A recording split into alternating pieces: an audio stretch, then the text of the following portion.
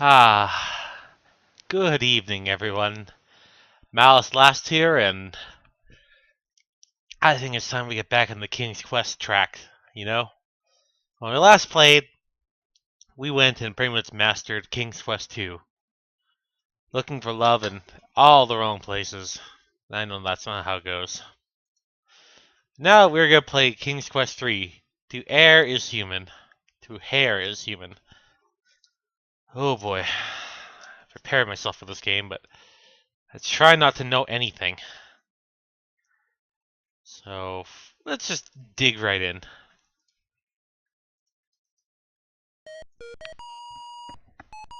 King's Quest 3.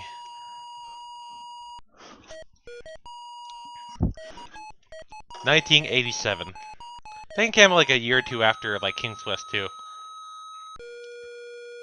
Written by Roberta Williams.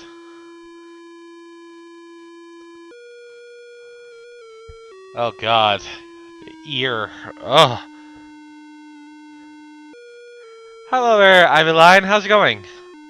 Yeah, we're gonna be tackling King's Quest 3, and I know next to nothing about this, so this should be fun.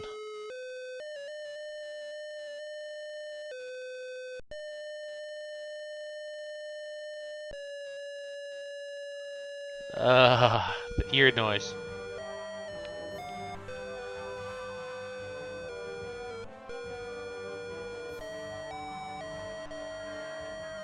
Gwydion is a lonely lad of 17 who has lived for as long as he can remember with an evil and cruel wizard by the name of Manannan.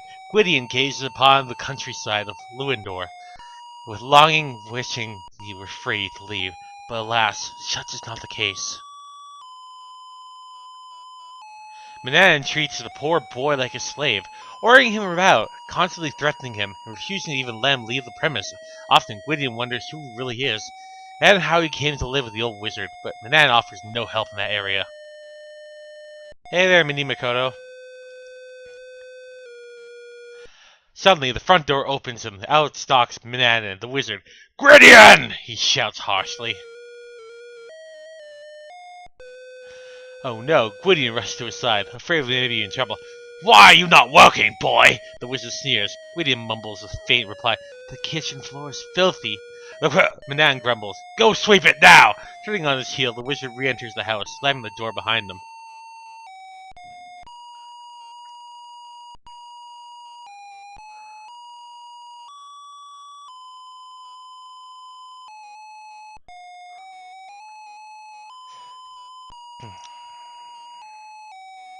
Such is the story of poor young Gwydion's life at this point. What's a poor boy to do?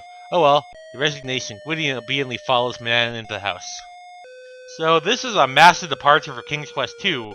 Because, like, who the heck is this Gwydion guy? That's not King Graham. Not even Queen Balanice.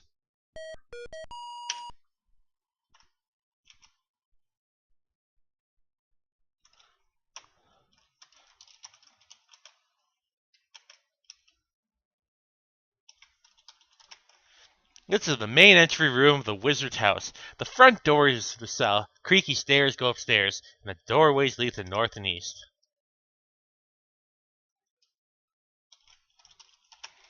Manannan is very private with his study. Doesn't like you poking around. The huge oak desk is covered with his writing implements. No cabinet is in the corner. Well, I know, but you're on a quest to become a king in King's Quest 1. People forget that King's Quest 1, you weren't part of the royal family. I know. The bookshelves are filled with books of every subject. The wizard fancies himself to be quite the scholar.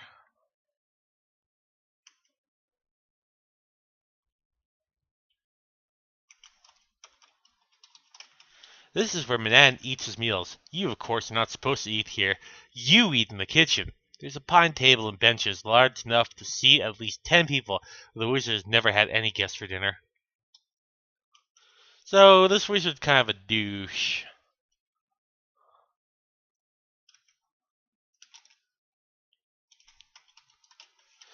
This is the kitchen of the wizard's house. Other than your own bedchamber, this is the only place in the house that you feel you can call your own. The wizard rarely enters the kitchen. On cozy days, this fireplace is a cozy place to sit. Use broom.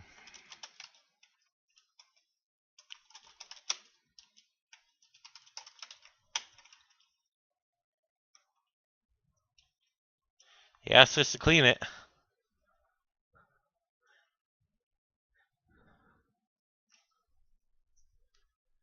Unless that doesn't count.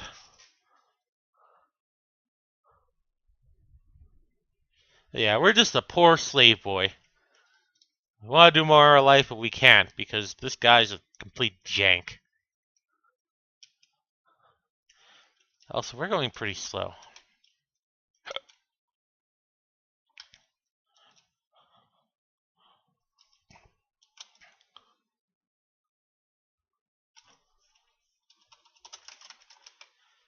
What a detestable pet of Manannan's, a constant annoyance.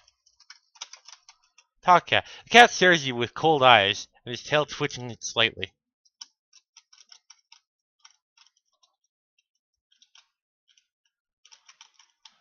Sierra stares. My greatest enemy.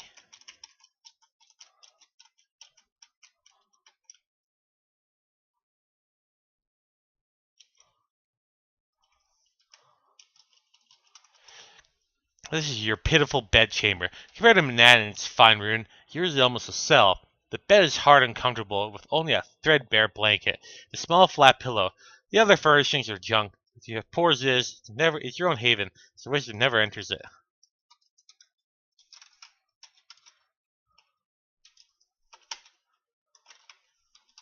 Look, bed. The bed is nothing more than a cot, and hard and cold. You're difficult to sleep. Your pillow is made of flat, and made of old rags. Under bed. You lean down and poke your head under the bed. You see nothing but cobwebs and dust. Huh.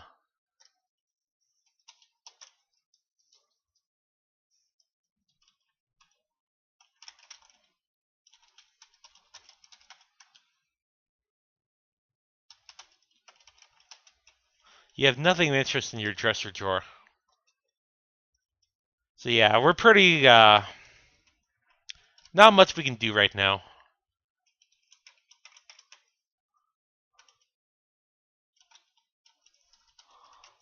You look at Manannan's elegant bedchamber. See fine furnishings from the regal bed, the beautifully carved closet. Can't help but compare this handsome room to your own meager cubicle.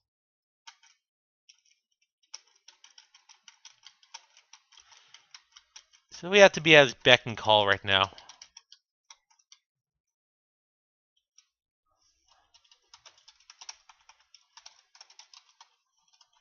Manannan has a brass telescope pointing out of the window.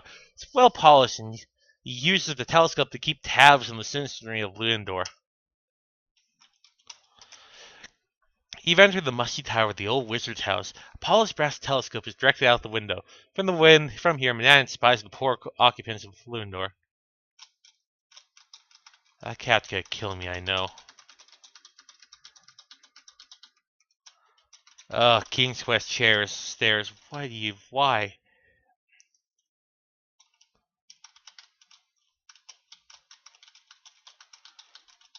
I think we gotta wait for him to tell us to do something.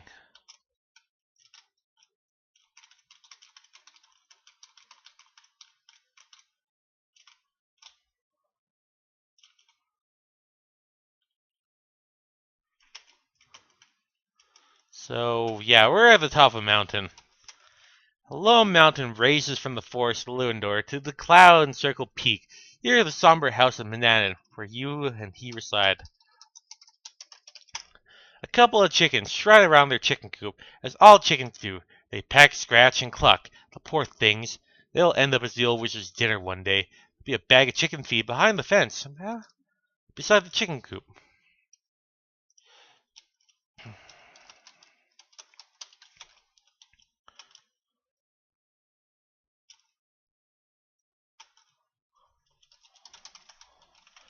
So many books line the bookshelf, you wonder what Manannan has time to read them all. Titles cover many subjects, from ancient Arabic mythology to a study of the heavens, through the philosophies of Scorchets. The massive desk is made from oak. The wizard does all his reading, writing, calculating here.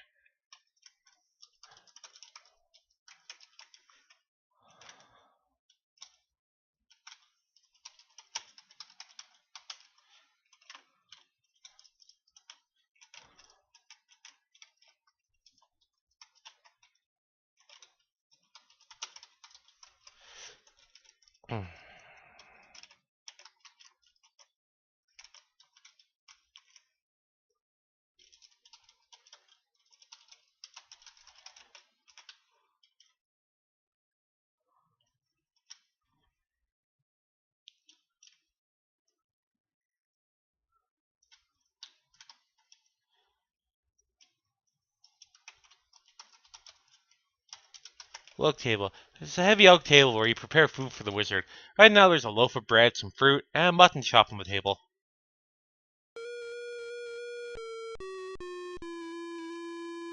Gwydion, I've decided to take a journey.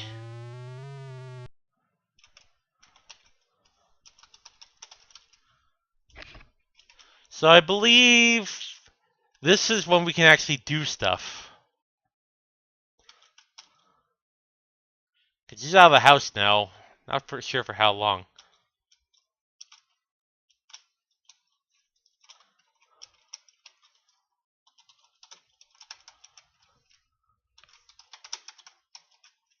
You open the large chest-only drawer, but for nothing interesting. Before you're caught, you close it.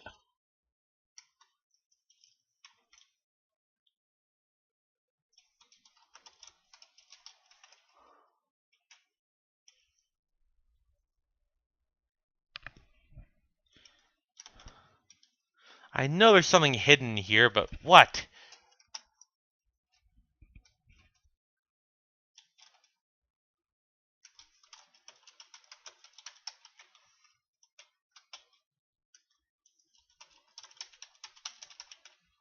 What's the secret? Man, aren't you imaginative?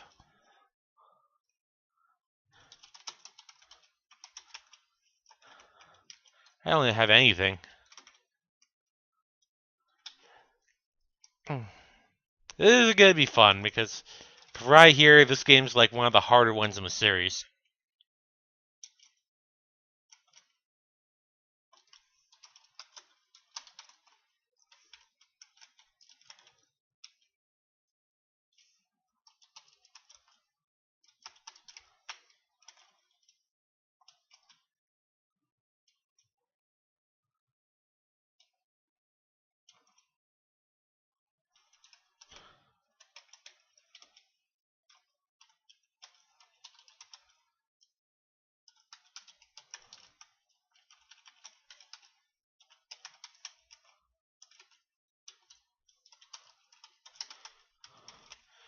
Kitchen shelf holds many ingredients, and the kitchen implements are for cooking. When you something catches your eyes, the clay bowl used for all your mixing. Take bowl. You retrieve the clay bowl from the kitchen shelf and take it with you.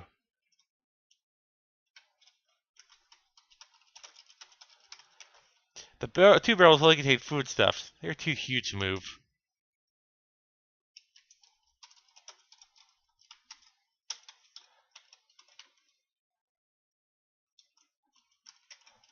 Look, bucket. Just your old oaken bucket.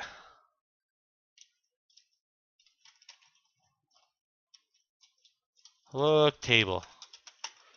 Large size. Take cup.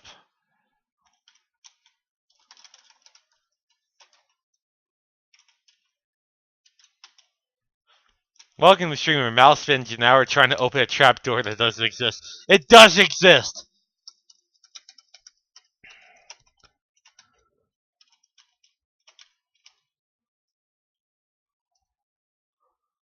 Place this message. Turn the sound off and on. Here's last line. Shows objects you're carrying.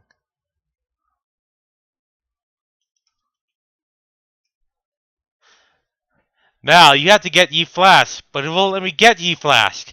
I have to just wonder why. I cannot get this flask. Hey, Joe. And hey, Relic Later, how's it going?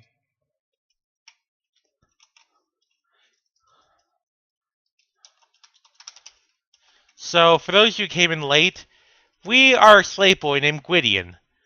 We're a slave to this evil old wizard named Mananan. He's pretty much treating us like complete crap.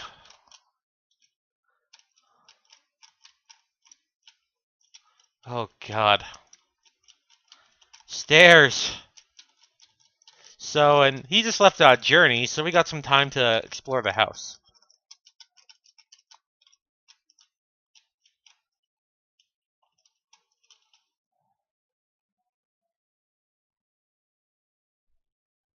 Punch the cat in the taint.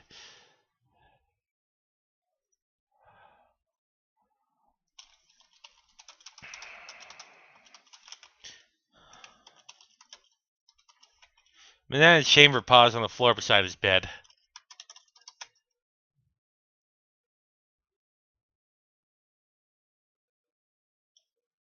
Wrinkling your nose in disgust, you throw the smelly contents of the chamber pot out the open window. What a way to make a living. Ugh. I don't want to waste my time with that. Ugh, frig.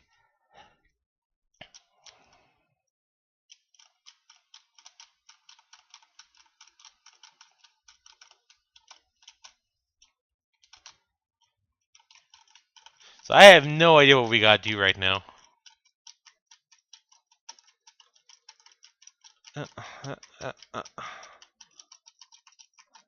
Stairs. My mortal enemy. You know that cat's just gonna mess things up.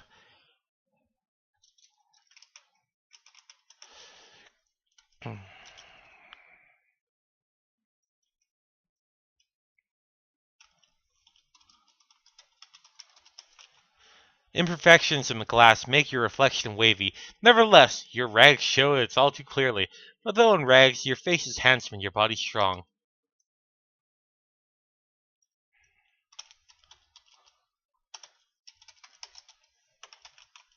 The elegant dresser is made of mahogany. The drawers are graced with beautifully gold knobs.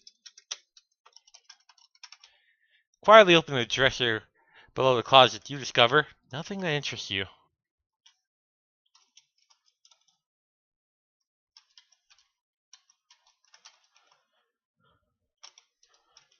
You find baubles and trinkets which do not interest you. Suddenly your eye falls upon something that looks like a vial labeled Rose Petal Essence, which you eagerly take.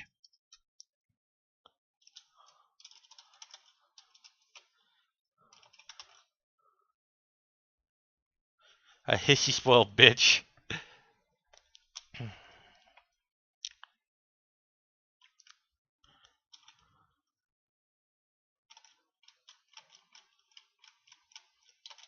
Oh, oh, hey!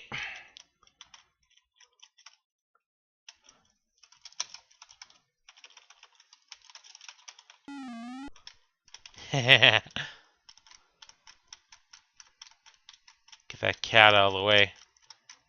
You may say cruelty to animals, but this cat is annoying.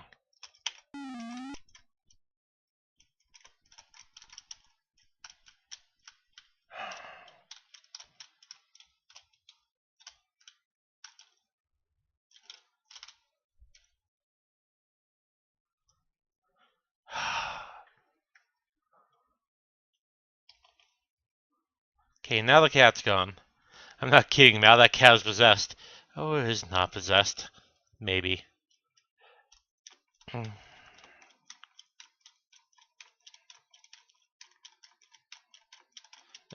uh, uh.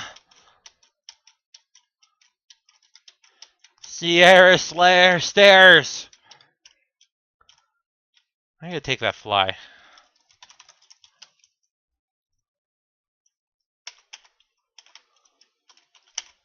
You pick up the dead fly and drop it in your hand. Disgustingly, you hold it.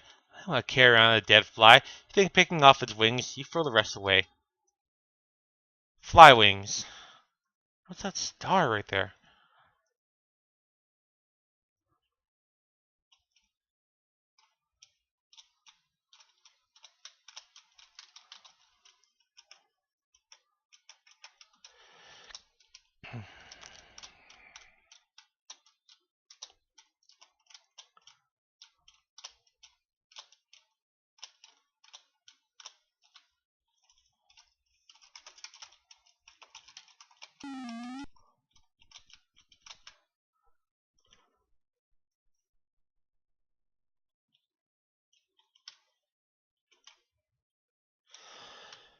How's everyone doing this Monday?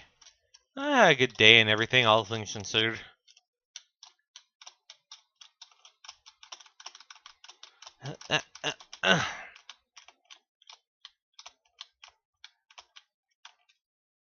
Look picture. Doesn't look interesting.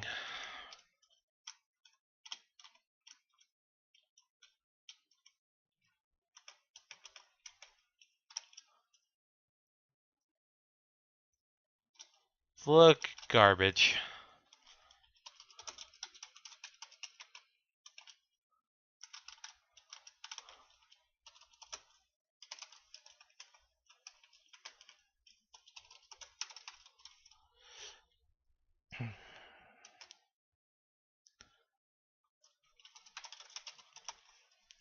Glance at the titles of books. You do not see any history. Wait, what's on this glint of metal behind a large book?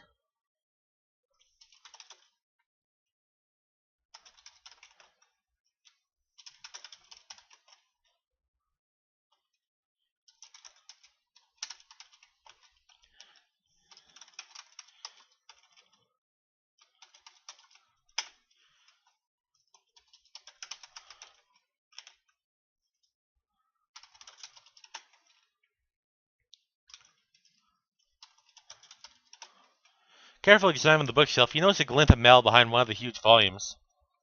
Man is very proud of his study and doesn't like you poking around. The huge oak desk is covered with his writing implements. That was look metal. Man, why does the game gotta be a jank?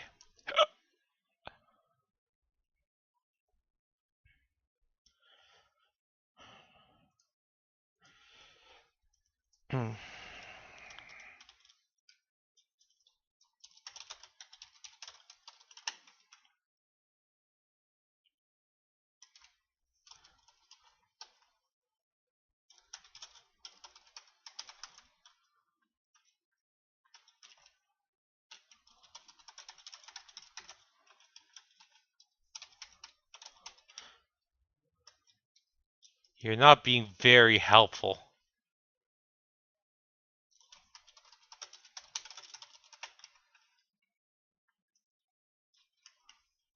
You push the large book aside, feeling a metal lever attached to the back of the bookshelf. Use...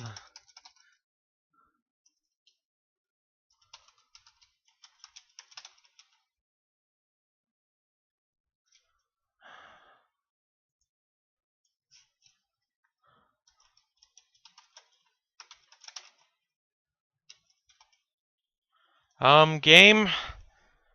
I'm trying, I really am.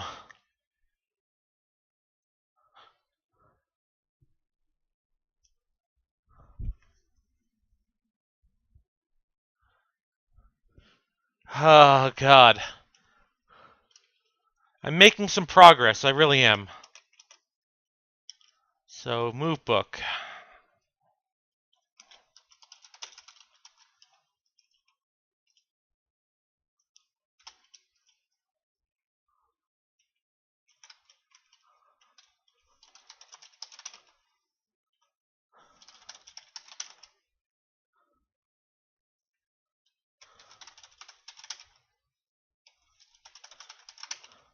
The metal lever is attached to the back of the bookshelf. Cannot be...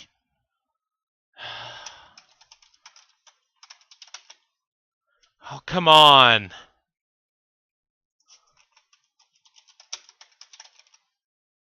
Oh, hey. A trapdoor opens, revealing steep stone steps leading to the darkness. Now we're getting somewhere. I knew there was a trapdoor. You all thought I was crazy. I'm not crazy. You are on a flight of steps underground. The steep underground stone steps. They curve downwards towards a dim light. The open trapdoors above you.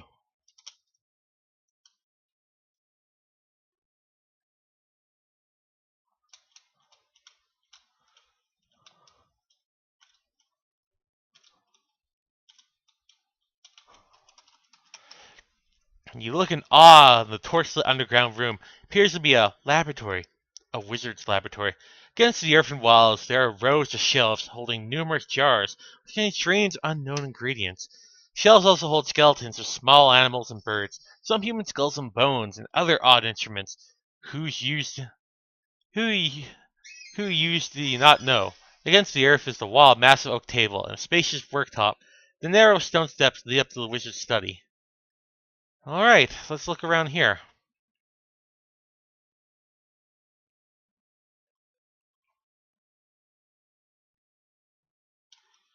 But yeah, now we're getting somewhere.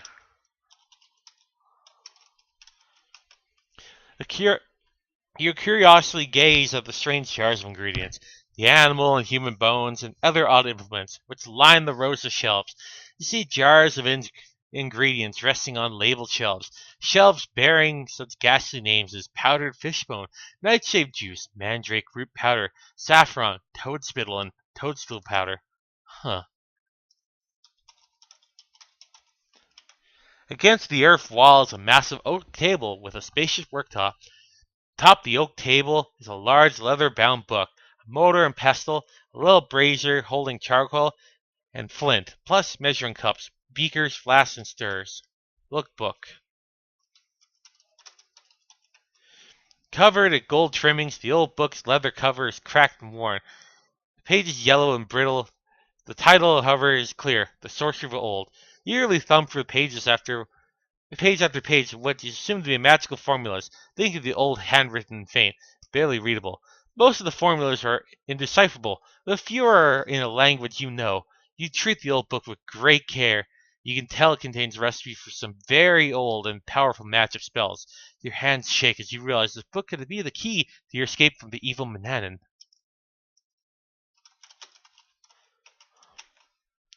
Not being the most experienced sorcerer, most spells of this book are too complicated for you to understand. Okay, so this is one of the things that when you bought this game, besides getting, you got a really cool instruction manual. It gave you a whole bunch of lore, but it also gave you a spell book. And this is super important. I looked up the spells online. Plus, they give you the manual with the spells. But yeah, the manual for the game had spells. Actual spells that you need to do in the game. You can't beat the game without the manual, but people have posted the spells online now.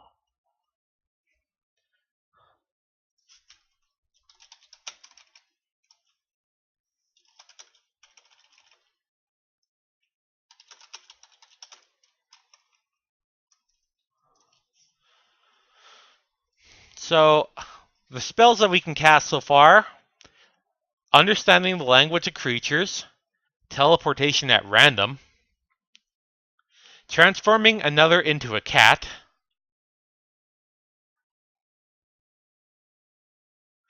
flying like an eagle or a fly, causing a deep sleep, brewing a storm,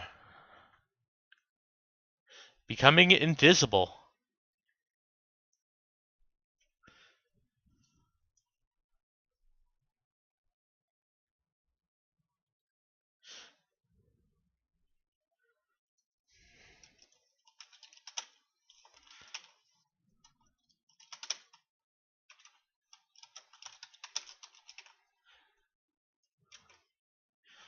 Well, actually, I didn't even look at the guide. I even look at what the number they said, like page number. Da da da. I didn't realize it was in Roman. I was just entering page 2.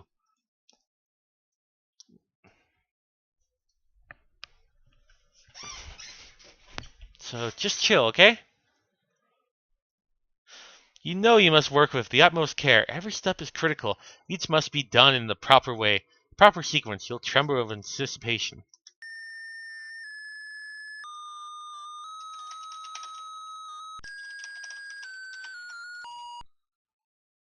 A strange feeling comes over you. You wonder if you could have made a mistake. Hey! You're all ears now, Gwydion.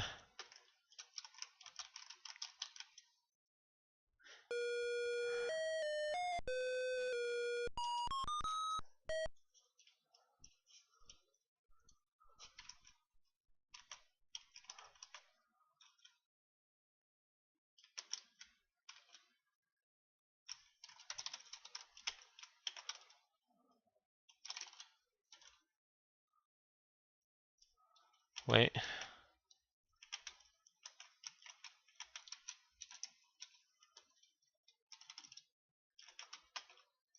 Take pull.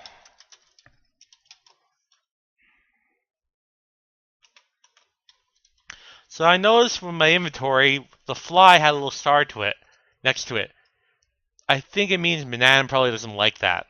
Because, I think the wizard will just kill you straight up if you have certain items. Because, he's a big stickler.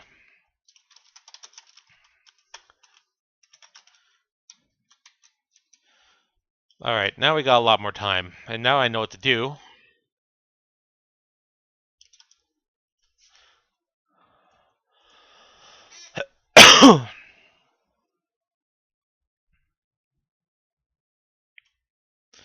So out of all these spells that we got here, we got, like I said before, understand the language of creatures. That could be pretty helpful, but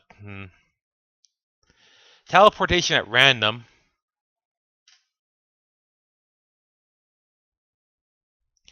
That could be helpful too. Transforming another into a cat. Now that could be really, really helpful, like say getting rid of a wizard. So page number 25. Ingredients. 1/2 cup mandrake root powder. 1 small ball of cat hair. 2 spoonfuls of fish oil. 1 magic wand. So we're going to need fish oil, mandrake root powder, and cat hair. Thankfully there's a cat all around.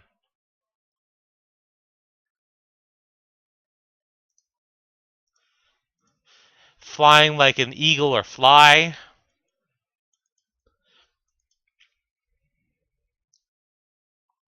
Causing a deep sleep. And brewing a storm. And becoming invisible. Yeah, we're going to need stuff to make him a cat.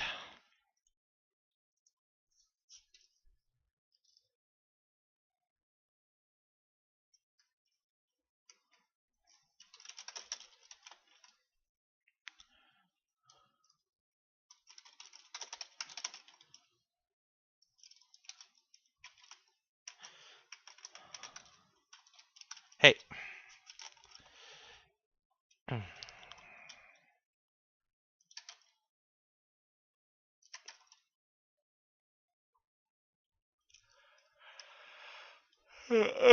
Sorry, I've been busy. Just tired. Walking all day and everything.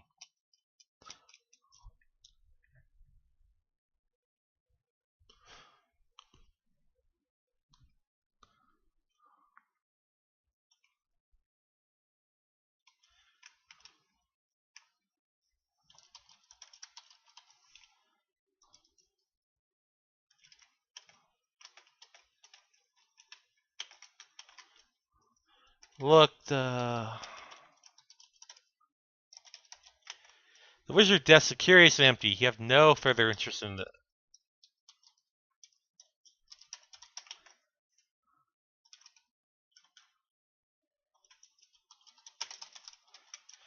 You curiously gaze at the strange jars and ingredients, the animals and human bones. Other.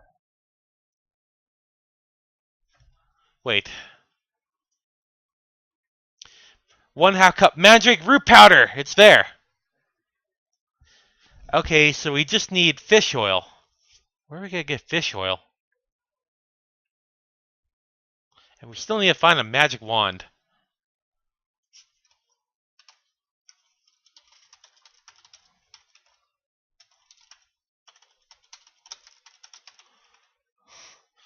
Therefore,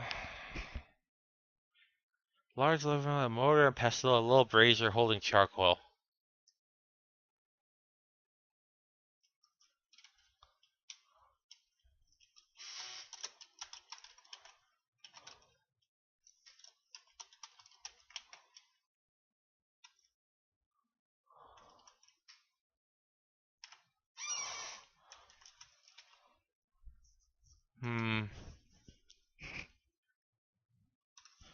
Shelves also, blah blah blah.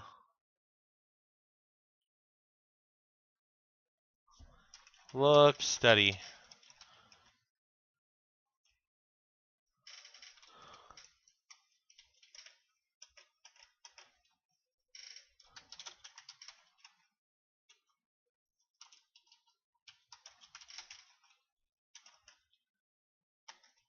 Huh.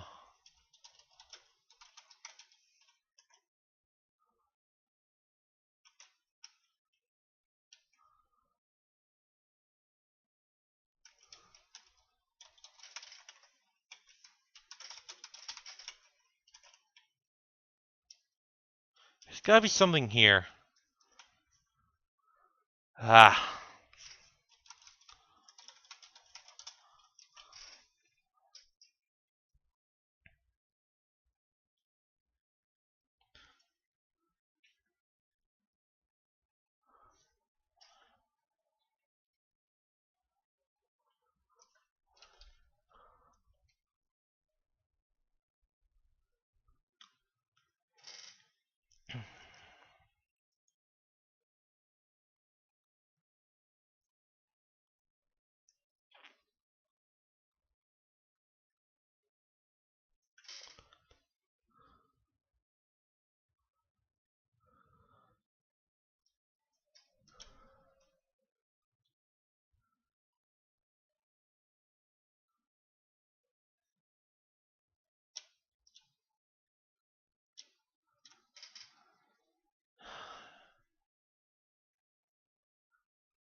Hmm.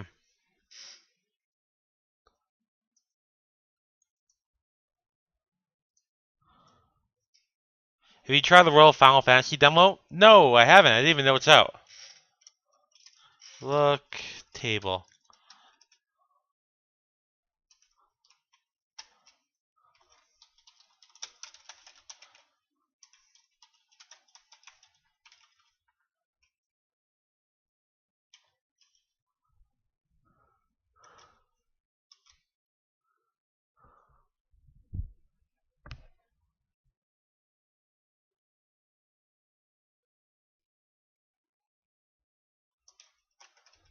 There's gotta be some more stuff in here. Well, I'll try that out sometime, Minnie. 50 minutes kind of though.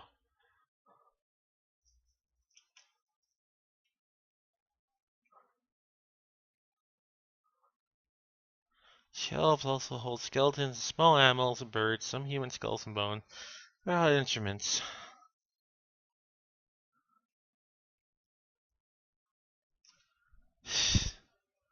God, I'm already lost.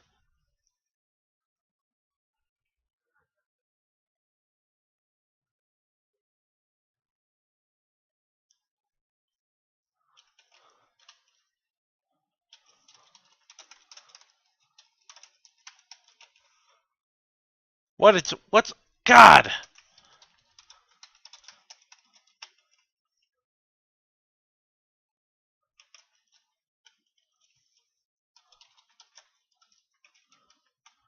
Hmm.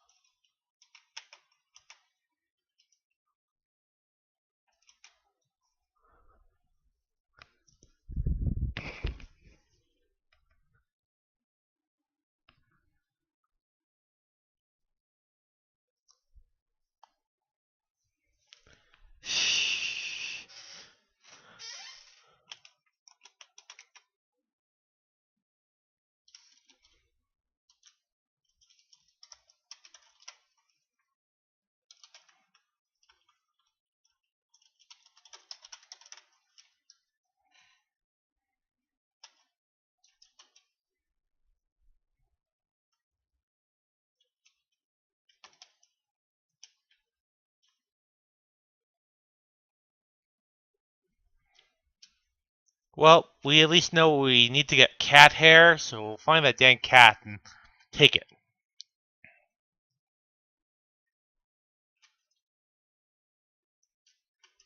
Oh, hey there. Take cat hair. Ah, hey! Oh no, that darn cat really did you this time. Hey! Stupid cat.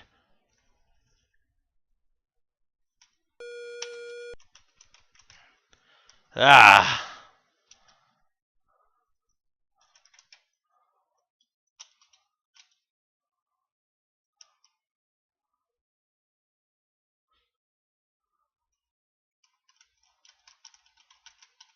Oh, now you're gone.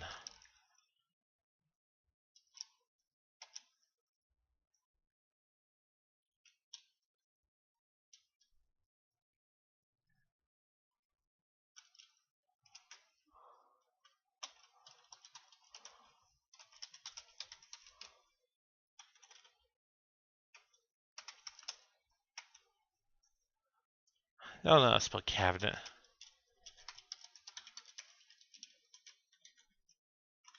Look, C-A-B-I-N-E-T. The old cabinet has a brass handle on the door. Feather duster.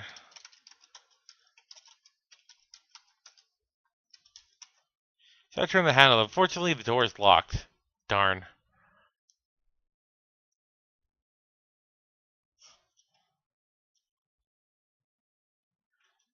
Oh, kitty cat. Oh, hey there.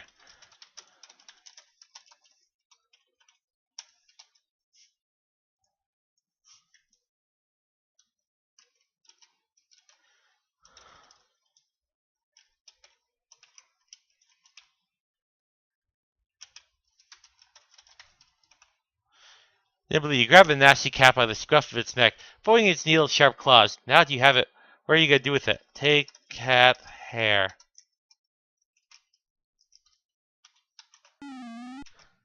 You have to pluck some fur before he furiously scratches and leaps from your arms. With grim satisfaction, you survey your wounds. Stupid cat, you scoff. Whether you know or not, you just help me. The testable cat leaps from your arms, snarling and screeching.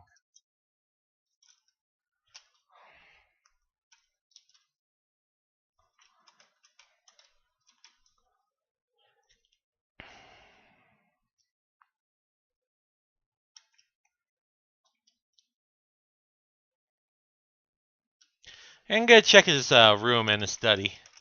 Might be stuff in there. Look at desk.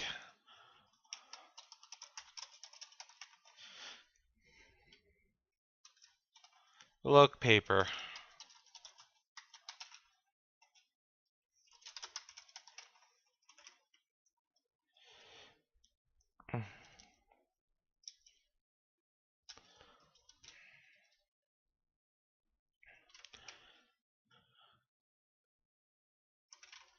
Huh.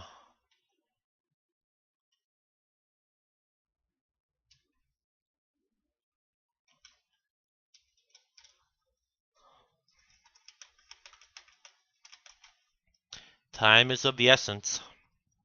We don't know when he'll come back. I hate these stairs. I just gotta find that magic wand. It's gotta be somewhere in this house. I mean, he is a wizard. Uh, uh, uh, uh, uh.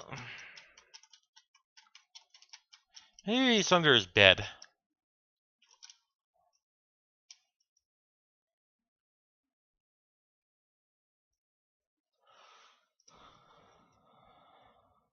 Pink frilly bed. Look under bed. Dropping your hands and knees, you peer under the bed. There's absolutely nothing there.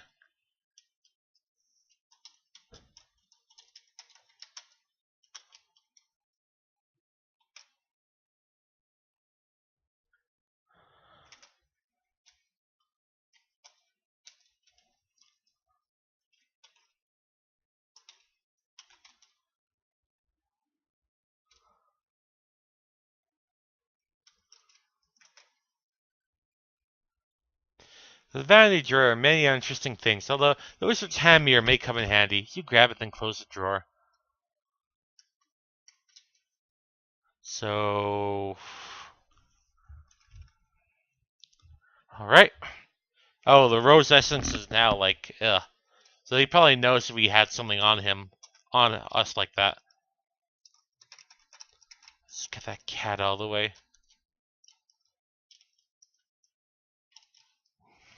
It's just freaking annoying.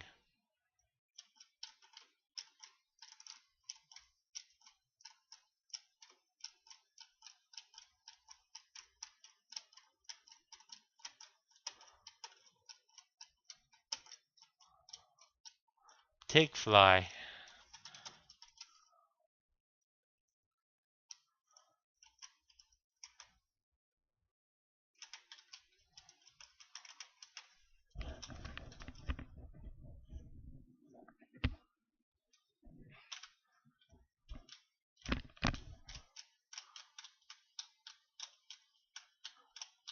I think we should leave this mountain, try and find a way, try and find anything. After saving, like...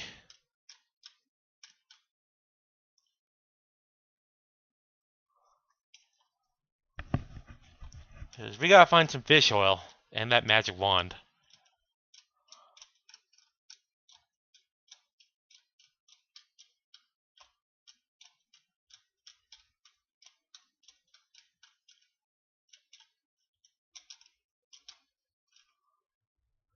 Anyways, how's everyone's Monday so far? Hopefully everyone's having a good one and everything.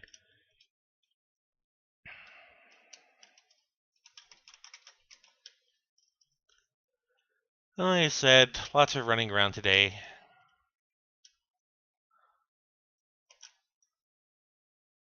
Oh god, no.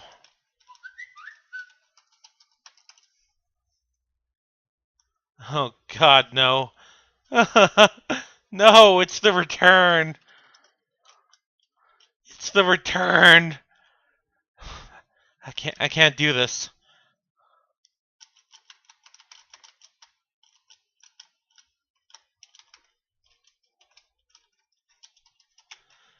The winding path spirals steeply down the mountainside, leads from the wizard's house to the top, the forest of Luinor below. You've seen one rock, you've seen them all. Man, this is bull. This is booty.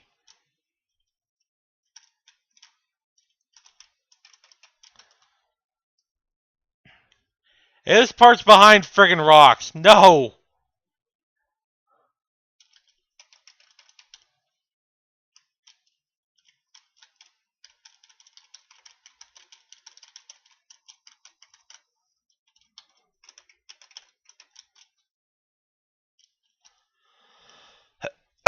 This is ass.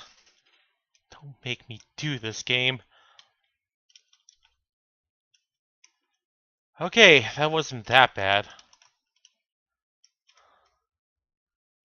I thought it was going to be a lot worse.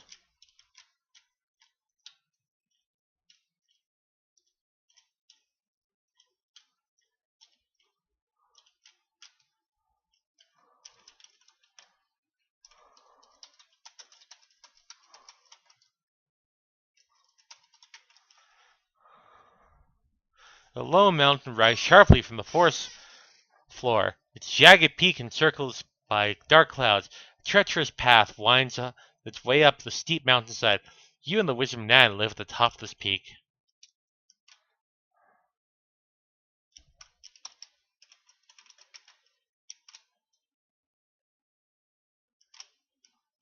We made it. Now let's go exploring.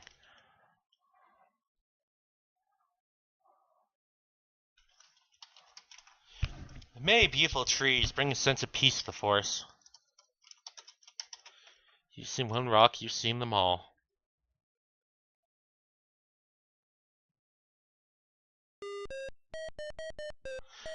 There are 3 fully clothed bears coming. You hear Mama Bear say, "Thank you, dear. That was a lovely walk." 3 bears. Okay.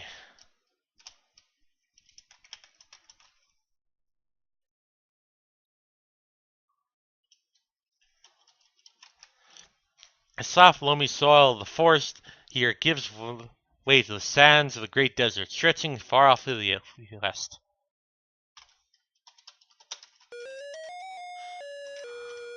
There are 2 certainly unsavory rogues that look like they would rob you blind. No! No! After recovering from a whack of the head at the hands of the bandit, you stand up suddenly, taking stock of your holdings. You discover that all of your possessions have been stolen. Nope. You cordially grinning annoys the bear. He growls and says, "Greetings yourself, young man. Stay out of my garden." Growls at you as you near the flower bed. Better stay away from her. Oh dear, you've annoyed Mama Bear by trampling her precious flowers. Hey there. Ah!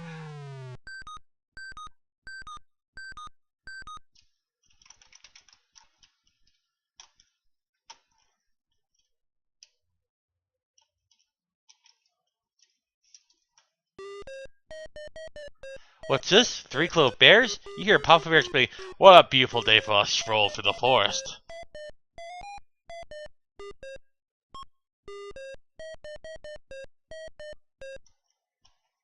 I think it's time to be all Goldilocks. There are lovely flowers growing in this well-tended garden. Their sweet scent and its beautiful colors delight you. You wouldn't want to spoil a lovely flower bed by picking one. Well, we're gonna step all over it. Open door. Look table. The large one table is clean and polished. There are 3 bowls of porridge. P-O-R-I-D-G-E. Porridge on the table. You were surprised the bears eat porridge. You always thought they eat honey and berries.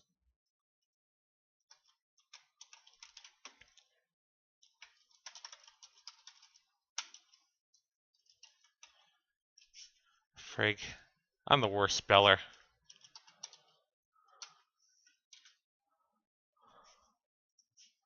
Take P-O-R-I-D-G-E.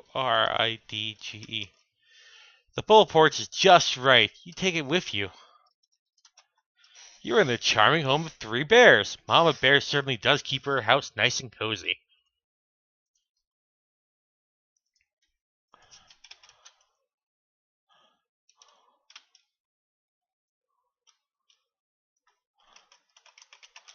Oh, we gotta go upstairs now.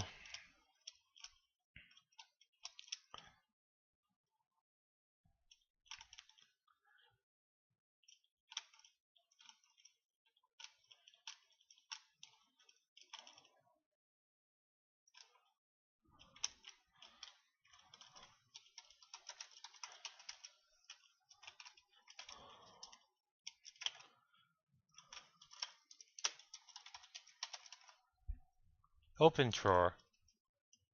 You open the drawers. Among the clothes, you see a pretty silver thimble. You pick the thimble and carry it with you. Sleep. Bed. You lie upon the smallest bed and snuggle down the pillow.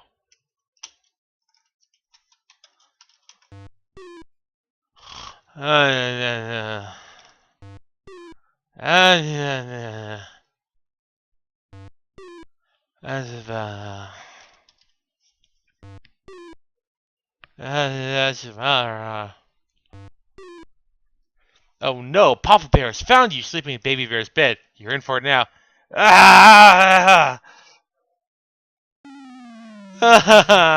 And stay out. Look under bed. Nothing interesting under the bed.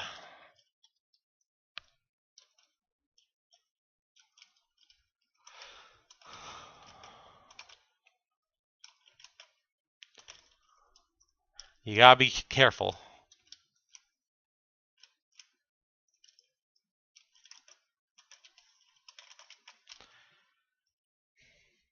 Alright, we got a thimble. Oh wow, that's also like freaking bananas. Doesn't want me to use anything. Let me get some fish oil.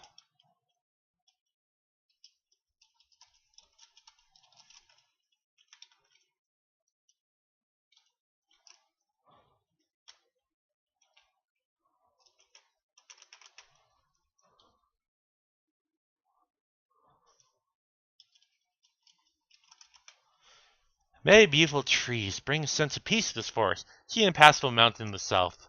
Huh.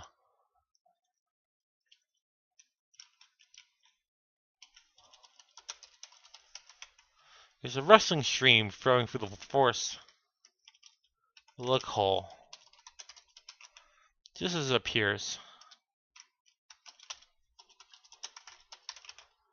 Water flows over around the rocks in the stream. Wet mud lines the banks. Take mud. Without carrying around a handful of mud doesn't appeal to use.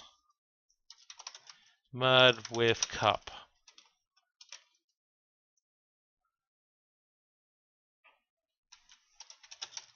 Cup on mud. Huh.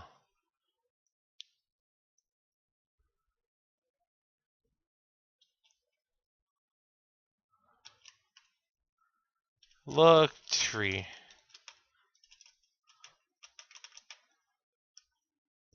As you touch the sticky web, a giant spider drops down from her lair in the tree above. You attempt to escape, but her sticky web holds you fast. Oh, no, no, no, no, no, no, no. No, no, you don't want to eat me.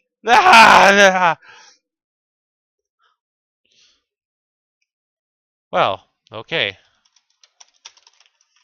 Since you're dead, all you can do is restore a save game or start over. Take web. Look, hole. There's an opening in the side of the hill with covered by a huge spider web. Inside it's pitch black.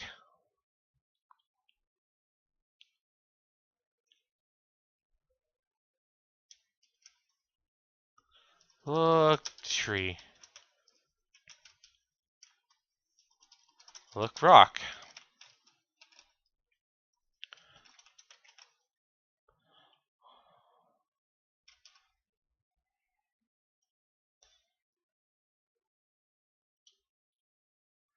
Well, to start, let's look around here. Fish oil. Fish oil. Open door.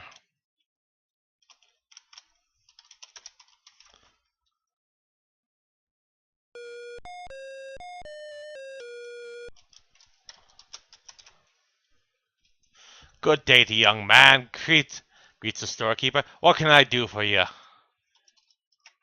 The store is full of general merchandise and supplies to meet all needs of the village. The friendly storekeeper bustily.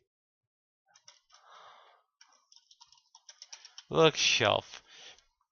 The shelves are filled with all sorts of useful items. There are a few items in particular of interest to you. Leather pouches, salt, and fish oil. Fish oil.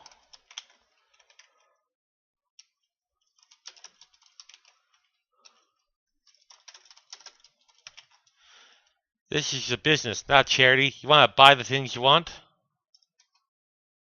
Buy fish oil. You don't have any money. Well, frig. I got some dusting to do, the shopkeeper says, turning around. So let me know when you need something.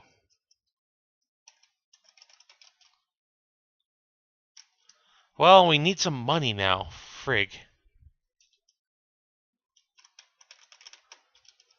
We need that fish oil.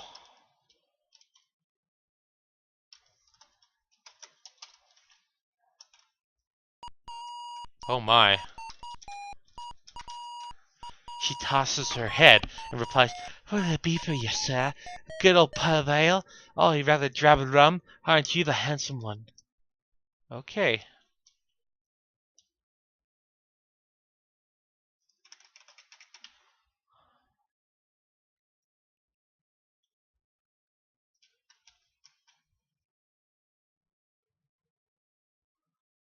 I need money. Behind the beach stretches north and south below steep, grassy cliffs.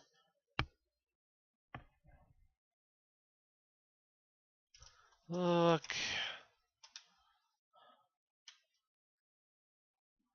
Hmm.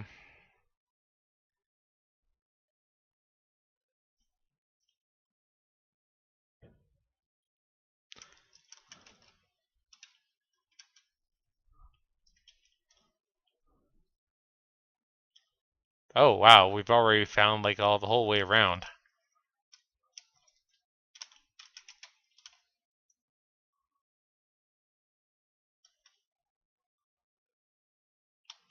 Okay, so we already... Wait, what? Okay.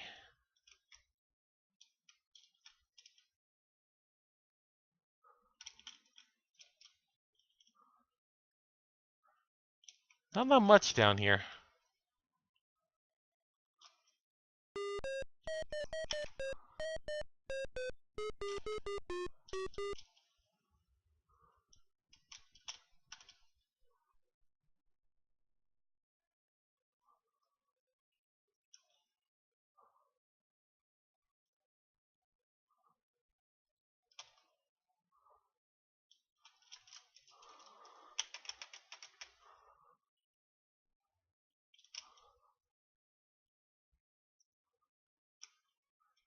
Well, it's hideous looking being appearance.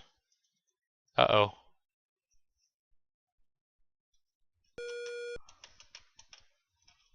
Use.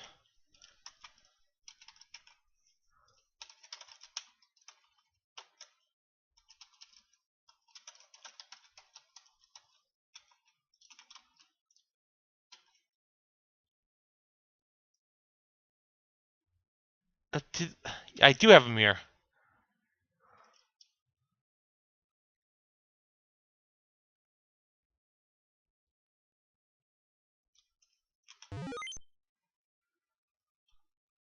Your eyes fall upon a face so hideous and gruesome that the horror of it's beyond description. People look upon the face of Medusa with the hair wrinkling live snakes. They're instantly a stone. Suddenly your body feels cold, stiffens hard as rock. You make a nice statue, Griddian. Freaking Medusa. This time I gotta look away. God damn it.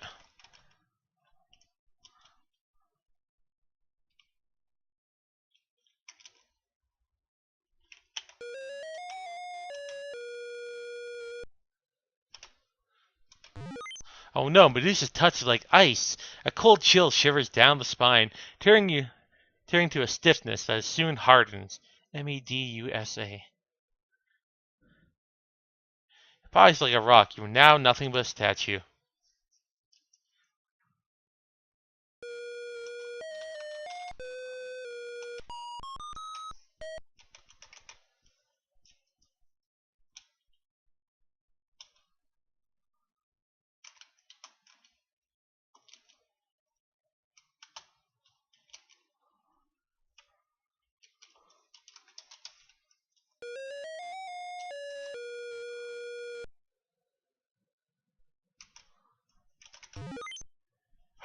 Frig.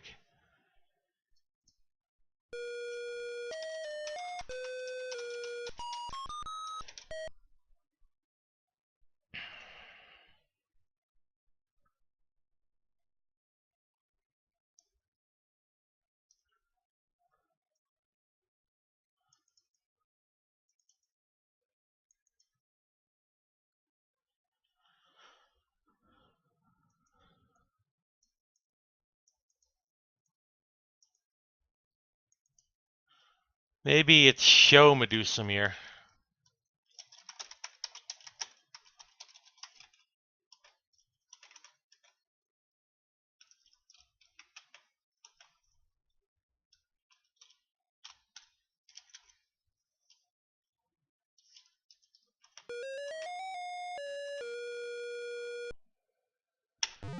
Got her!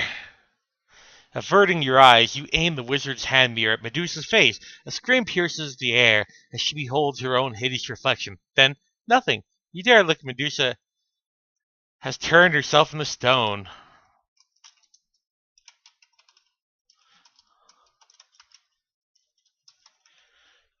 Even as a statue, Medusa is indescribably ugly.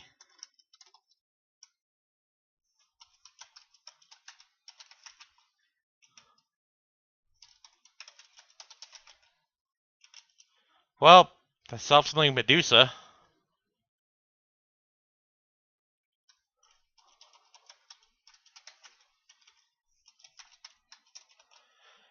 There's this lizard scurrying across the desert floor. The shrubbery is nice, but you have better things to do.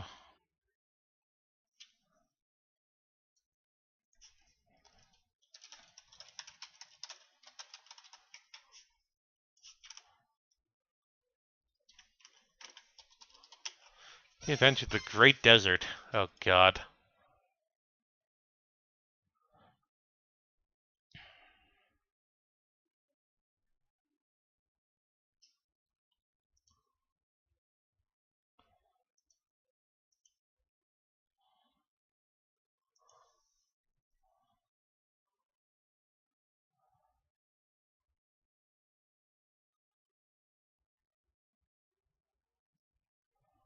Hmm.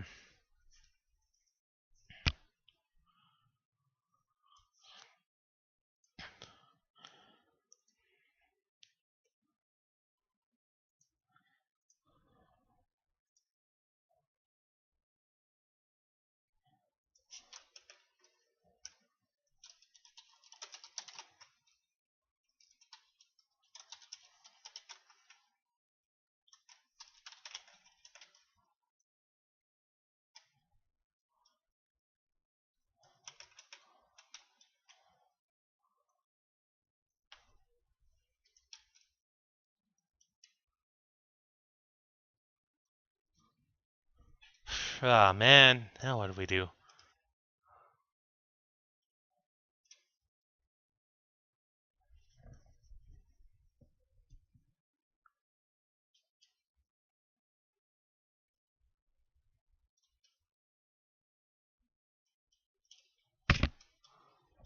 Oak tree.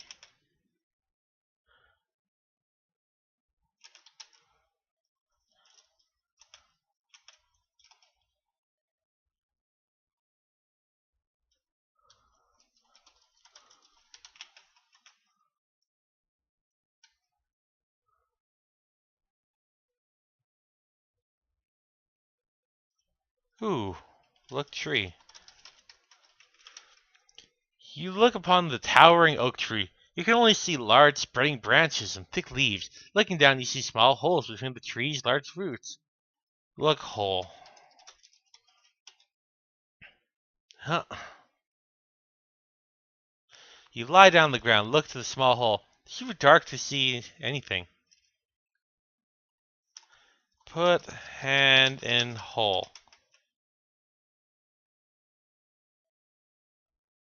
You lie down on the ground, reach in the small hole. You feel around and follow and discover a rope. Stretching upon the tree, you pull it and, to your amazement, a rope ladder falls from the branches above. Well, it's something.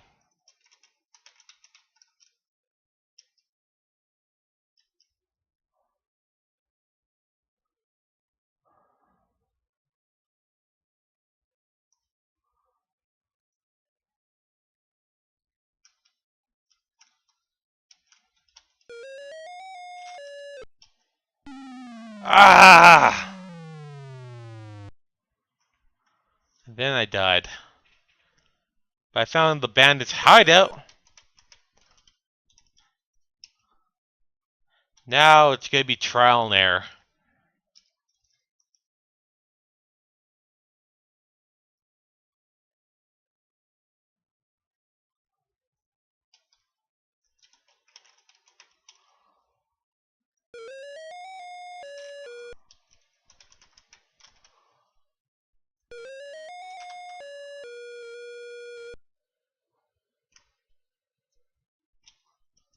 Hmm.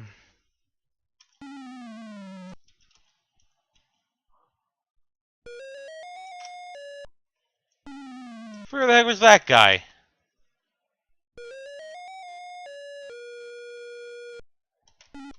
I see money on the counter. I need that.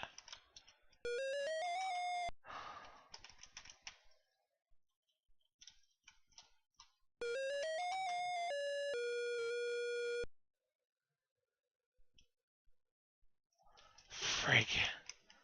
I need that money.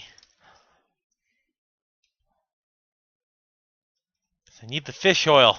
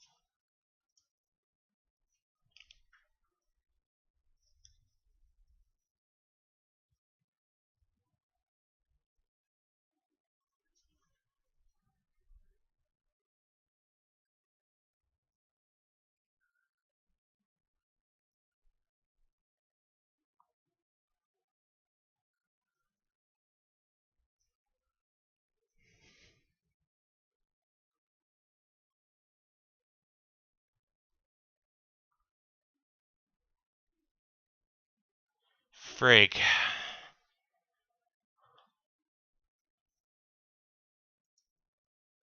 Punch face. Beware, there's a lady nearby who will hug you. Hey lady, how's it going? I'm dying a lot.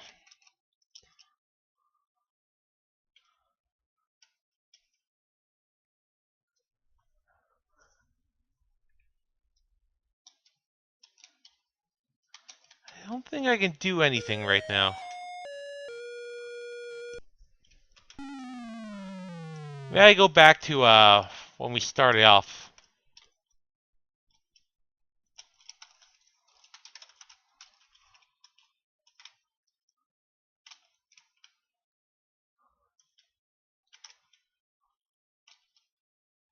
Take up. Let's look at Manan's room a bit more.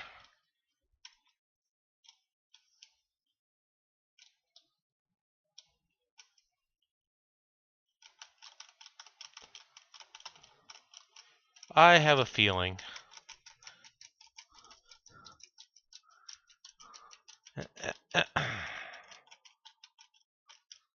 Hey, you stupid cat. Hey, cat. Take hair.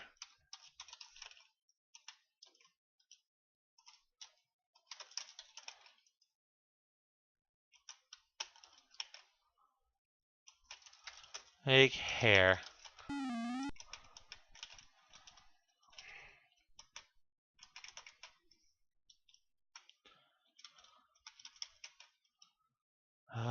Look, bed. Open.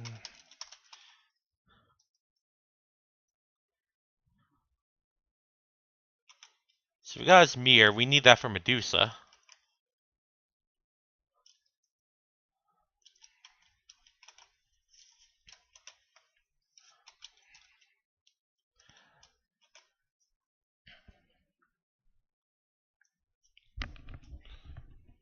Rose petal essence. Which?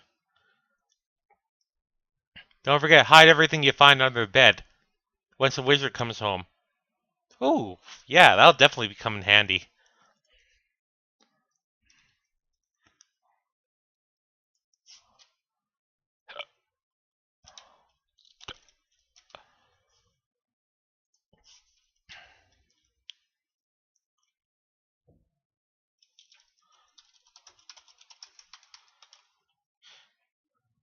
The closet is fashioned out of ornately carved mahogany.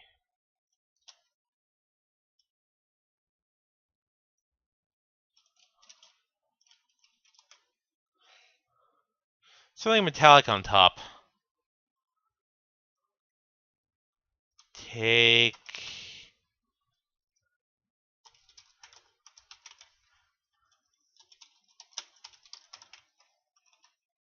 You look at the man's elegant bedchamber. It's weird how metal...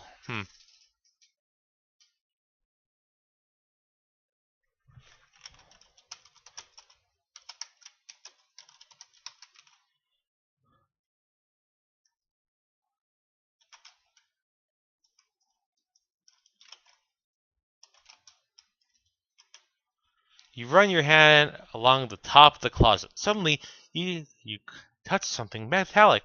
Grabbing it, you discover a small brass key. Oh ho ho ho ho!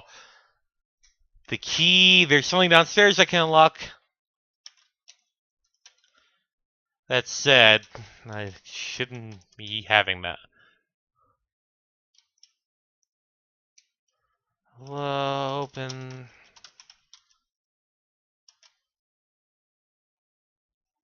Look.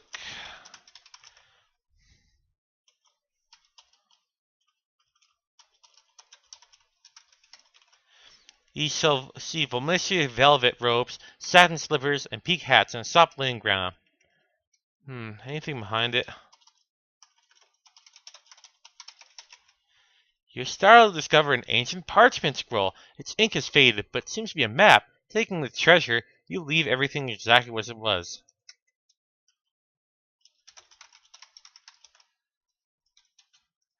Dude, magic map. Look, map.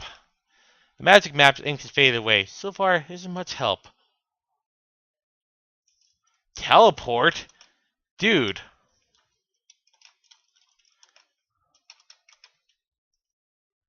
Oh, now we're talking.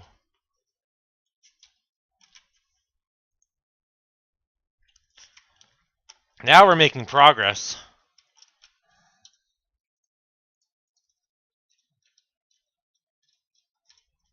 Don't want to suspect anything now, Mal. There's nothing suspicious here. If there was, certainly wouldn't be under the bed. Meep.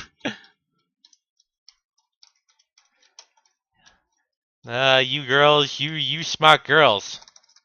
You so smart. Women. Ladies. But we're definitely doing a heck of a lot better. We got this key. Let's see what the key does.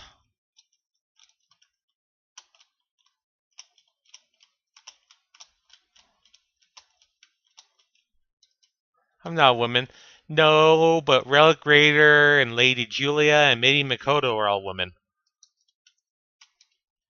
I've seen Relic Raider on her stream. She cool, and Lady's really, really cool. And so is Minnie. They're all woman. That's no woman. That's a man. Wow, Malice, you horn dog.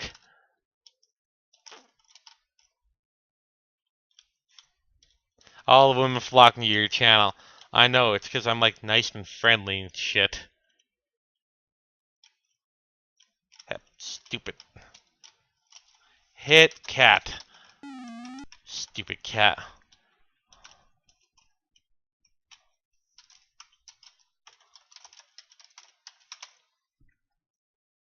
I could be a guy, you don't know.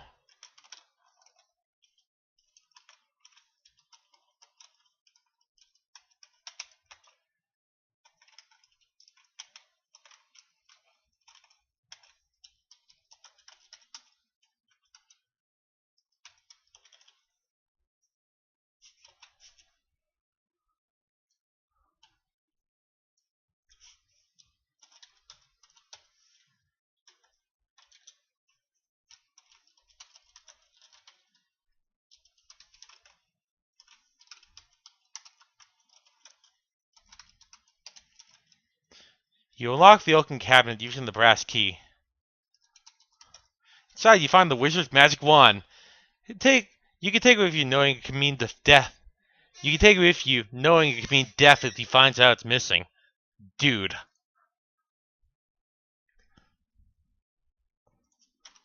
Take wand.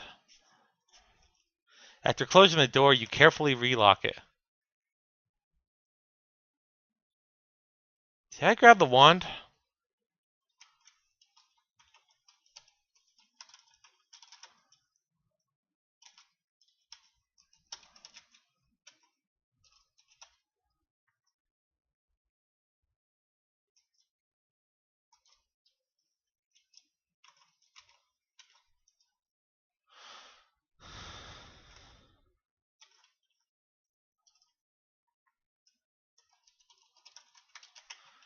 The magic wand is cool and smooth to the touch, and creamy white in color. You'd think it might be fashioned from ivory.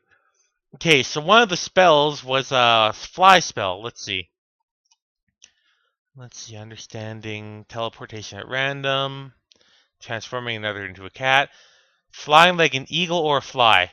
One tail feather of an eagle to become a eagle, one pair of fly wings to become a fly, one pinch of saffron, rose petal essence, and one magic wand. I think there was some saffron downstairs. Move book.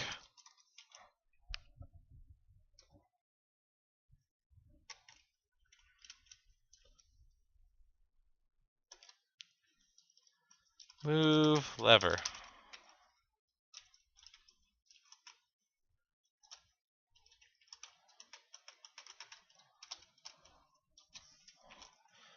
We making progress. Oh, F that cat. Ah, that's better. Wingardium Leviosa. Leviosa. Ron. Oh, yes. Saw. F and A.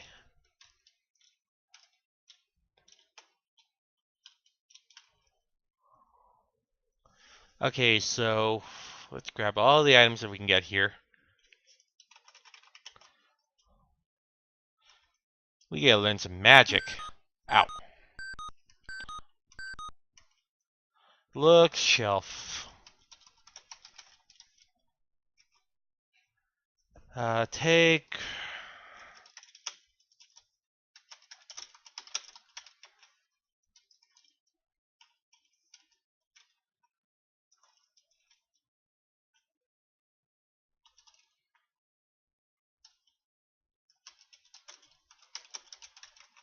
You move the jar labeled powdered fish bone from the laboratory shelf and carry it with you.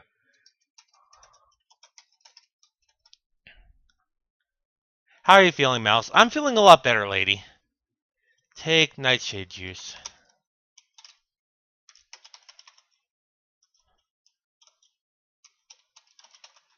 You move... Take mandrake root powder.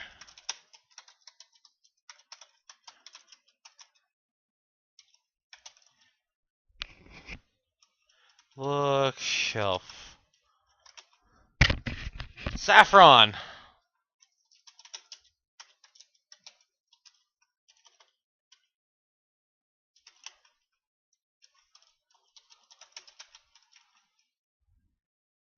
Toad spittle.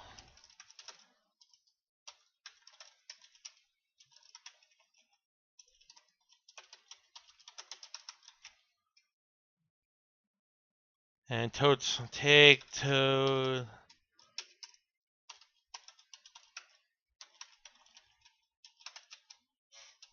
Okay, so we got a whole bunch of stuff. Let's cast some magic. Oh, look, book.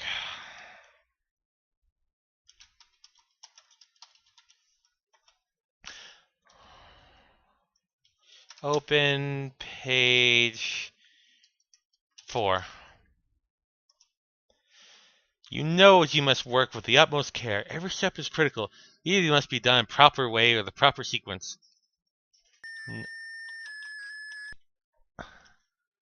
I got a fly head. Ooh, Gwydion, what big eyes you have. Open.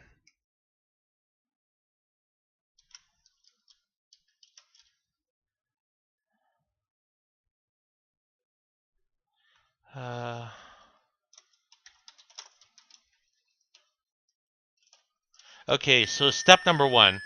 Put pitch of SAFFRON in.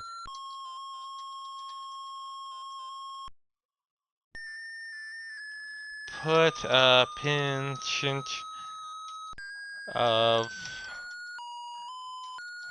ES. You carefully sprinkle the precious saffron into the vial of rose petal essence. Recite the verse. Oh, winged spirits.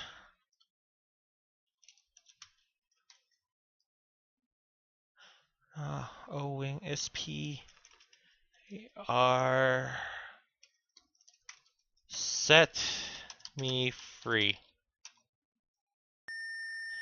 of. I'll just read it after.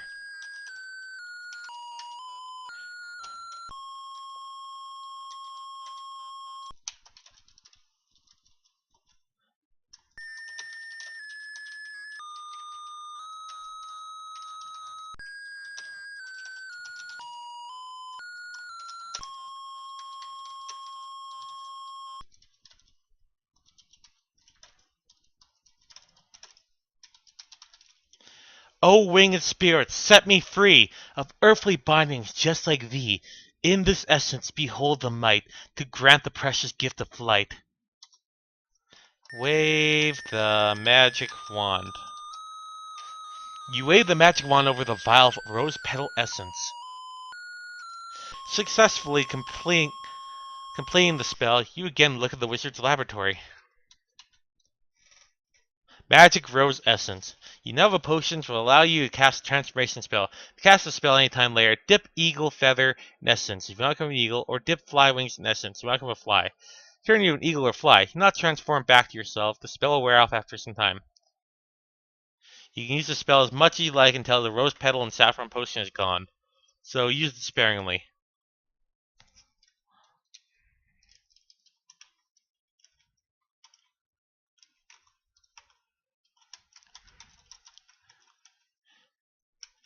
Okay, so we cast our first spell.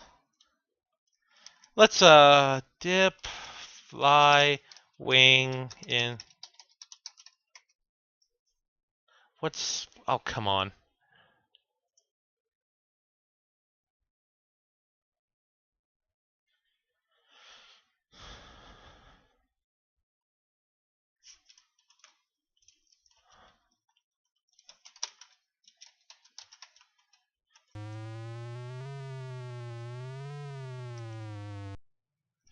And we want to turn back human. Fly be gone. Myself return. The impulsive buzz around has vanished. You feel yourself growing bigger, so you head to what you hope is a safe place to land.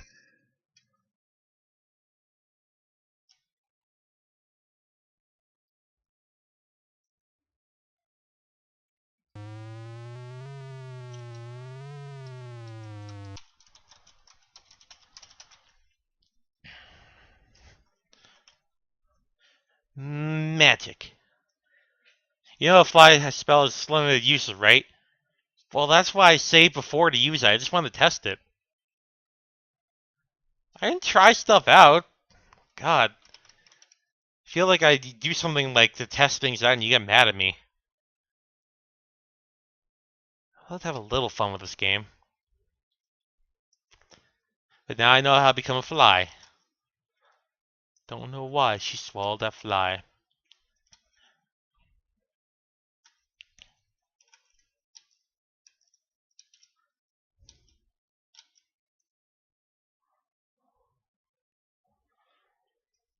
Alright, now we gotta go down that horrible mountain.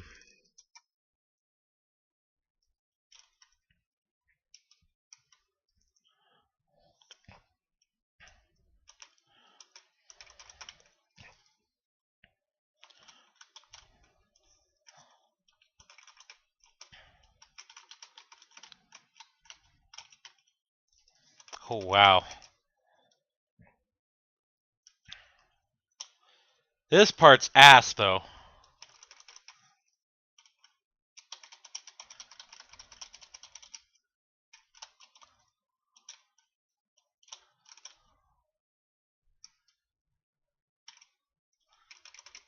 I thought it was gonna be worse.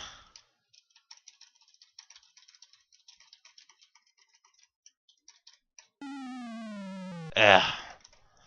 Got distracted by chat.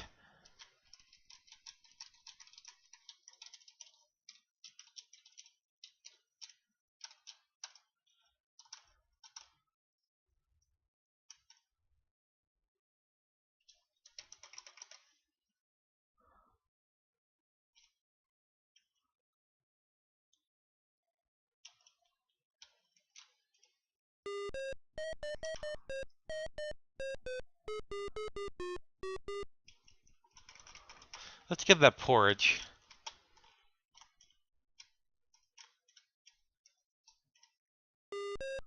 No! That's eating up time. There we go.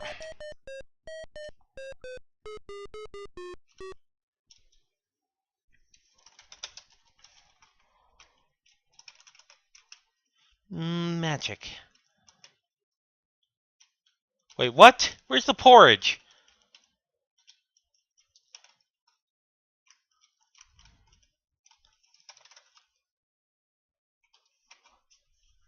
I gotta remember how to spell porridge.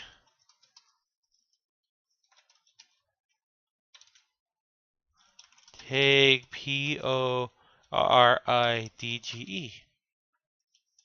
Just right. And there was a thimble up here. I definitely want that.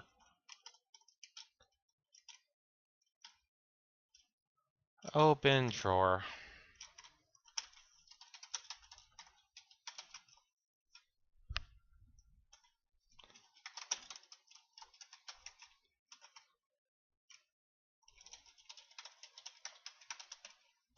There we go. We're definitely making a better time and everything. Even those bandits appear, I can use the fly spell.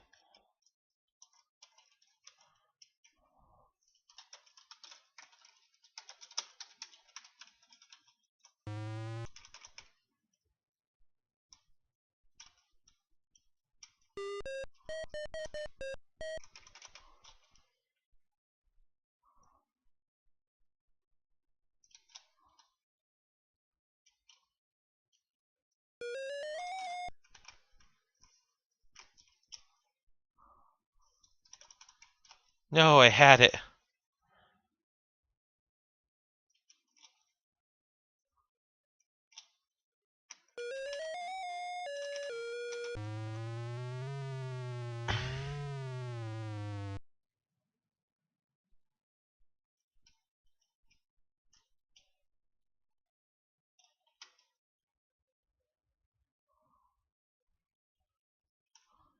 Huh, let me try something.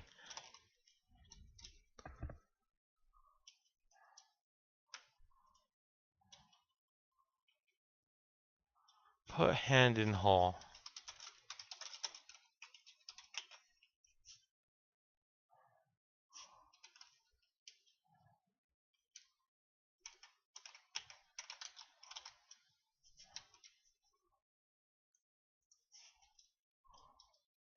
Yeah, compared to all the other games where you had like all that crap.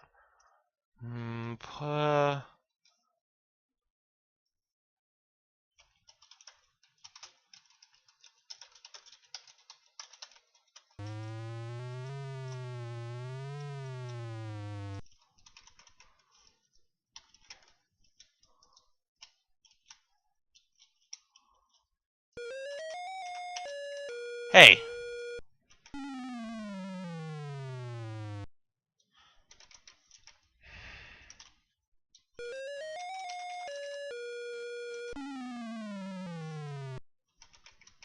Not even letting me use text prompt in there.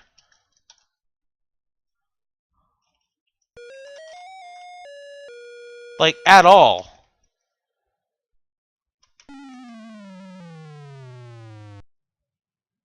Oh, look in window? Never had to look in the window before. Look in window. Oh.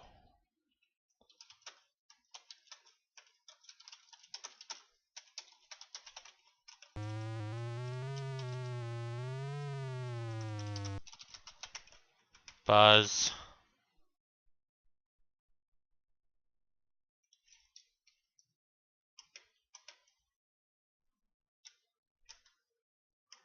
Oh yeah, this is totally helping.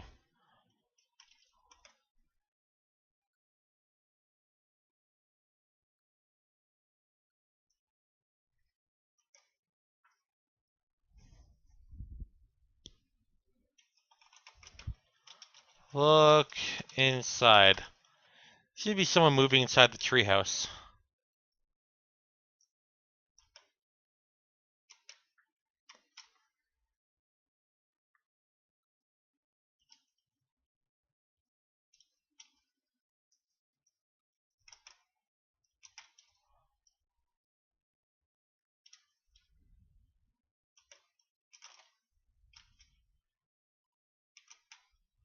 It's very little they can hear from out here. Ooh, sweet. That crap. A little too far.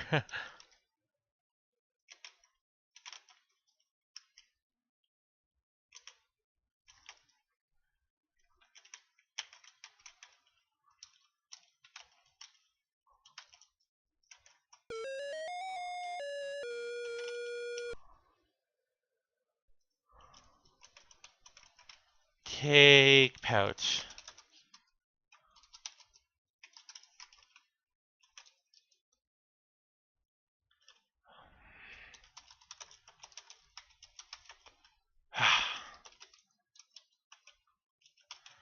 There's a leather coin purse. Take. You very carefully lift the coin purse off the table, practically out of under the sleeping bandit's nose. The hideaway is made of rough planks, sparsely furnished, with a table and chair and a small wooden bin in the corner. Look, bin. The shabby wooden bin is built at the corner of the treehouse. Open bin. Slowly lift the lid and hope the sneaky hinge does not wake the... Look, bin. Hide in bin. Might need it.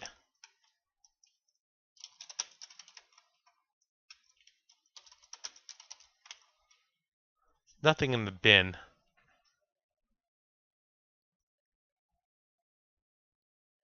Okay, that makes sense with the bin.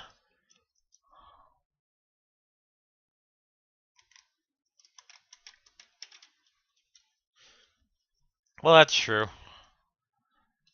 Be fair, I'm just not gonna get kidnapped. I'm just not gonna, get my stuff taken.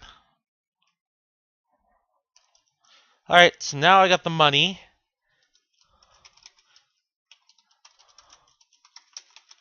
You eagerly peek inside the soft leather coin purse and discover it contains some shiny gold coins. You want to count them. You have 8 gold coins. No! God damn it.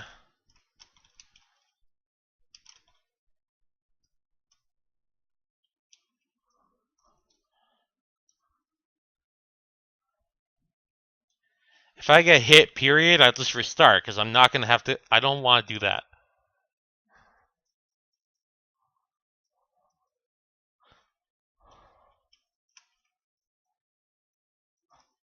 Open door.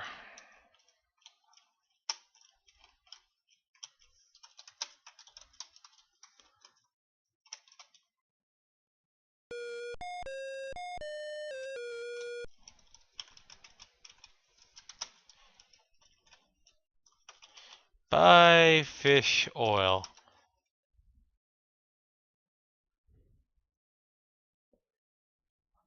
You have purchased the finest of fish on the land. That'll be 1 gold coin. What else can I get for you?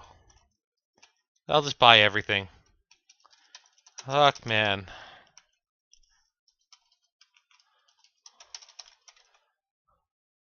Leather pouches, salt, fish, oil, and lard. Buy...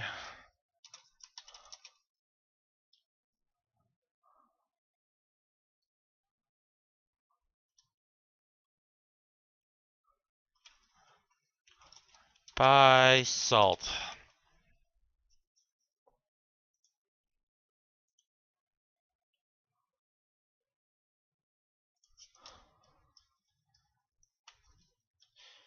Buy that pouch.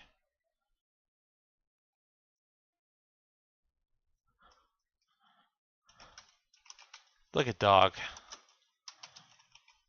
Dog is lying on the floor, obviously a mutt. Dame Kenny's embroidered on the leather collar. Let's pet the dog.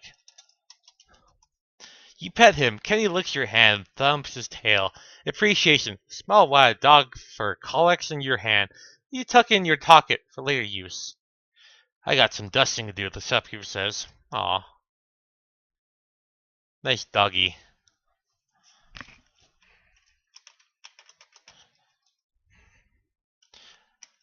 We got the fish oil and other stuff, and man, look at all that stuff that we gotta hide.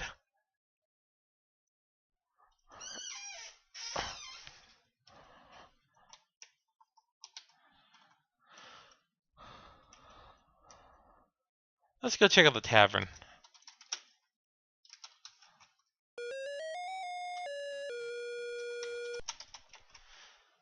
It's one of the only rogue scouts that uses beat a kid.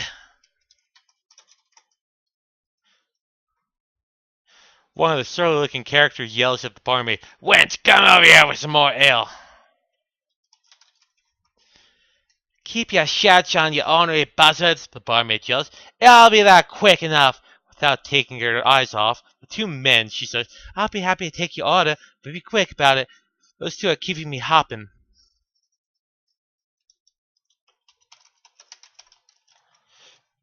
Hmm.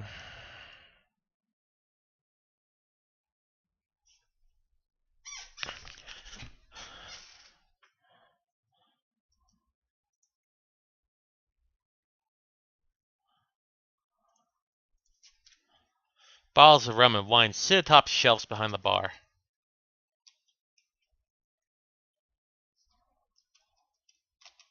Look, map.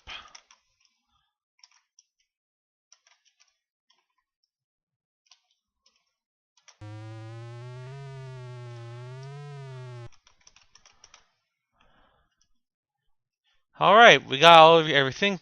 Yeah, we got everything we need to make cat cookie.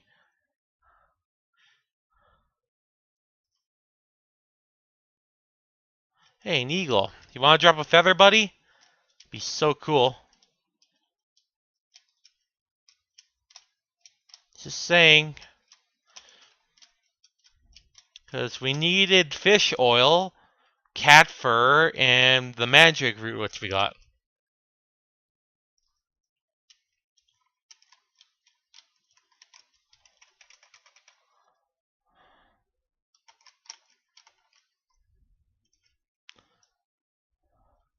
And now the asshole.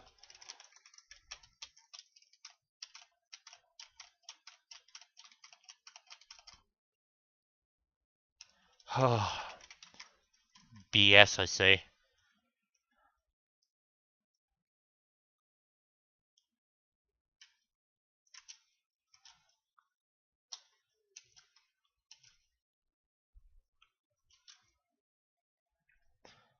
Well, I can get fat feather back another time. I need to make that cat cookie, because, you know, we want to get rid of Mananan. He's a jerk face. Plus, I don't know how much time we have left before he gets back. Open door.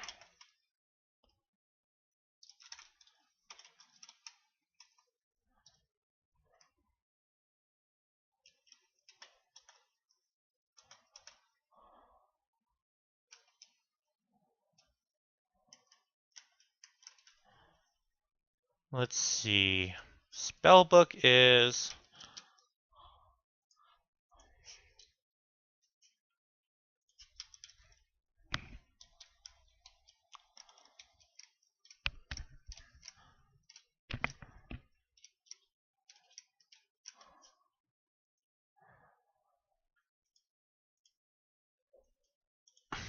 transforming another into a cat. So we have 1/2 cup mandrake root powder, 1 small ball of cat hair. Yeah, we have cat hair, mandrake root, and fish oil.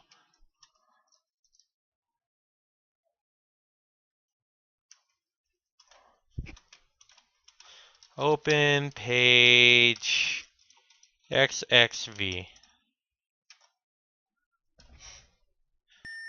Put the man root powder in a bowl. You pour the mandrake root powder into the bowl. Put pit. I want to see what happens when you get it wrong.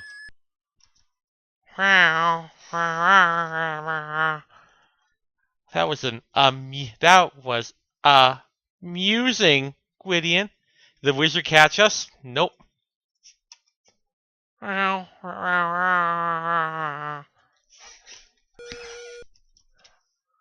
Open page.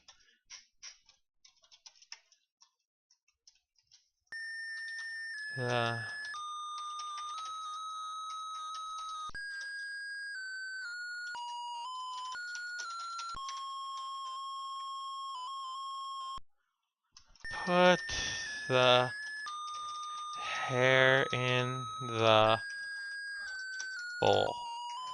You put the ball of cat hair in the mixing bowl. Put 2 spoons of fish oil in the bowl. You pour the fish oil into the bowl and keep the empty jar. Stir the with a spoon. You mix the ingredients together. The mixture turns into an oily, disagreeable dough with cat hair sticking out of it. Put the dough on the table. Scrunching your nose in this taste, you grab the oily dough from the clay bowl and put it on the oaken table. Pat the dough into a cookie. Pushing the palm of your hand on the oily dough, you flatten until it's the shape of a cookie. After a bit, the cookie hardens.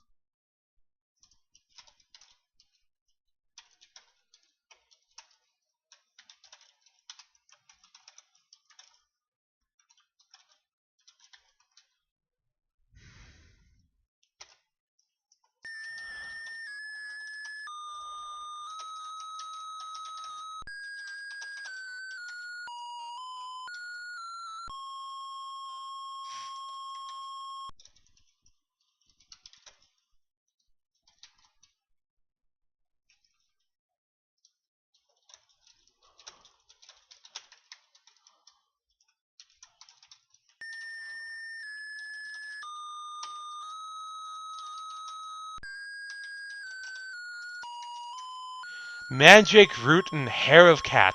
Mix oil of fish and give a pat. A feeling from the one who eats this appetizing magic treat.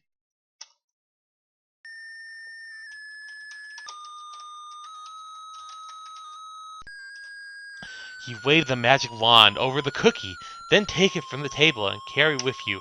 Successfully completing the spell again, you look at the wizard's laboratory. So we have the cat cookie. You know what it means? Let's eat it. Okay. You purr contentedly, enjoying your new life as a cat.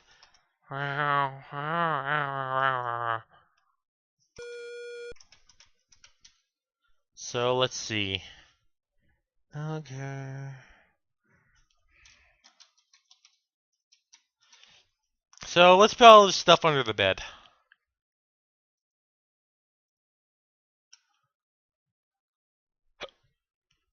He should be coming home soon, I think.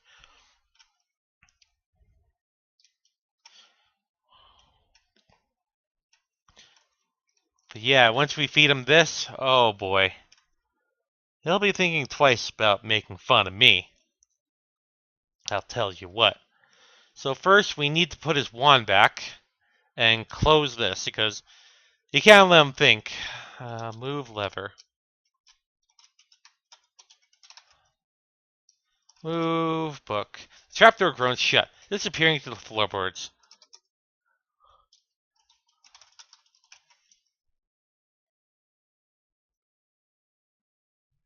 You move the big book back where you found it, again, concealing the metal. You don't want the old voice to grow suspicious of your activities.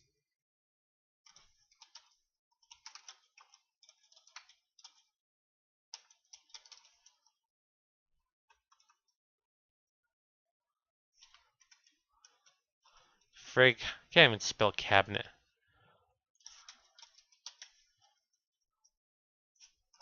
Yeah. You lock the oaken cabinet using the brass key. You carefully replace the magic wand exactly as you found it. After closing the door, you carefully relock it. Now I need to put the mirror back.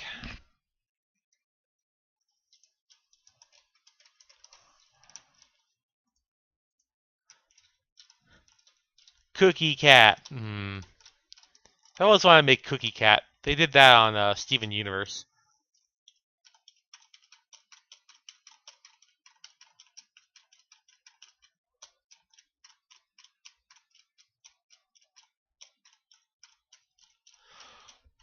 Uh, uh.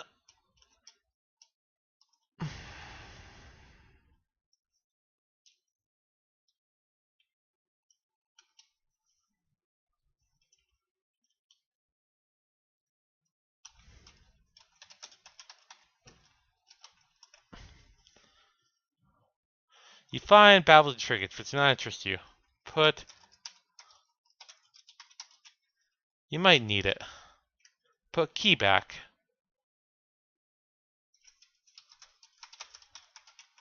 You might need it. Well, I guess I'll put it on under my bed.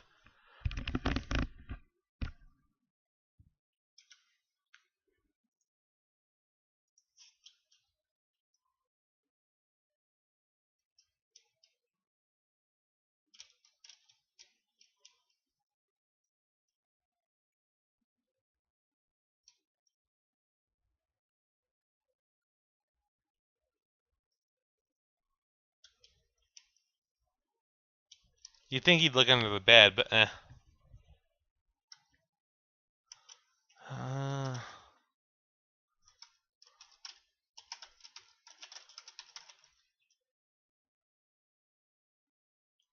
you get on your hands and knees and quickly shove all your possessions under the bed. They'll be safe from the wizard's sharp eyes there.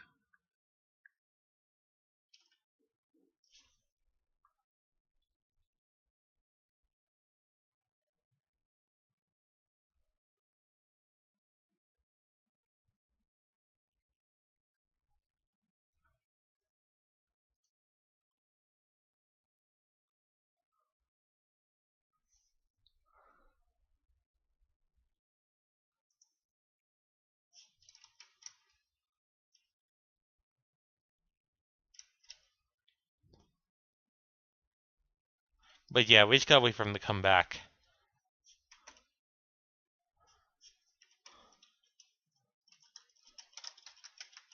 Get ready. Hey Colton, wait. Type win game. What is a win? A miserable little pile of secrets.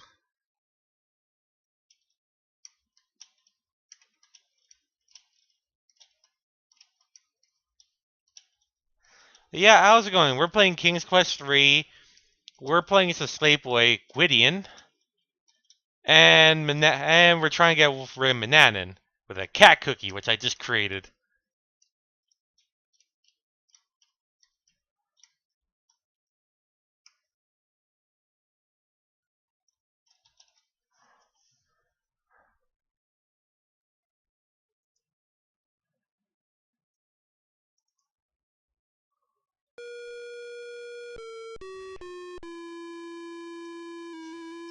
I have returned, Gwydion. I'm ready to eat.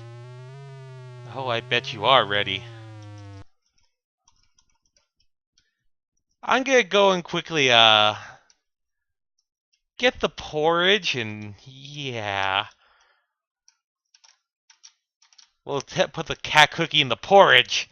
Because he's not gonna eat that cookie. I mean, it's got hair sticking out of it. I probably could have done this earlier, but...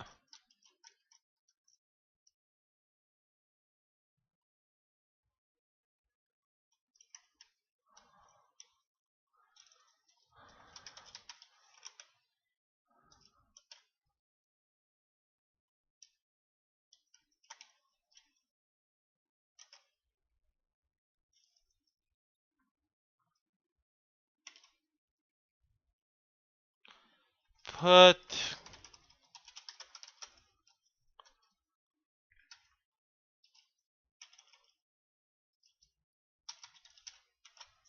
Fuck, still can't spell it. Porridge. The porridge conceals the crumbled cookie. Still looks appetizing as ever. Put...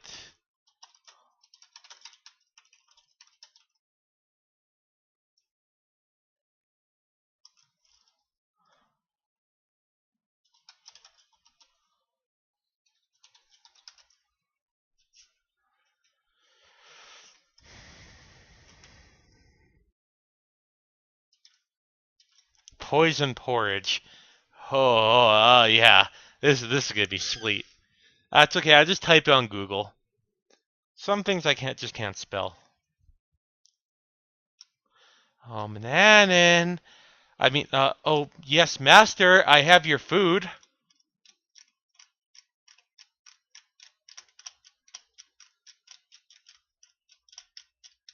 Yes, Master, I'm so sorry for the wait. I'm ever so stupid and bad, Master. Yes, stupid. It's poisoned because it got the cat cookie in it. If you eat that cookie, you turn into a cat forever.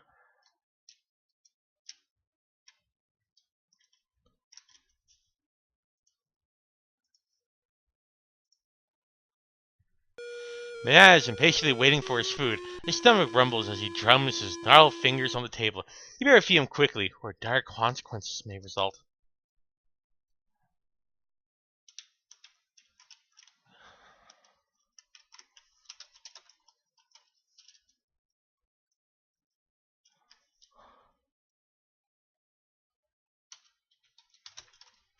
To Manana. You place the food on the dining table before the hungry wizard. Ravenously, he devours every bit of it.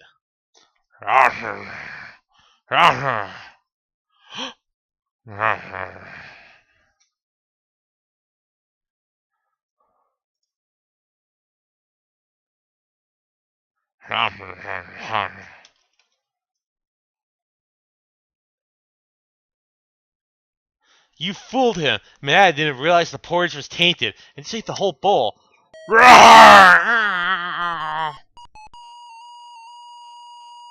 Congratulations! Manannan will never again enslave you or the people of Lewandor. At last, you are free.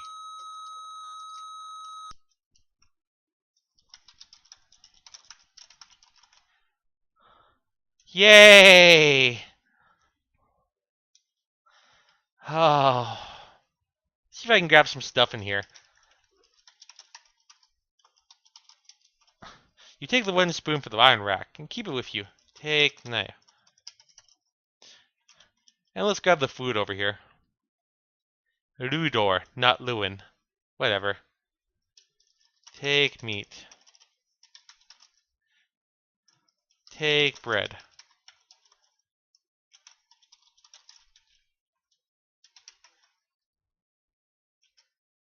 Take fruit.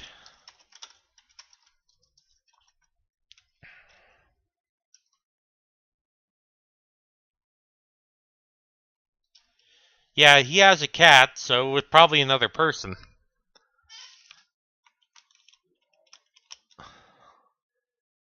Ha ha ha.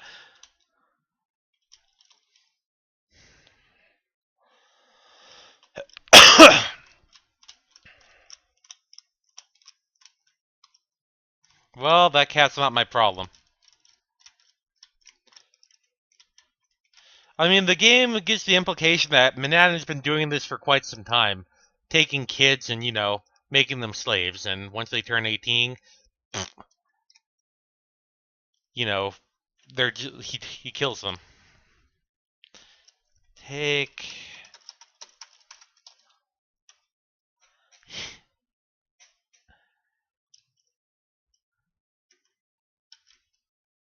No more slaves, no more nooks, no more wizards, dirty looks. Hey there, Danger Boy John. How's it going? I just got stopped being a slave because in this game you're a slave boy, but I cast a spell to make a cat cookie, and I fed to my evil wizard. To the evil wizard who was enslaving me, and I turned him into a cat forever! Now who is the master? Now I'm gonna take that magic wand. I don't have to worry about him anymore. No more time limit.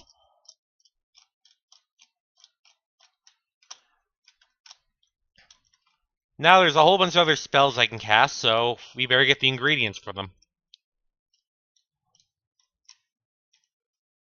So one thing earlier, I got a message, private message on, whatchamacallit. I'll read after this.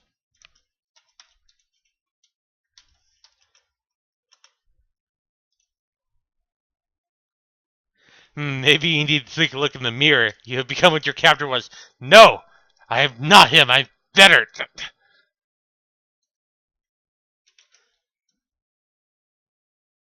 I know King's Quest IV had a day-night cycle. I remember that game the most from when I was a kid. Each hour was like a day or something. Huh. Move lever. Let's see. Now I got some more magic spells. Let's see what other spells I can make. Understanding the language of creatures. One small feather of a bird, one tuft of fur from any animal, one dried reptile skin, one rounded teaspoon of powdered fish bone, one thimbleful of dew, and one magic wand. So we need a feather and dried reptile skin. We saw some reptiles in the desert. Teleport random. We need a spoonful of grass, salt grains, one sprig of dried mistletoe, one smooth rounded stone of unusual color. Fly like an eagle or fly. Causing a deep sleep.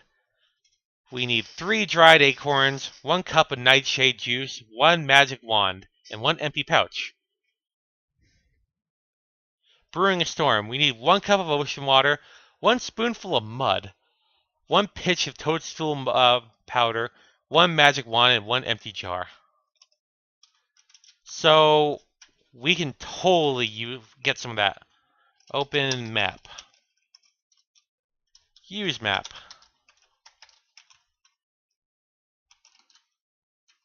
Look map.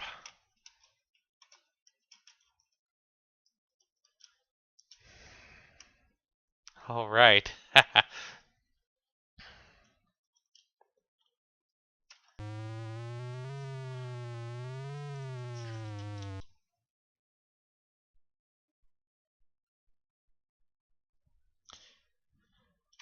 Feather.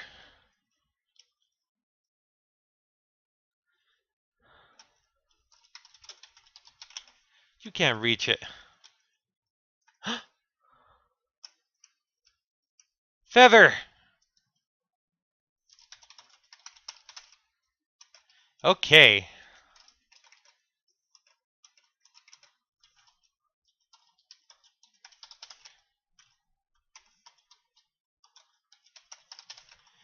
The eagle's tail feather makes you wonder what it would be like to soar among the clouds. Take spoonful.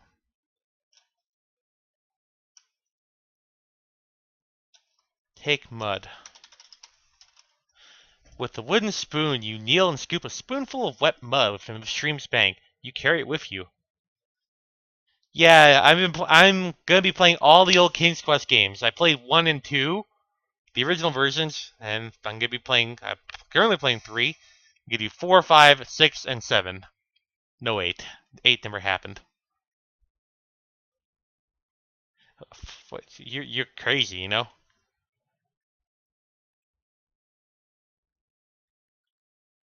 Hmm.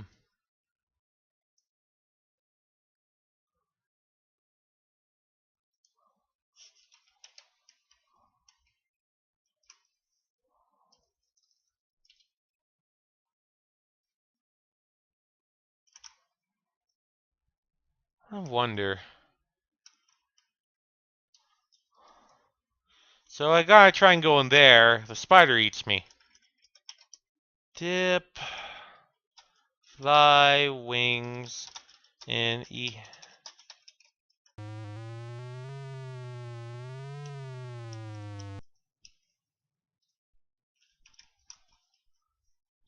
You touch the stick you have. Giant spider drops down for lair in the tree above. You attempt to escape. Girl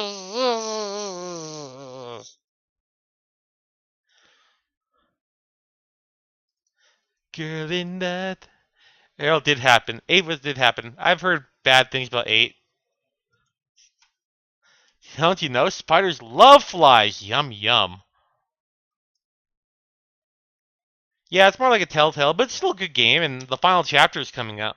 Let's try the... Maybe a spider wouldn't like an eagle. Yeah.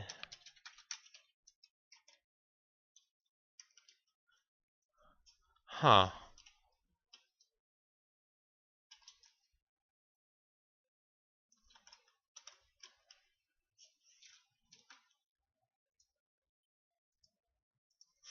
I think it's did. We gotta type in eagle feather.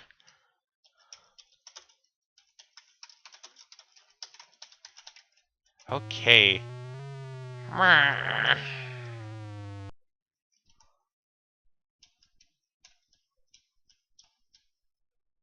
You sweep close to the spider web and find a huge spider guarding the entrance.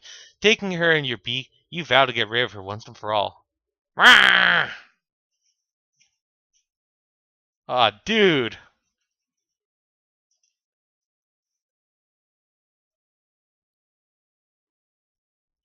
Eagle Gwydion's awesome.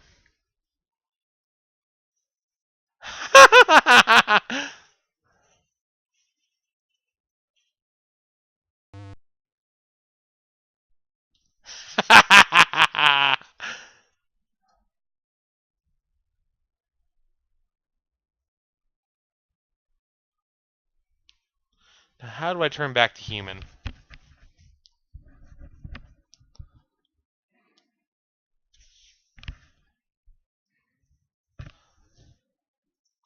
Oh, would you look at that?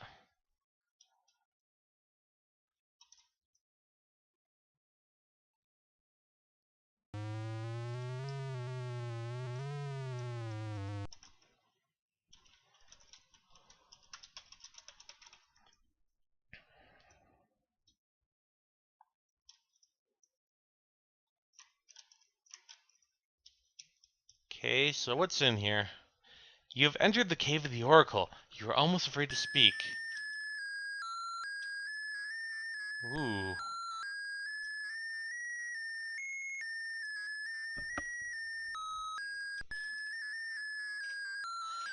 The Oracle remains silent for a long time. Finally, you hear a hollow voice that seems to come from far away. I've been waiting here for a long time, Gwydion. I have sorrowful news for you. Years ago, a terrible three-headed dragon invaded Daventry and keeps the people in a state of terror. This monster requires, once a year, a sacrifice of a young maiden. Ah!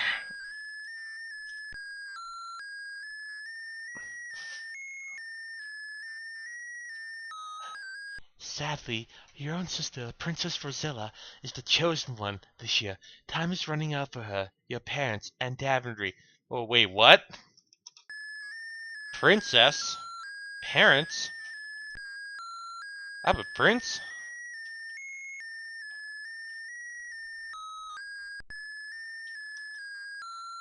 Ugh. Ow, my freaking ears.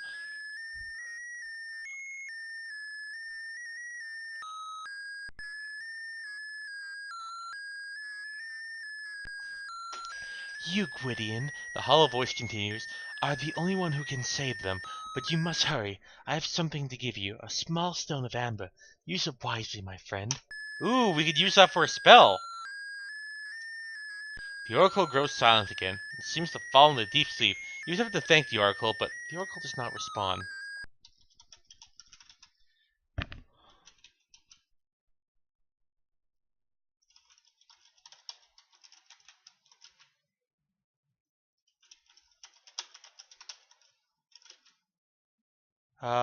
What was an amber? What is it? Dog hair powder. Blah, blah, blah. The stone is smooth, round, and usual color, somewhat like that of amber. Alright. Let's get some ocean water now. God, we didn't have nearly as much items in King's Quest 2, and I didn't get that many in King's Quest 1.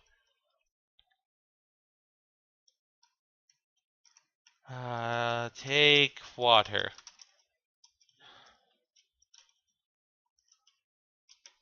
You fill your cup of ocean water. Cool.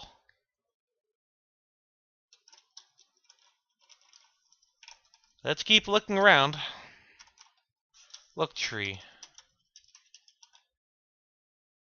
The tree is bent and twisted by years of constant sea breezes. Uh, uh, we are making the progress.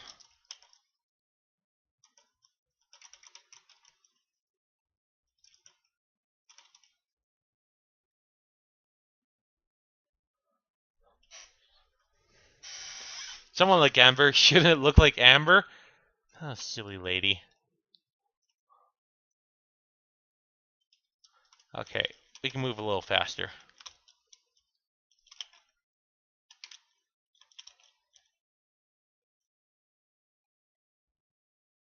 Ooh, what's that? One of the trees has a light green colored plant. Growing closer, growing on it. On closer inspection, you see that's mistletoe.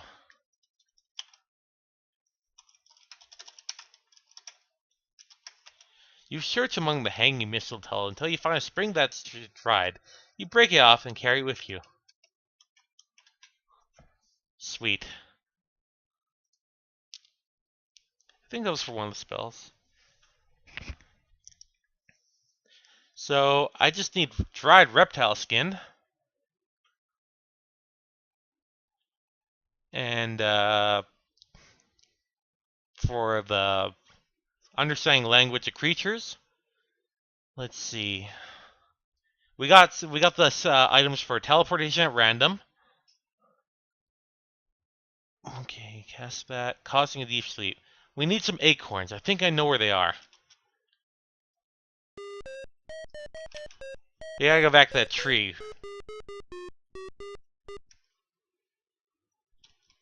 Because we got nightshade juice, we just need some acorns.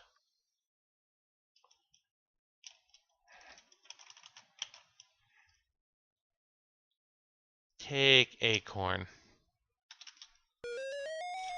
Oh, come on!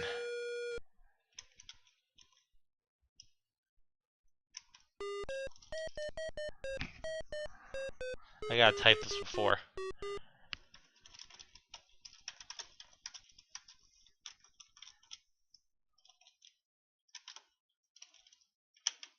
You pick up Pokemon the fallen acorns, looking for dried ones. You don't find any. These are all newly fallen.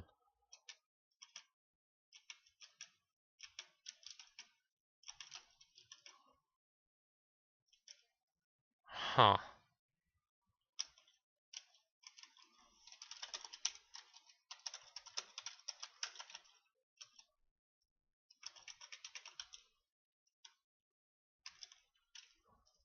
Medusa. Haha! Look, bones. Within the glass jar, you see white fish bone powder.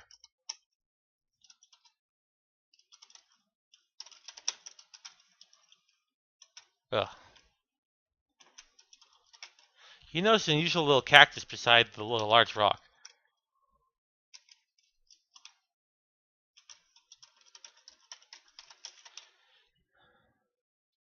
Huh. Okay.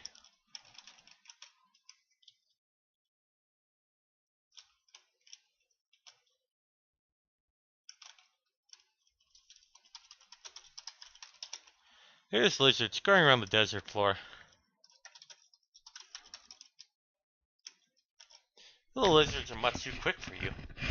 Hmm.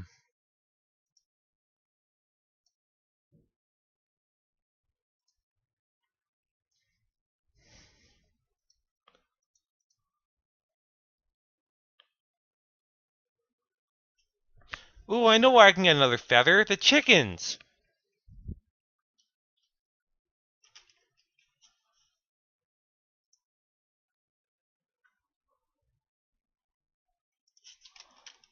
I wonder if there's any snakes around here. I can probably get some snake skin.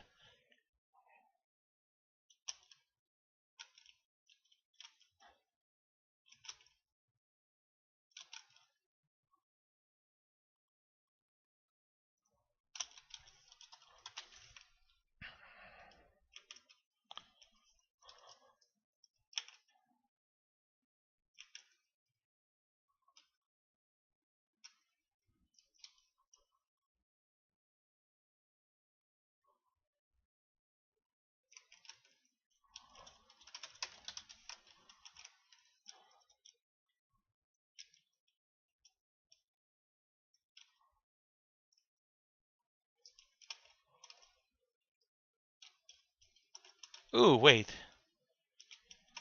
You receive the dried snake skin from the hot desert sand. This is delicate and could easily crumble. Sweet.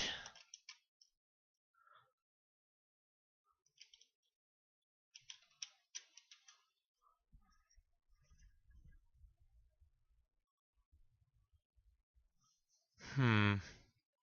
What will the spells ask for? Thimble of what?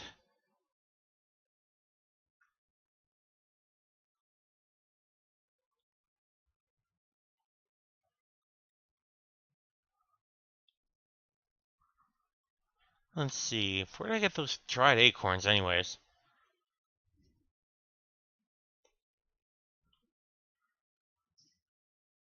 One small. One thimbleful of dew. I wonder if I can get some dew. Maybe there's some flowers around here, but. I mean, where did you find flowers?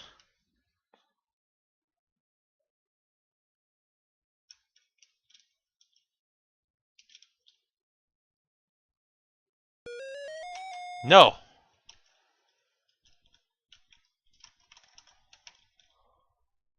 Look, flowers. You carefully peek into the pretty flowers of the flower garden. Drops of glistening dew. Ooh, take dew. Holding a silver thimble beneath a dew-filled flower, you gently tip the flower so the dew runs to the thimble. You move from the flower to flower, peeing until the process until your thimble is brimming with dew. Where can I get an acorn?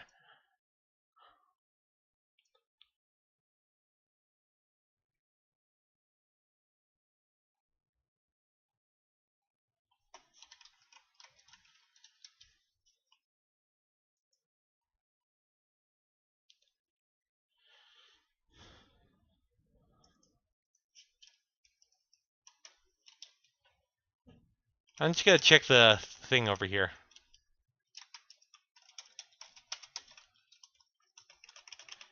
Maybe it's a random thing.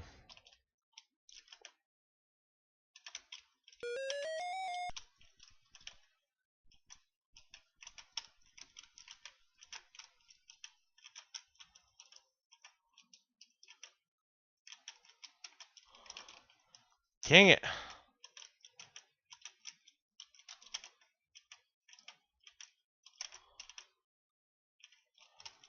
Dang it.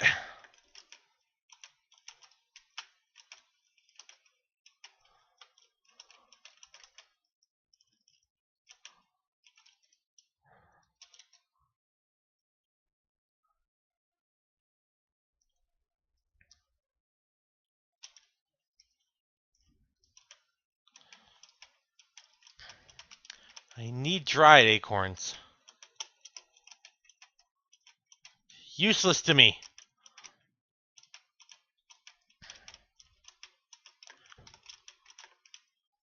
Drive. Drive for me, baby.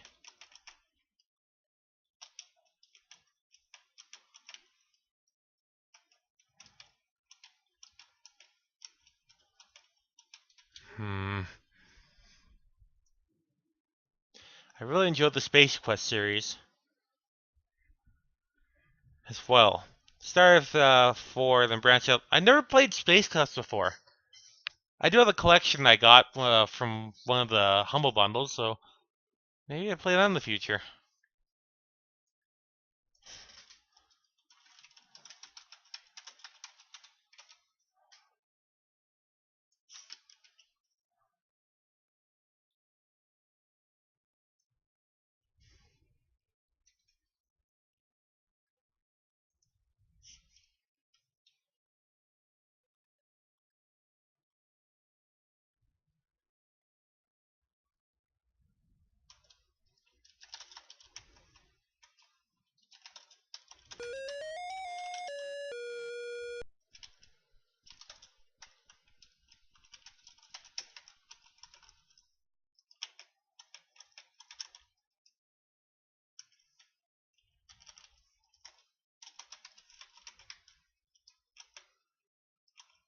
Come on.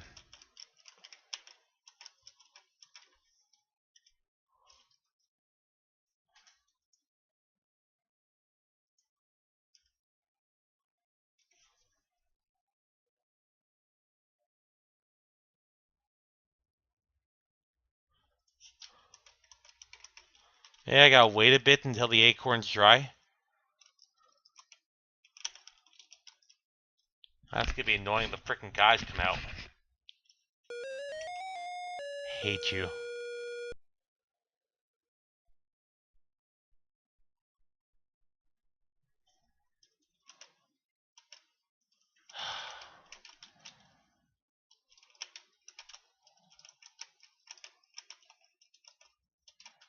Ah! King's Quest. Oh wait, I do have acorns. What the hell? F and A. Okay, so let's see what I need left. Small feather of a bird. One tough. One full do. Teleport random. Okay. Eagle or fly. Causing a deep sleep. Reach around acorns. Brewing a storm. Yep, I should be able to make all the spells now. So let's go do that.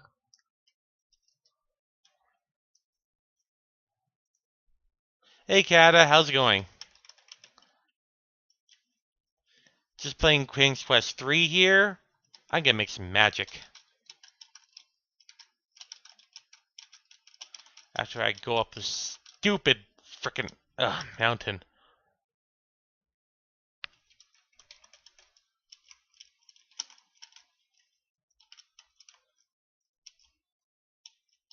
How is Sophia EX, Kata?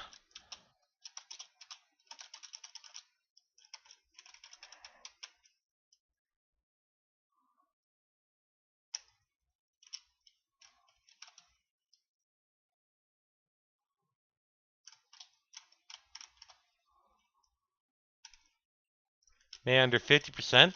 Not bad. Open coop. Let's go feed chickens.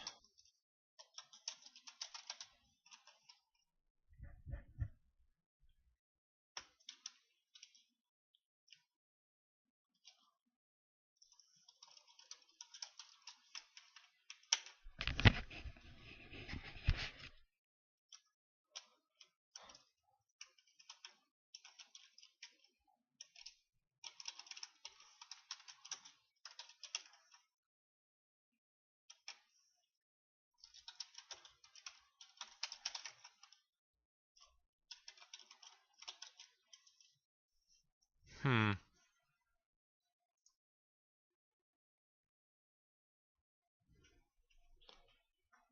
Oh, it's a gate. Open gate. Get.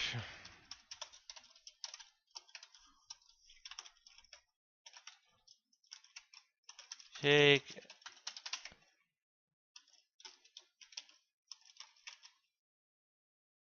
Get chicken. Gotcha, you magic hat's a chicken, but what are you gonna do with it now? Take chicken feather. Tucking the chicken feather firmly in one arm, you gently pluck a small feather and then let it go. Open gate.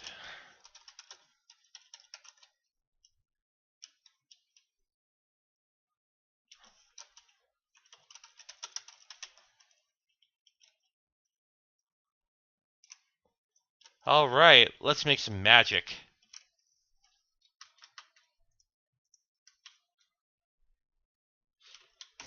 Get a chicken feather. Won't you turn into a chicken? Says who?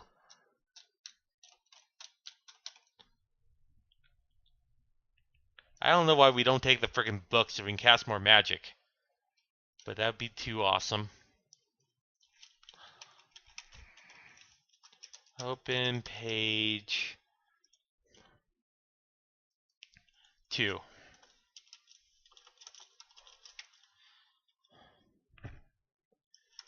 Put the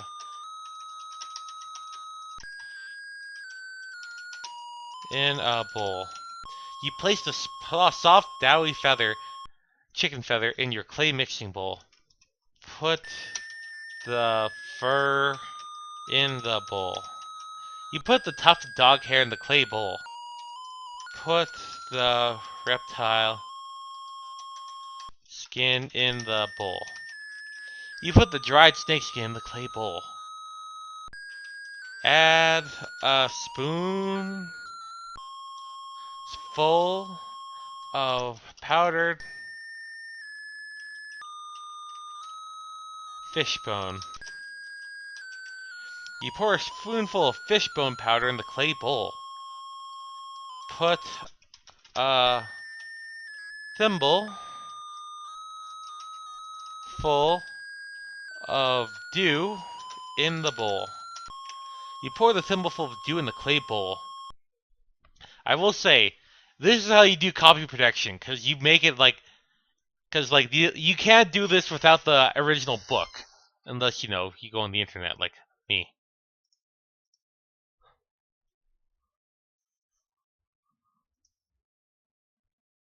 Oh frig! I totally forgot to tell Donry I'm playing King's Quest. Well, she said she probably wouldn't be able to catch tonight.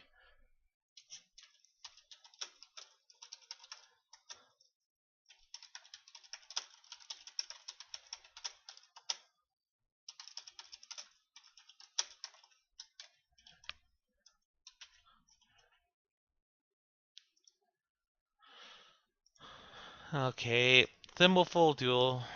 Mix with hands.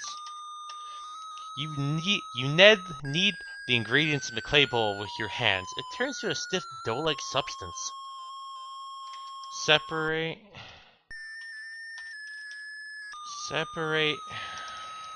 mixture into two pieces.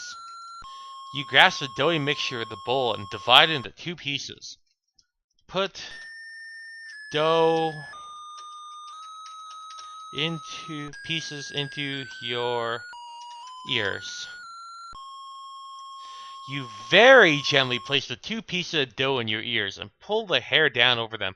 Prepare to recite the magic incantation.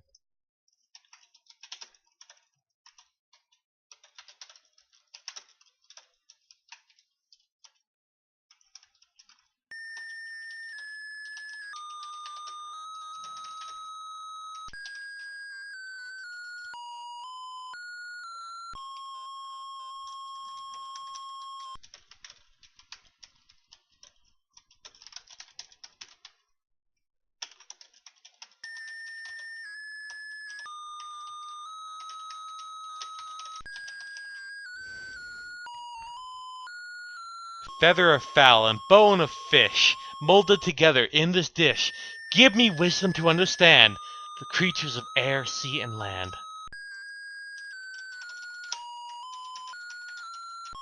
You wave the magic wand over your dough-filled ears.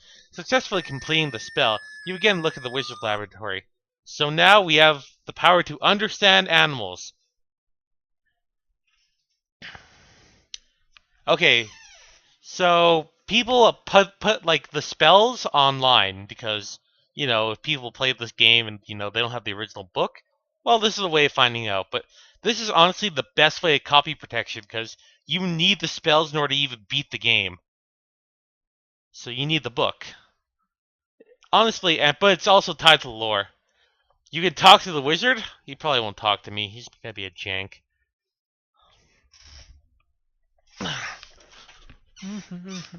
And understand.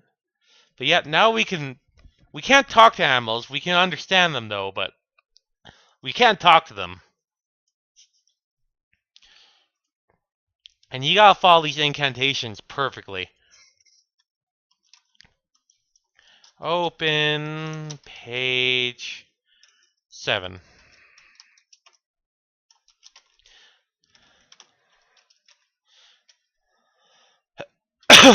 Grind a spoon of salt in a mortar.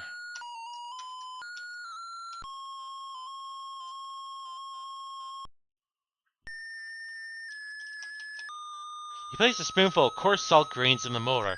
Then using a stone pestle, you grind the salt until it's very fine. Grind the mistletoe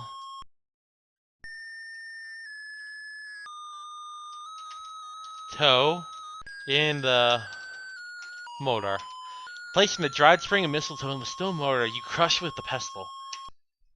Soon you have a crushed mixture of salt and mistletoe in the mortar. Remove the pestle and lay aside. Rub the stone in the mixture. You place the beautiful amber stone in the stone mortar. Very carefully as to not miss a single spot, you rub the amber stone around... Oh yeah, so you have the spell wrong. How can you do that? Always try... It appears that the stone has a flaw. So you always want to try and get these spells wrong and see what happens.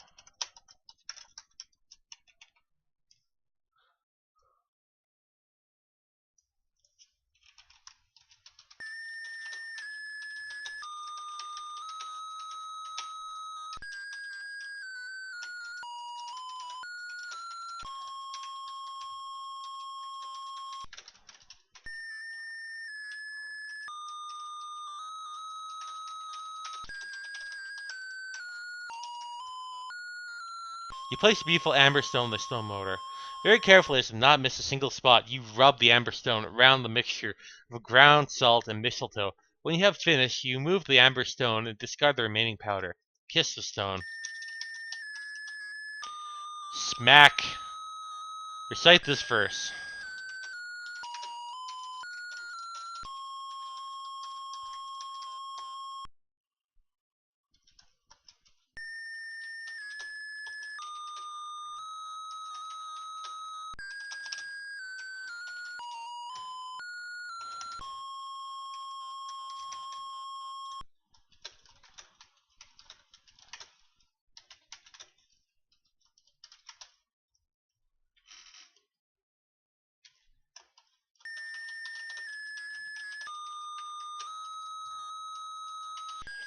With this kiss, I thee impart power most dear to my heart. Take me now from this place hither, to another place far thither.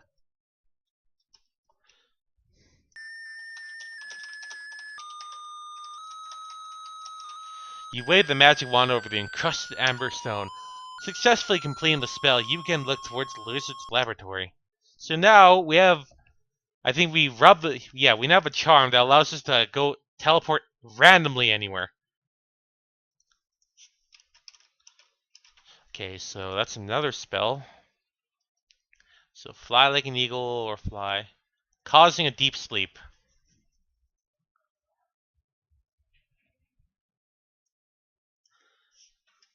Open page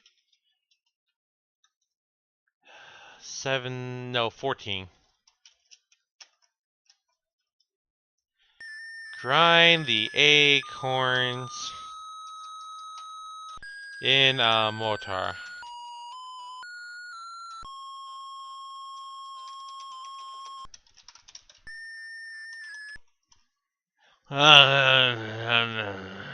Never woke up again. Nighty night, Gwydion.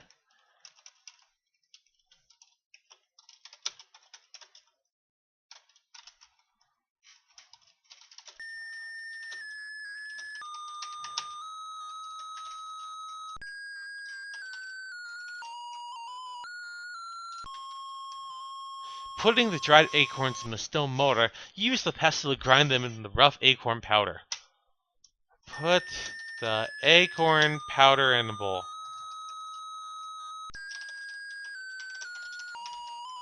Turning the heavy stone mortar upside down, you carefully pour the acorn powder in a bowl, then return the mortar to a table. Put the nightshade juice in the bowl. You very carefully pour a cupful of nightshade juice into the clay bowl. Let's not spill a single drop. There's now an ugly brown, meaty liquid mixture in the bowl. Stir the mixture with a spoon. You gently stir the unappetizing liquid. Light a charcoal blazer.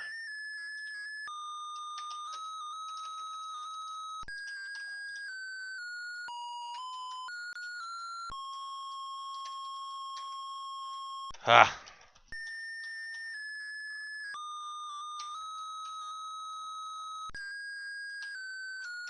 Making sure there's a fresh charcoal in the brazier.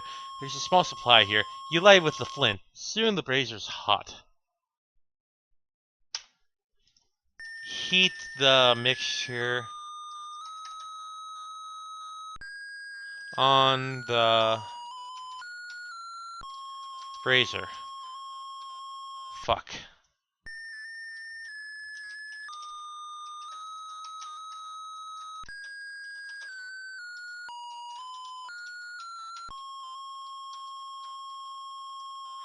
You gingerly place the clay bowl of ugly brown liquid on the charcoal brazier.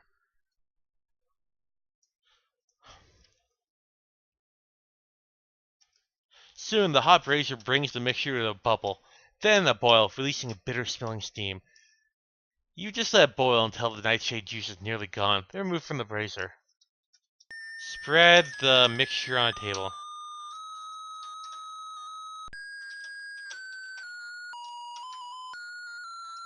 You pour the bowl's contents on the oaken table, then spread the hot, sticky mixture over a tabletop.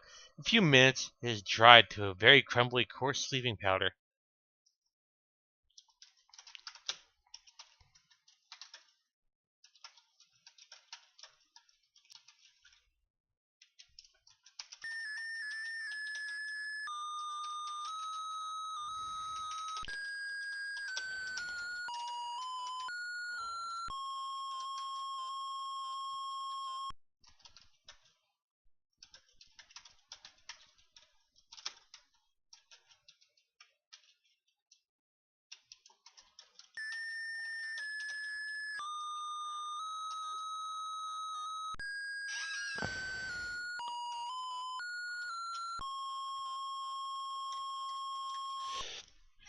Acorn powder ground so fine, nightshade juiced like bitter wine. Silently in darkness you creep to bring a sulphuric sleep. The magic wand. You pass the magic wand over the table. And we need to put the sleeping powder in the pouch.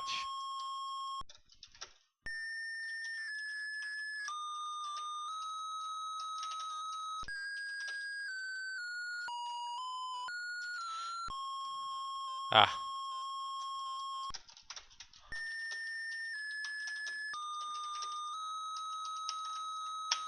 You untie the small leather pouch, scoop the powder from the table, and place it within. You have a pouch full of sleep powder. Okay, we have one more spell. Brewing a storm. Open. This is L. I'm not sure what this is. LXXXIV.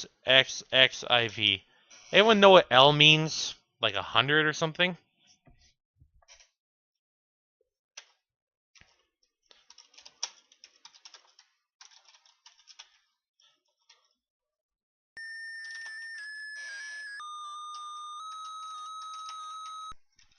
Uh-huh.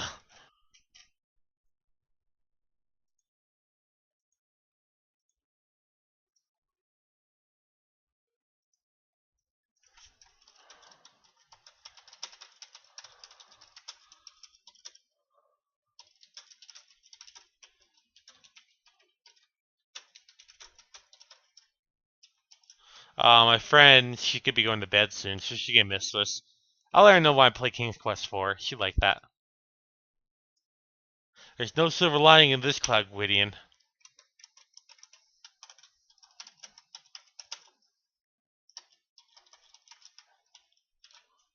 So we need to brew a storm. Put a cup of ocean water in a bowl. Carefully, you pour the cup of ocean water into the mixing bowl. Light a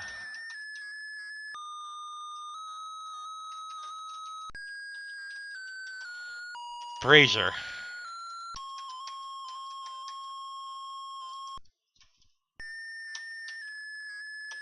Ah, it's already burning. Cool.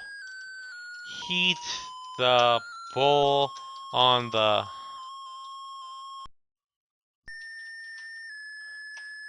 Being cautious to not burn yourself, you gently place the bowl of ocean water on the hot charcoal brazier. You watch the salt water slowly warm, dipping into steam. You remove it just before it boils. Put a spoon of mud in the bowl. Adding a spoonful of mud to the hot ocean water, you slowly stir the mixture. The mud turns the water into a cloudy brown.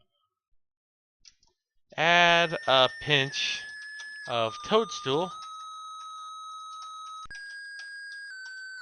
powder. You you put just a pinch of toadstool powder in the bowl of hot brown liquid. Blow into the hot brew. Leaning over the hot brew, you forcefully blow your longest breath of air into the bowl, whirling the brew around and around.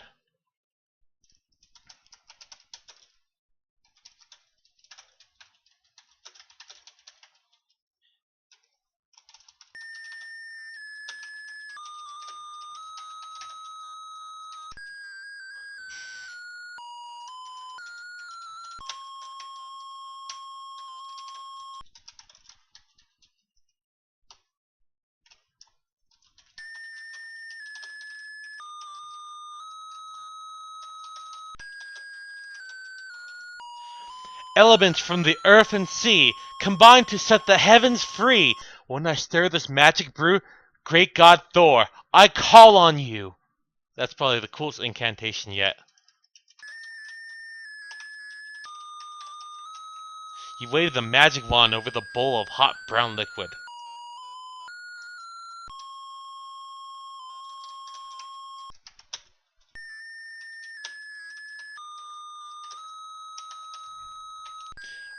Pour the storm brew into the jar. Waiting until the liquid is cooled, you carefully pour the storm brew into an empty jar. So, that's all the spells we can make. Oh, wait, no, there's one more.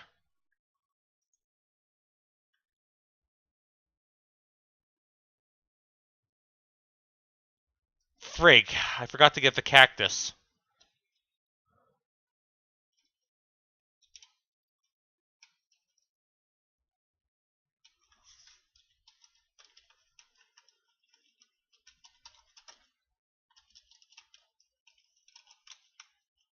Thankfully, I can just teleport, but... Get cactus. How do you get cactus sticklers out of your tail? You hear one of the scaly... How do you get cactus sticklers out of your tail? You hear one of the scaly lizards say to the other. I nearly had a brush with disaster this morning. Well, that's terrible, says the second lizard. I know how much they hurt. Best thing is, rub your tail against this rough rock. The stickers should come out, possibly your tail with it.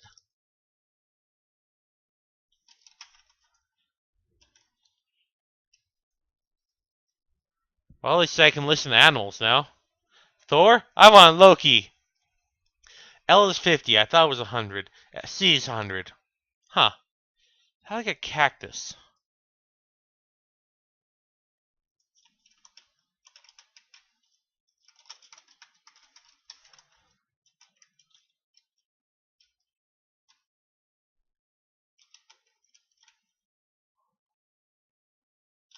Maybe there's a smaller one around here.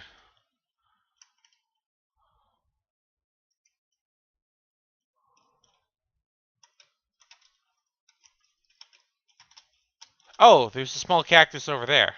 Cool. Okay.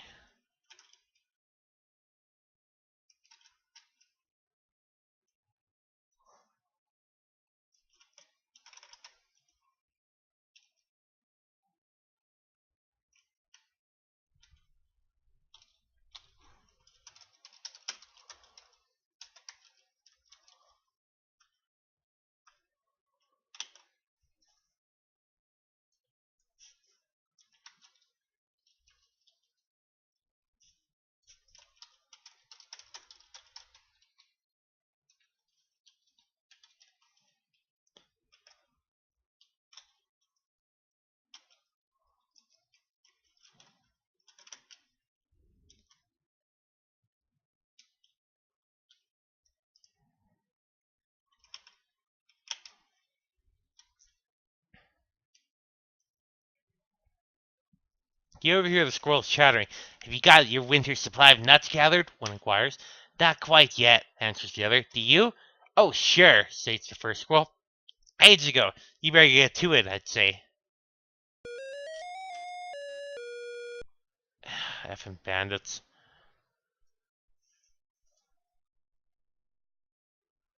So let's see what else. 1 jar of lard, 1 cactus, 2 drops of toad spittle, 1 magic wand, 1 spoonful of cactus juice. How do I get the cactus juice?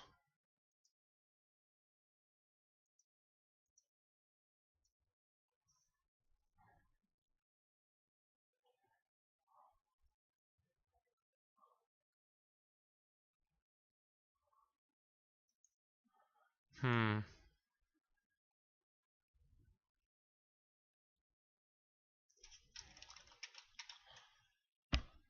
Thimble, dawn ears, fly wings. Look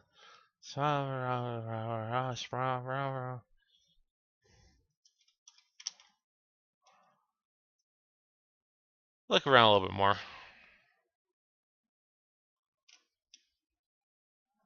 I just love how there's 3 friggin' bears, just why not?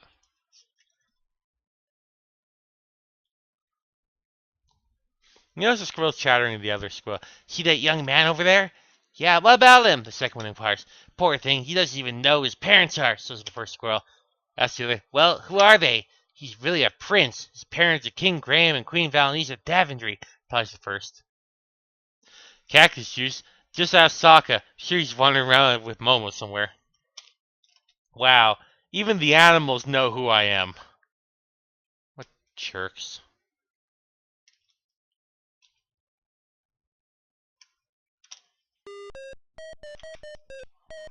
Do do do do do do.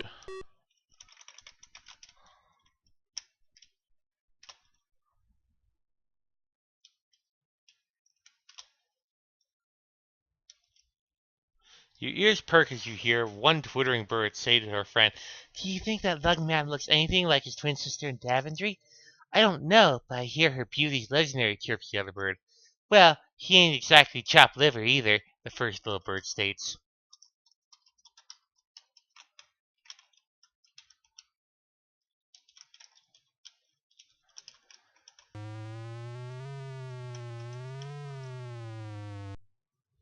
Wait, King Graham and Queen Valenice had a kid? Yep, they had twins.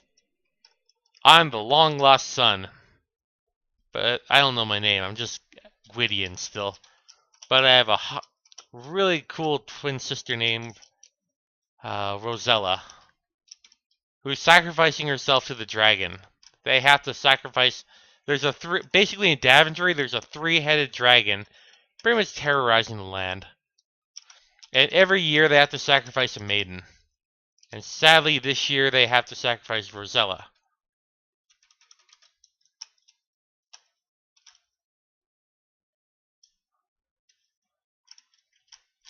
It's funny because when this game came out, a lot of people way back in like the 80s were pissed off because, well, the first 2 games you play King Graham and, oh hey, you got this queen, Valenice, maybe you'll play as her. No, you're playing this weird slave boy named Gwydion. Remember Gertrude, one of the chickens reminiscent. Remember how one day the old wizard came out to get her? Oh, I know, clucks the other. It was horrible. I hear she ended up in the stew. I can bear to think about it.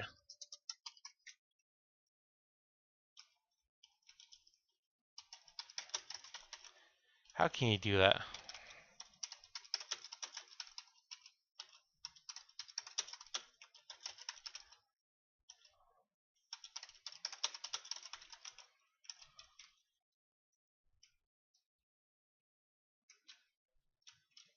They have to sacrifice someone, and there's not that many people in the frickin' Daventry.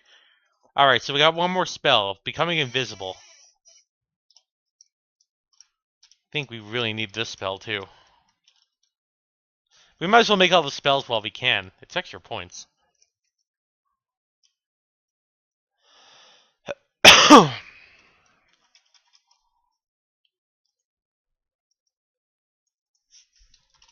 Open page CLXIX.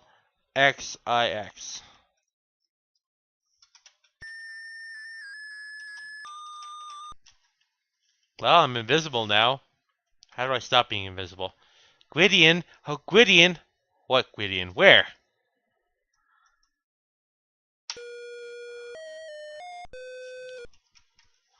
Open page 100. Man. CIX. So that'd be 169. If I can guess that right. Cut the cactus with a knife. Using a kitchen carving knife, you cut the gash in a small cactus. Juice begins to drip.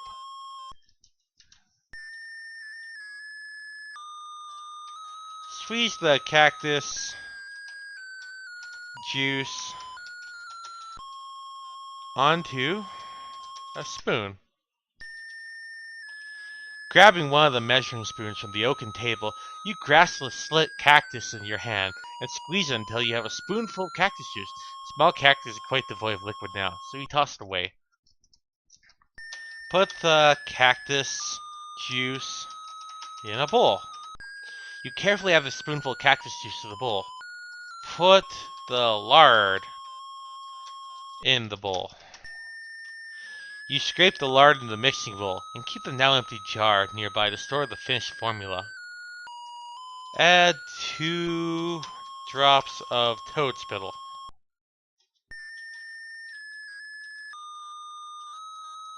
You cautiously pour the 2 drops of toad spittle onto the bowl.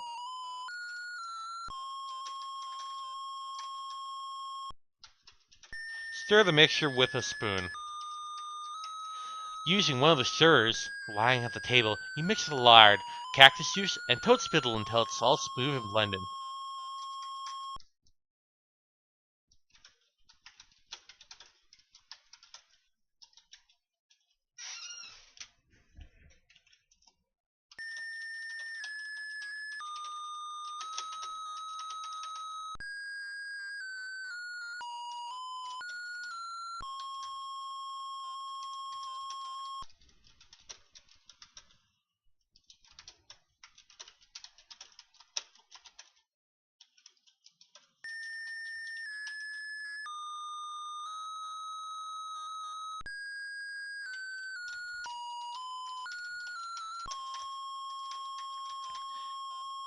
Cactus plant and horny toad, I now start down a dangerous road, combined with fire and mist to make me disappear without a trace.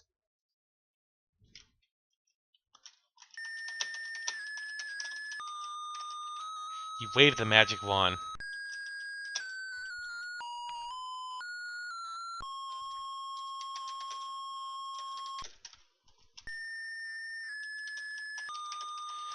And we'll put the rest of, you scoop the invisibility ointment into the clay bowl, return to the large jar. So we made all the spells we can take. There may measuring serve. Okay, so we can't take the book. So I think the spell only works where there's both fire and mist. So it's very situational, we can't just use it. Yep, horny toad. Let's go back to the town.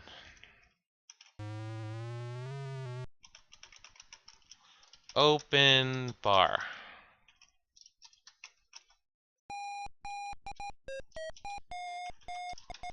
One of the rowdy seamen yells at the barmaid, "Wench, come here with more rum!"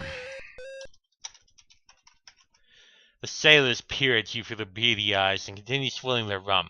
One of them looks like a captain and pauses, and drunkenly slurs, "Aye, yucko, you wanting passage on me ship? What you running from? Ah, no, suppose as long as you got gold, let me see how much you got."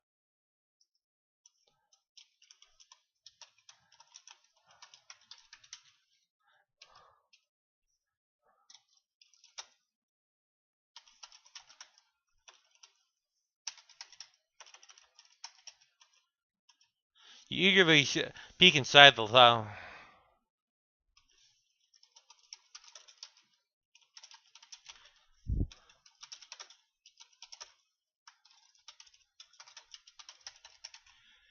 As you bring out the purse, the captain snatches it from your hand and says, "Aye, lad, I see you have a wee bit of gold.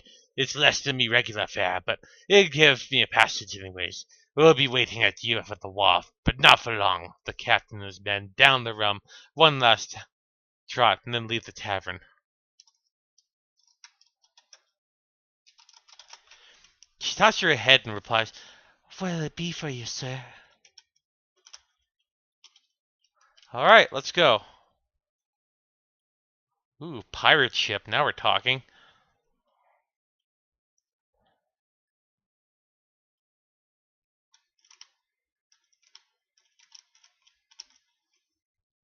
Let's go. As the gangplank is drawn, you hear the captain shout to his men, "Take his things and take him to the old until I figure out what to do with them." You are seeing suspicion you made a big mistake. These are pirates. Dang it.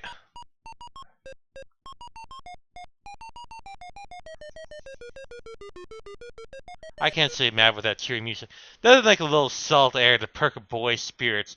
All things being equal, you might have enjoyed the ocean's voyage. However, you found your accommodation to be slightly less satisfactory.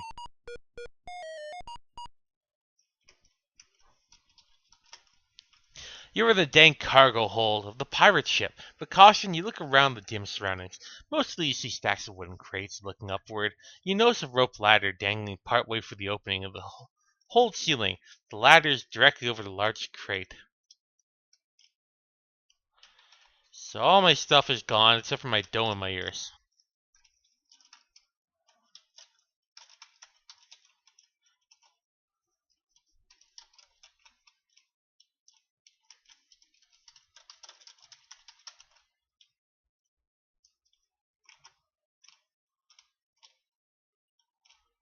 Huh.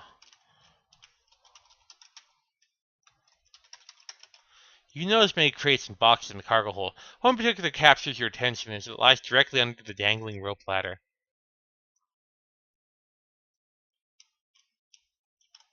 Look box. I heard them talking about buried treasure chests, the other one mouse hunts. I think they're buried on the beach. They're gonna dig it up. Oh, I remember, screeched the first mouse.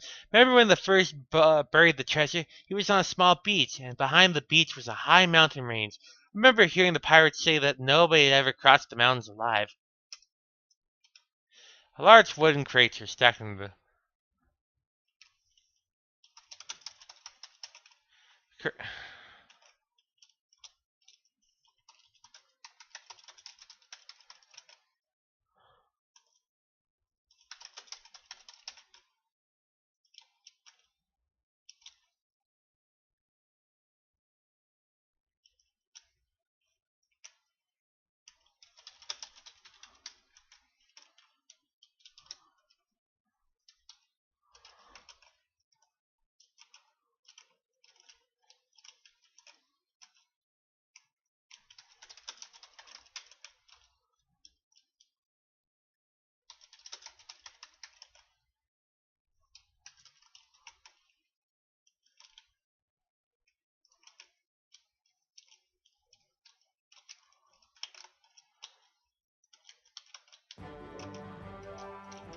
Yay, remember the Ages host me.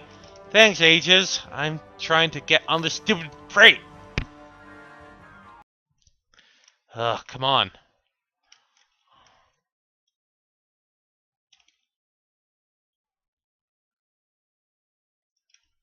Jump. On.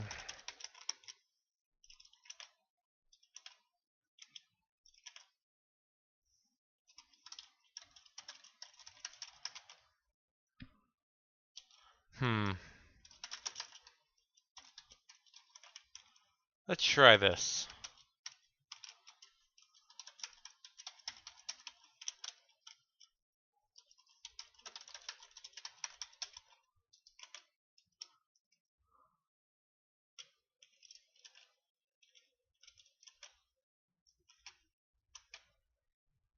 Hmm.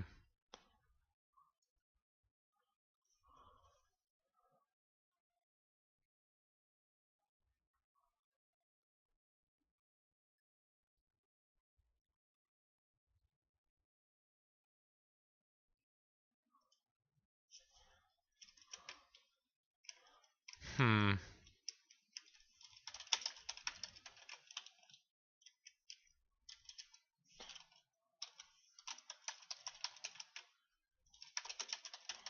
Take crate.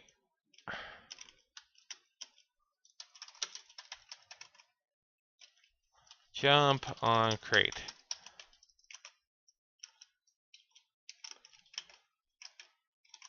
Oh, come on.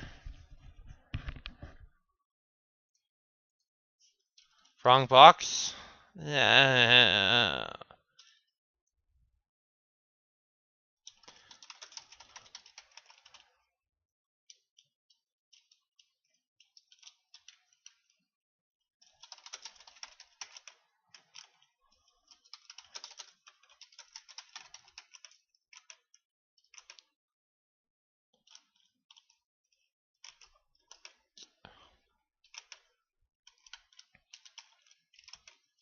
Huh.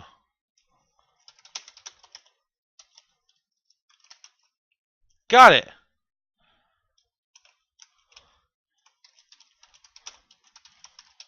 Stupid pirates.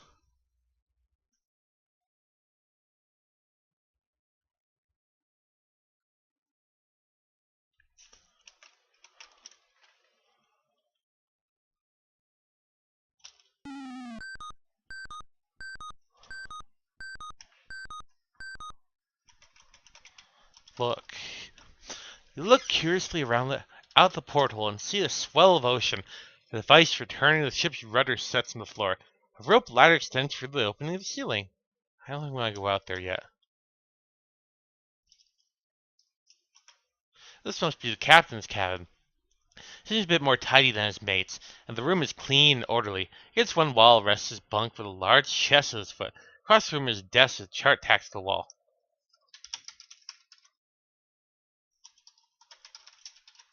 You found all your missing resistance. You take them with you. Hell yeah.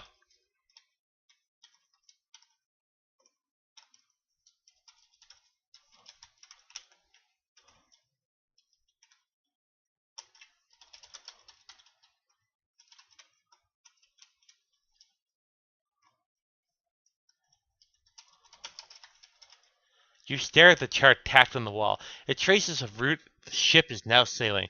It's leaving Luador, crossing the wide ocean and arriving at the foot of the mountain range. A large X has been marked on the arrival point.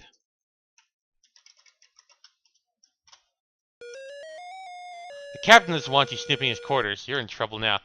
Oh, not tirades, you're snooping around me quarters, the captain thunders. If I can't let you in here again, I'll have you walk the plank.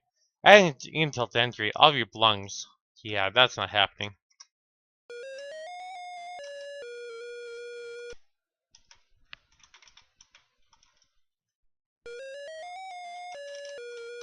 Hey,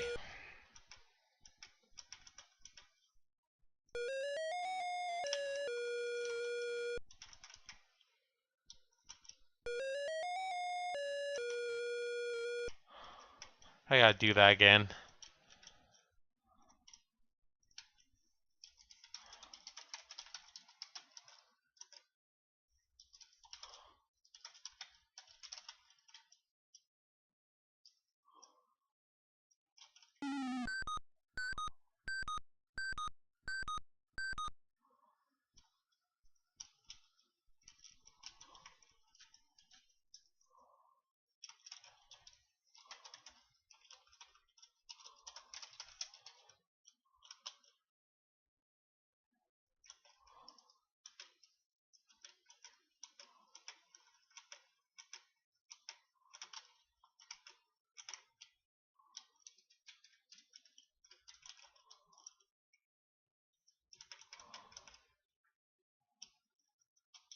Okay, now that...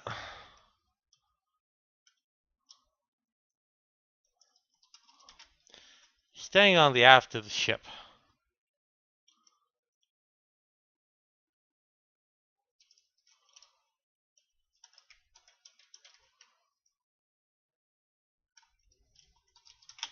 You found yourself below the lower deck. They keep the ship's lifeboat stored here.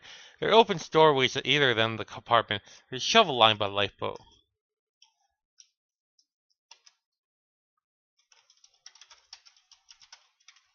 Sweet.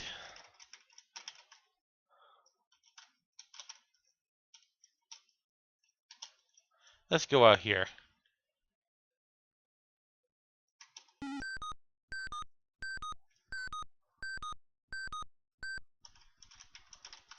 love that stupid pirates. What do you think you're up to, boy? Now you gone done it. Ah! Ah! As you sink beneath the waves, you hear the crew rooting for the shark. Oh man, that's not cool.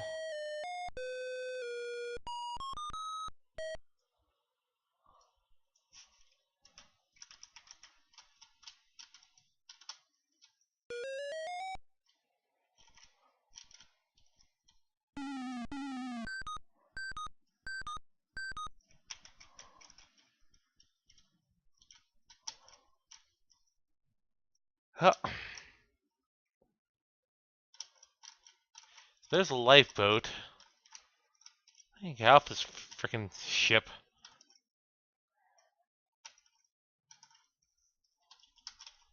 The lower deck has no railing. That's just dangerous. Of course it wouldn't have railing. Because why not?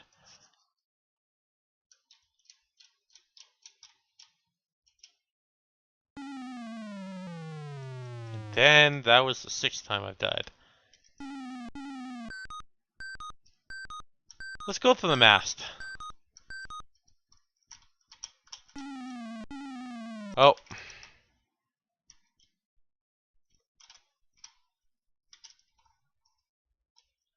Hello there, Mayor B. How's it going? Hiya, Mal and pals. How goes? Doing good. We're making great progress. I lie. But playing King's Quest 3 for the first time here. Enjoying the butt out of it, you know? Duh! I think I get witty and brain damage. But yeah, I'm currently trying to play through all the King's Quest games. Classic. Ah! Maybe if we put this on normal. I want to check that mast. Doing alright. Love this game. It's when the King's Quest series really started to get some depth. Yeah, compared to 1 and 2, which I just played, this definitely has more meat to it. Oh, no, no, no, no! Ow. Maybe I just keep going up. But yeah, you want, you can follow me and, well, still be playing more of the King's Quest games. And dying a lot. No, no, no, no, no. Yay! Now what? Looking down from this height makes you dizzy. You almost fall. Holding on tight, it looks like you notice a crow's nest at the top of the mast. 4 was my favorite as a kid. Oh, man. 4... Uh-oh. Ah! A burly pirate has noticed you from inside the crow's nest. Before he can react, he yells, "You're dead meat, bucko!" and slashes at you with his sword. He misses, but you lose your balance. Down you tumble to your untimely death. But yeah, I played 4 a lot as a kid. Never really beat it, but... Stupid pirates.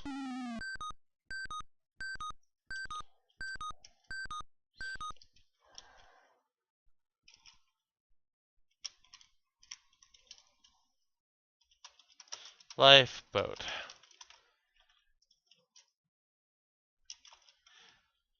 You scrutinize the boat inside and out. You find it to be empty and uninteresting.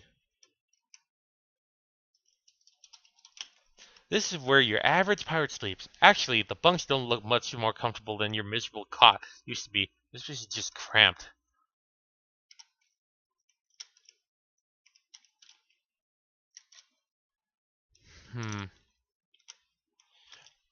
I could probably do something with the sleeping powder.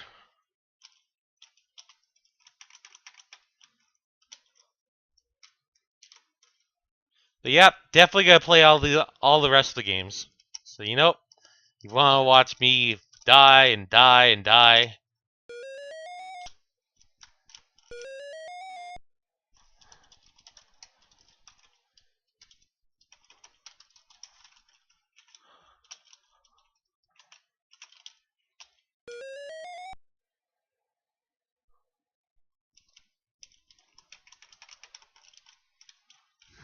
Now what do I do? figure this out, but that's for... Stupid pirate. Ah! You see nothing but ocean in every direction. I'll be fine. I'll toast be fine. Yeah. I mean, it's not like drowning runs in the family. Maybe the fish will talk to me?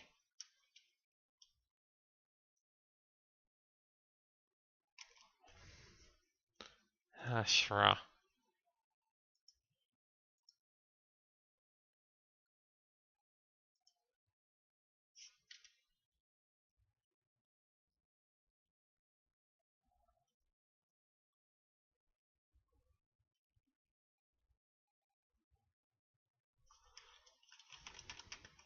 Hmm. Oh, hey! Good old magic map. Stupid. Oh no, one of the crews spotted you. You better run.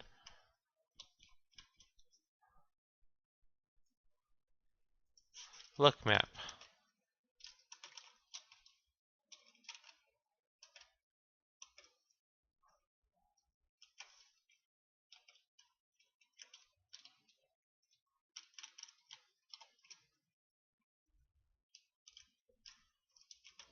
Weird I can't look at the map right now. I think I just gotta keep killing time until we get the Daventry.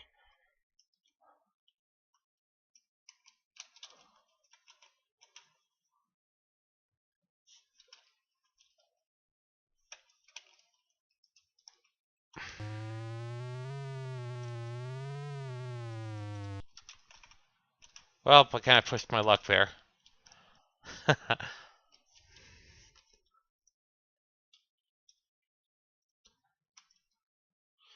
Sorry, but I had to run out unexpectedly. I'm back. So you play all these before. So, okay, here's my experience. Back when I was a kid, I played King's Quest 1. No, I played King's Quest 2 a little with my brother. I was still really young, so I didn't really understand it.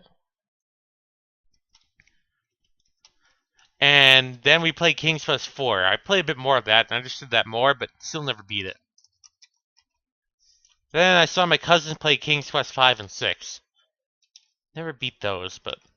And never played King's Quest 7 or 8. So this is my first time playing the games, really. Yeah, Relic Rare said it best. I could grab a quick drink. I'm getting thirsty. Restaurant. But yeah, I'm playing this as blind can be, more or less. Other than stuff that I've seen videos from, like, pushing up roses and paw. Yeah, I'm just gonna grab some juice real quick.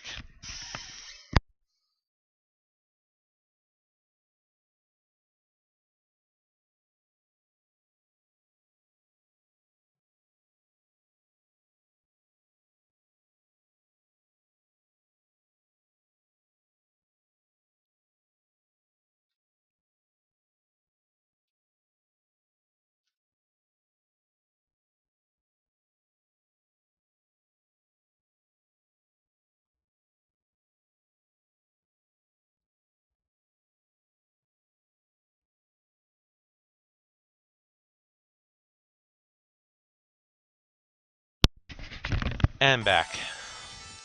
Ooh. Mayor B, thanks for becoming a star of destiny. That's what I call my followers. Why do I still have full screen preview on?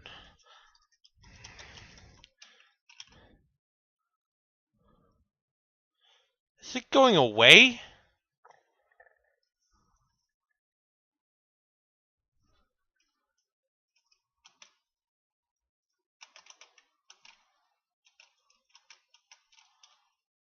Hmm.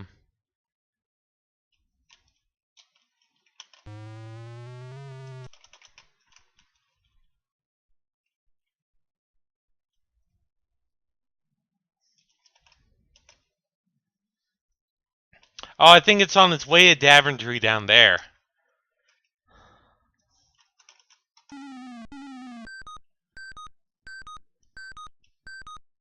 Yar.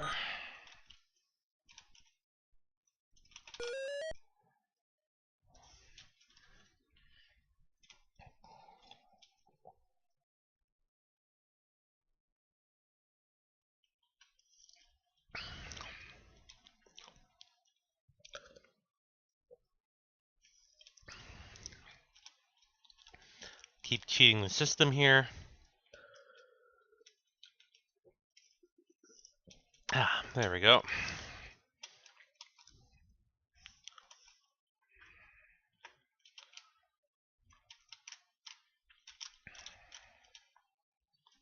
I think we just gotta kill time now.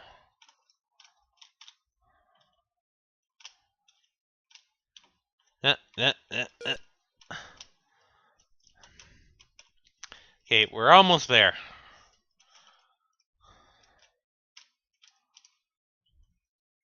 I have no clue what's going on. Hey, Shira, how's it going, buddy?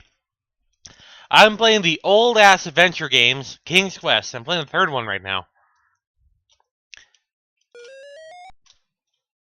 Right now, we're on a pirate ship.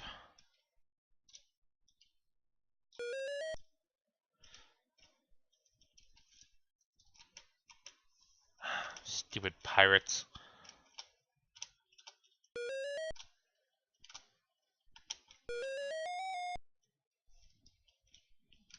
These old adventure games are infamous for just, you die, trial and error a lot. No problem, Shiro. Sorry I didn't talk more or anything.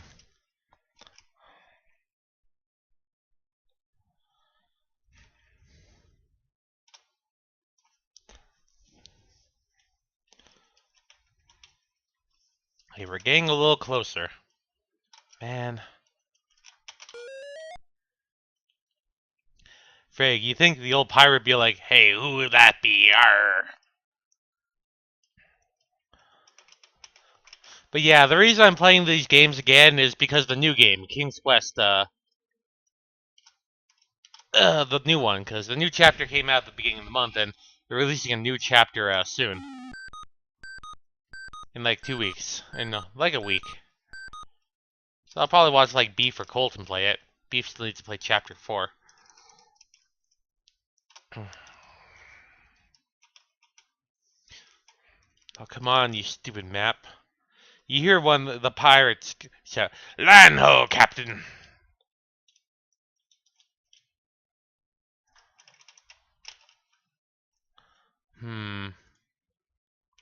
Where's that sleeping powder? I think we're gonna have to use that. So the little premise of this game, because the first two King's Quest game you play, in the first one you play as Graham, who is a knight of the Kingdom of Daventry.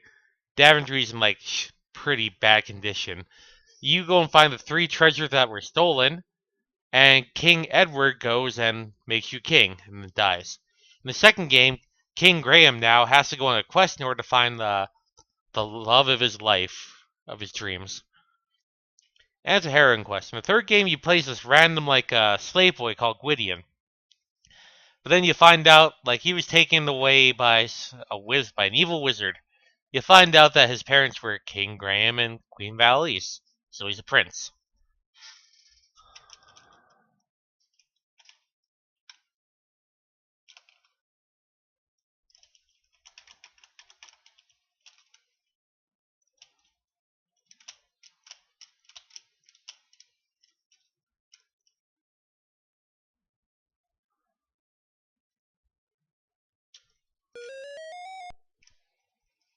Hmm.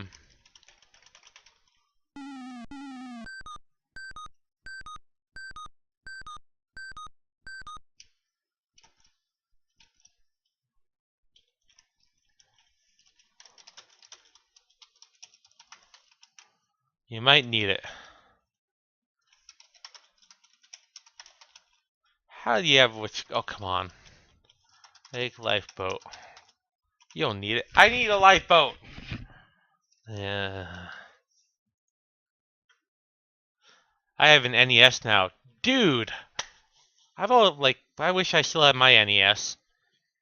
I got Super Nintendo, but it's broken. Super Mario Bros. 1 and 3. I had those as kids. Good games. I played the first episode of the new series when it came out. I honestly want to keep going until it's all out. Well, you're in luck. The final episode comes out next week. Now what the heck do I do?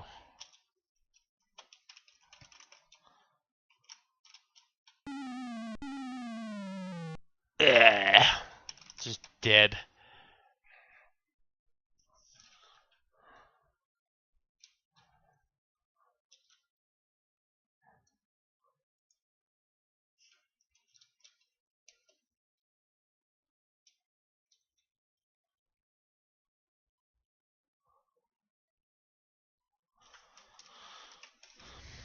You are in the dank cargo hold of the pirate ship. For caution, you look around, the dim surroundings. Mostly you see stacks of wooden crates.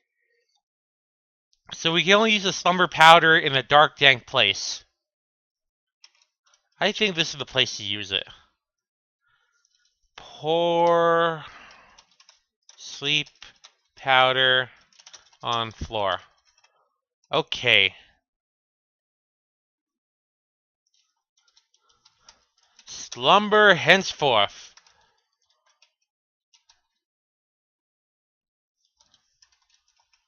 As your sleep spell takes effect, a silence suddenly descends over the ship. One sec, Shiro send me a tweet. I gotta look at that. I want to get another. I want to get an NES. I used that when I was a kid, but I sold it, and I wish I didn't. But what can you do? I think I put everything to sleep. Jump on crate. Jump on crate. Jump to ladder.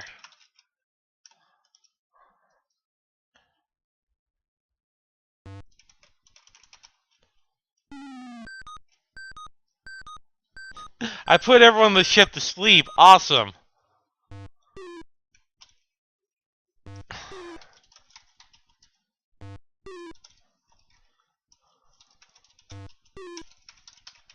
Funny, no response.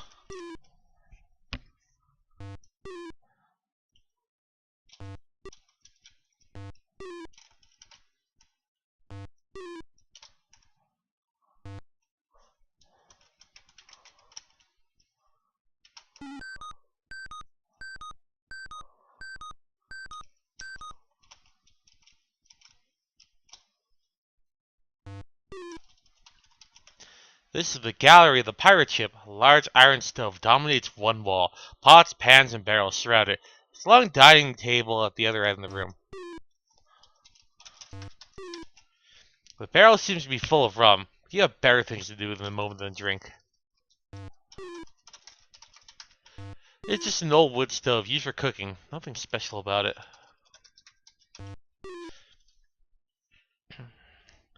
Neat, there's a little Z's of the captain's head.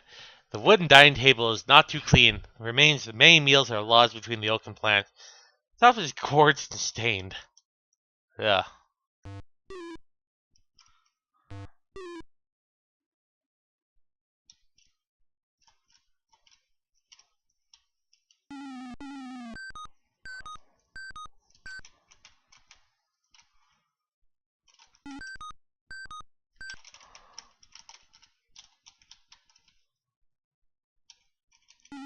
Ah. Let's do this in normal speed. There we go.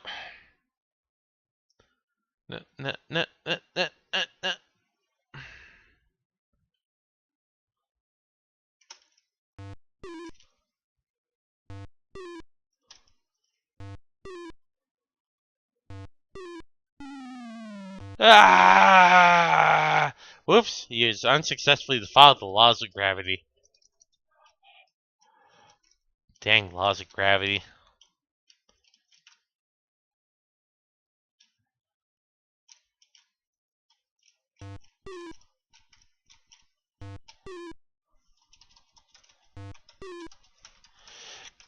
The pirate is fast asleep. If people were more innocent when asleep, it certainly wasn't true for this one.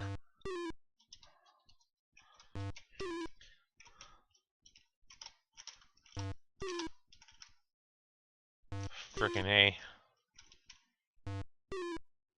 How do I get off the ship?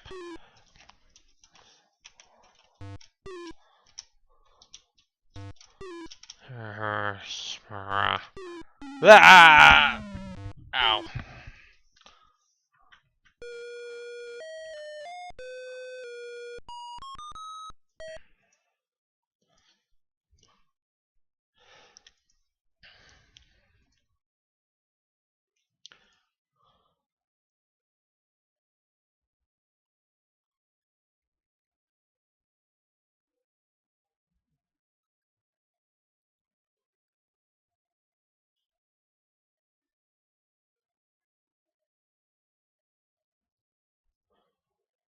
Hmm. I think I'm close enough I can just, yeah, I can just jump off the ship and...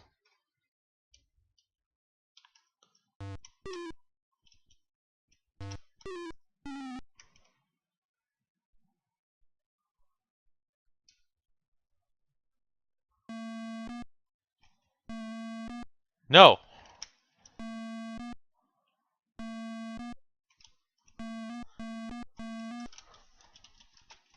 You are in a small beach of south of looming mountain range.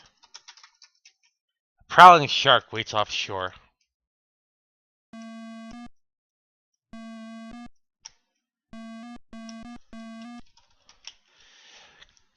You are a small beach of south of looming mountain range.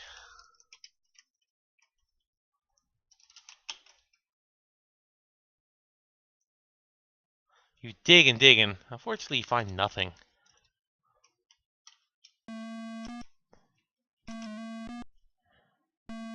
They said there's buried treasure around here.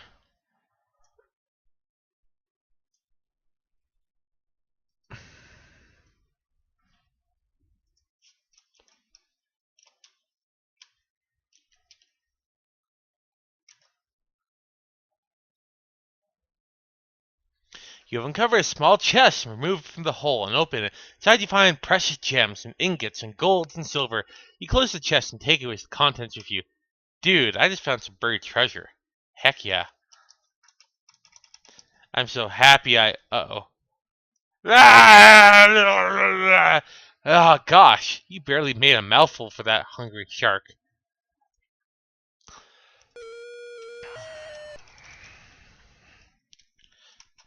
Oh no, not more mountain ranges. Now, have you gotten ye flask yet? Yes, I've got ye flask. Oh, not mountain ranges. It's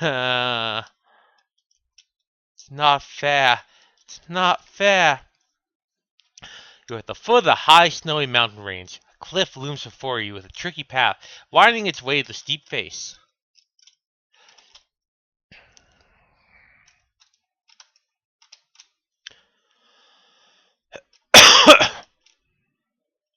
Oh.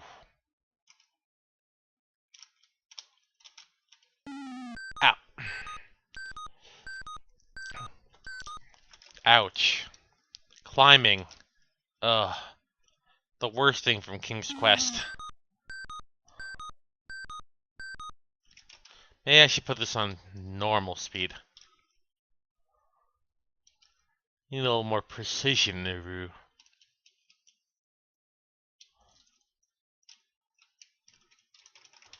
But I feel we're getting near the end, if by anything my score alone.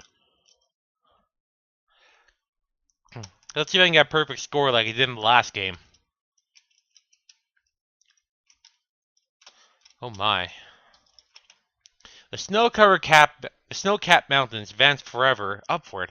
A narrow path skims along the top of the precipice ridge. As you look down, you can see a steep cliff below you. Yeah, let's not test that out.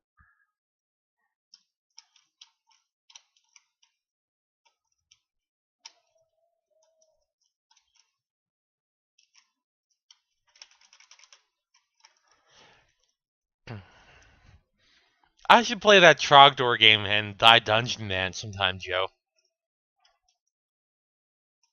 Oh, hell. The mountains continue to march forever upward. As you trek higher and higher, it's getting cold. There are traces of snow, but below you stretches a beautiful valley. You know, we should get to see the valley closer. Ah!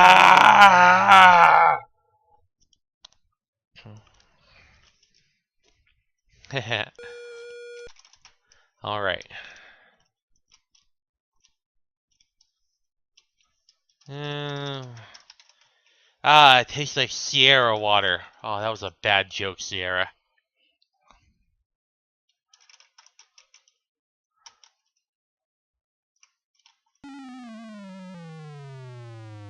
I hate you.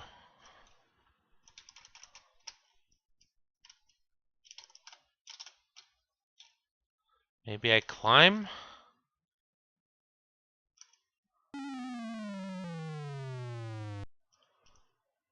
Well, what the heck? Peasant's Quest, yep.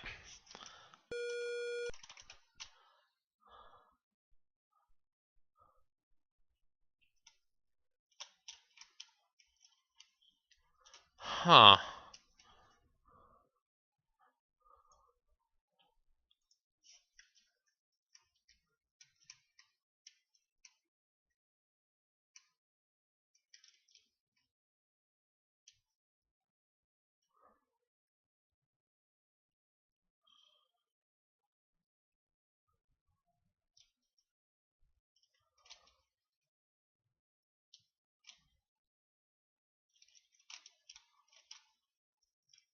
Oh.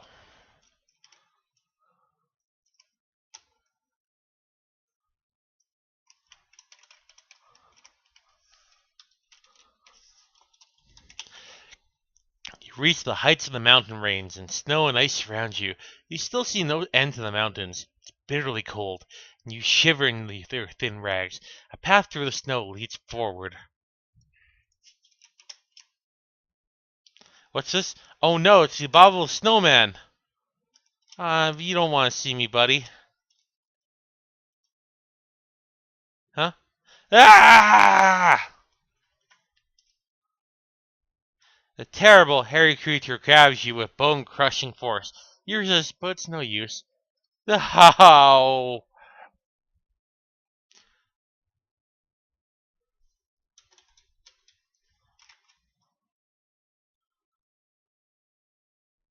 He carries you away to his cave, where you meet an early and unspeakable demise. Well, frick, what do I do now?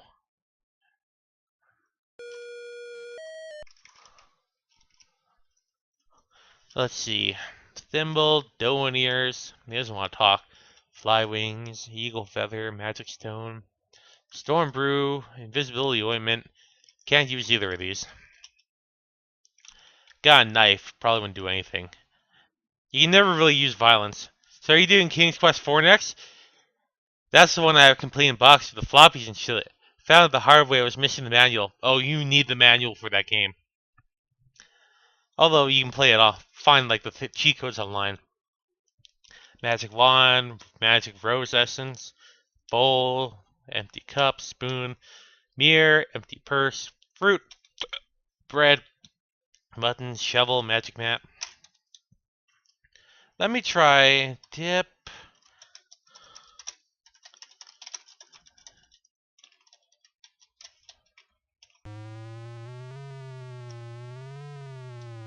The abominable man seems quite confused by this. He stares at his mavis, then heads back to his cave. Damn right.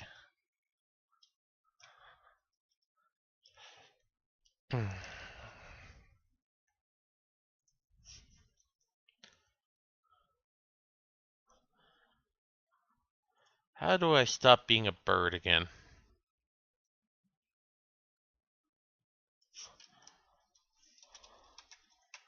Shh, you're flying.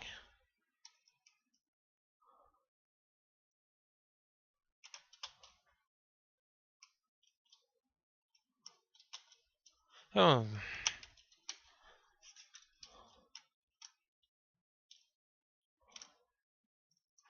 There's your flying soars left, so you head to what I hope is a safe place to land.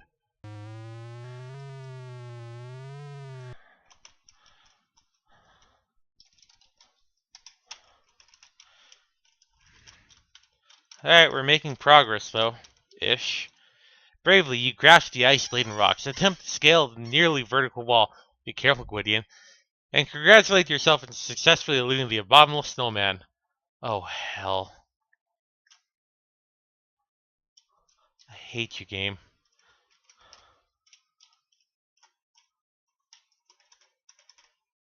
Boy, these caves are dark.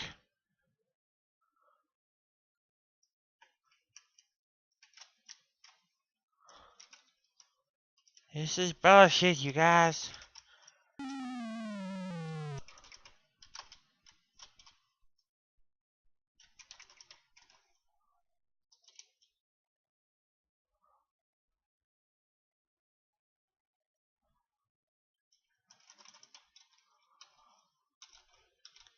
You gotta be pixel perfect. You got pixel perfect precision.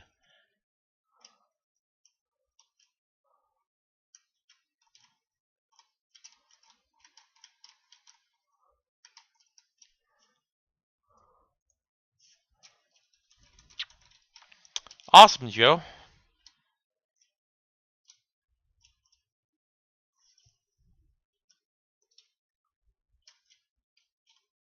Hmm.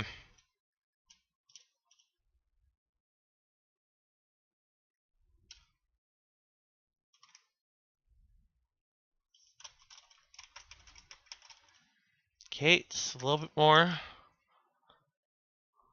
Stupid snow-covered mountains. Yes, lots of saving. I need to save.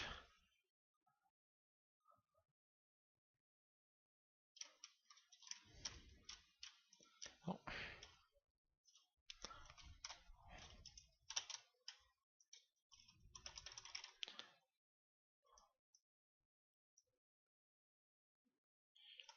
Man, this part of Daventry really does suck. Wish I could find Lisa Shoot Larry. My brother had that game as a kid, but they can never really play it because instead of copy protection, they asked you questions that only adults would really know. It wasn't just like, pouring questions and shit. It was actually like political and history. Kind of funny. He also played Police Quest a bit, but I can't remember Lisa Shoot Larry. I'd love to play those games, but, gotta be careful because of Twitch. You carefully make your way down the eastern side of those mountains. The path travels along the top of the narrow ridge. Looking back, you see the snowy peaks through which you recently journeyed. You wipe your brow and you feel the worst is now behind you. You're telling me.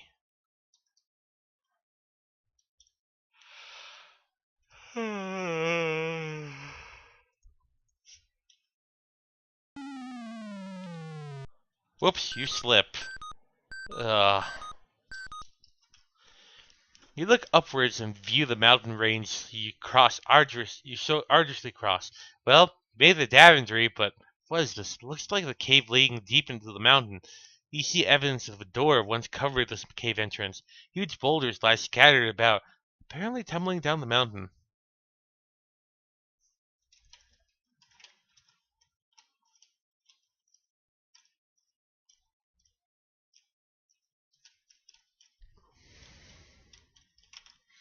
The cave is merely the entrance to crumbly stone steps that lead upward to the depths of the mountain. Pebbles and little rocks lie scattered upon the cave floor.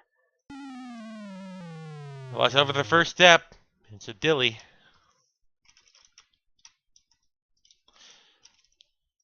I made it to Daventry and I died on staircases.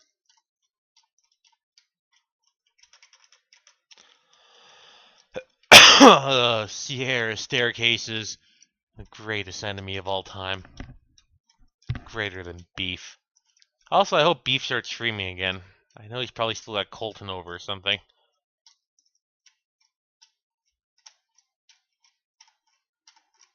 Man, imagine playing this with a... Darn those steps! Indeed. So save when you get up there.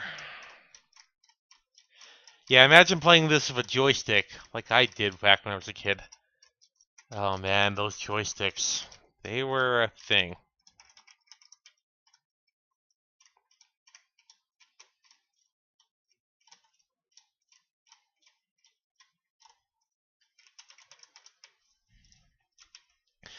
I think I know where this is.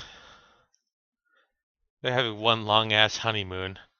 Cobblestone steps go upward to the depths of the mountain. You see your amazement. You see light coming from above. Looking down, you see the stairs sweetly descending below you.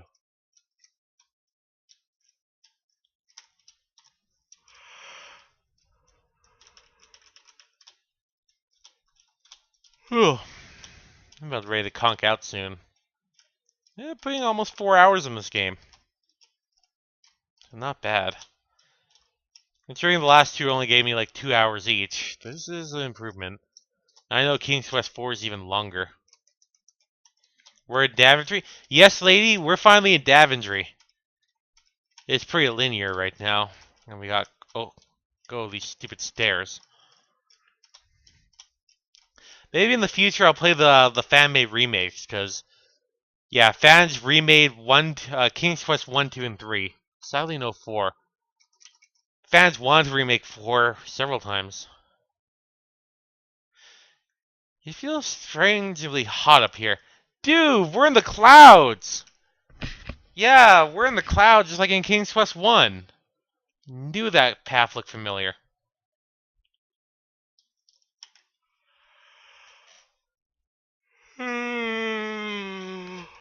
Looking around, you see the clouds surrounding the small bits of land, like the white cotton you see. Charred stumps of trees spoil the scene. Well, oh, this is just got. It can't be like real cotton. The mystical cloud land may never cease to amaze you, but it has ceased to support you. Enjoy the trip. Oh, wait until the King's Quest 5, where there's puns every death.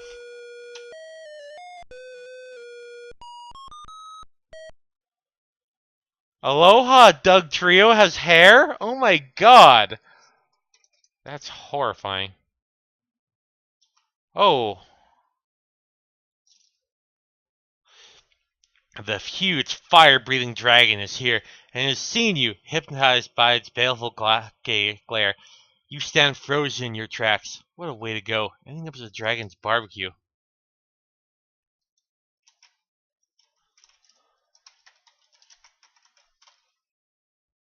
Whoops. Good thing I didn't save.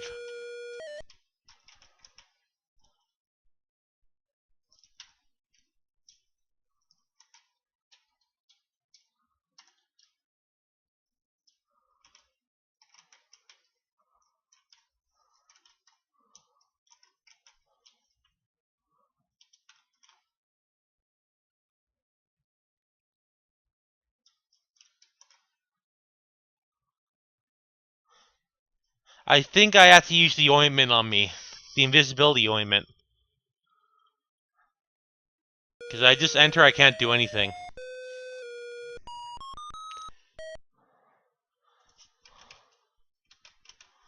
Okay.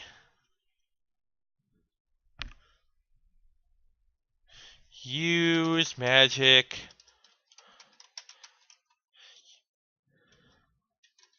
Let's see.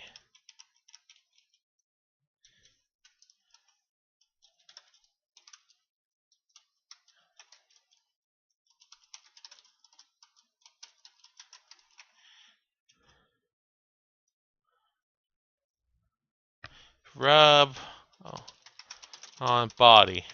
Okay.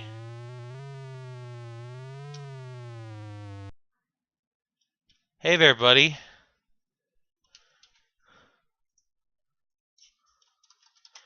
The dragon has laid waste to this area. The earth is scorched and all the trees and plants are charred. I think we need to brew a storm.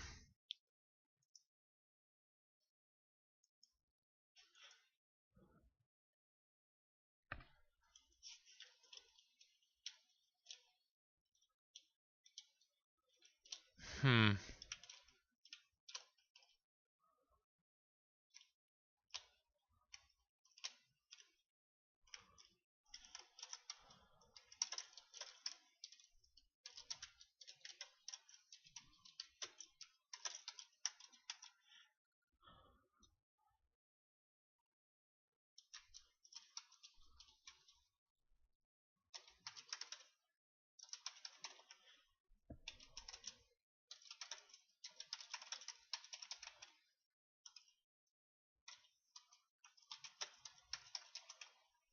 Hmm.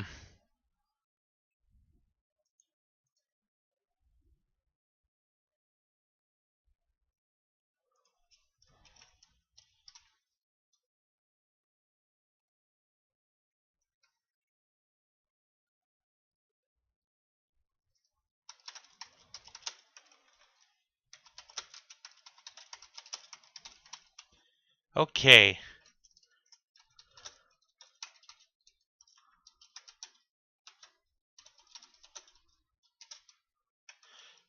Brew of storms. Churn it up!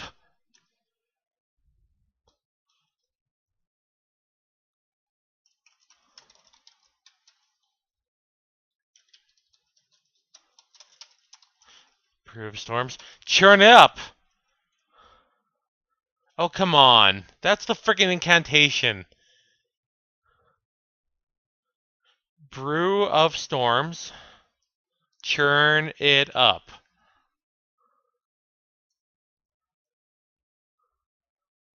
Frickin'.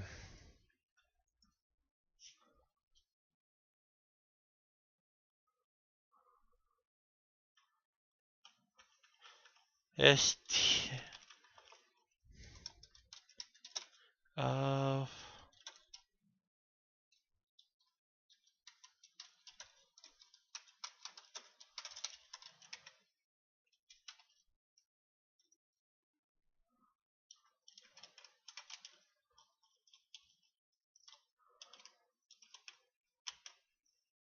Okay, this is being bollocks. Let me figure out what the incantation is.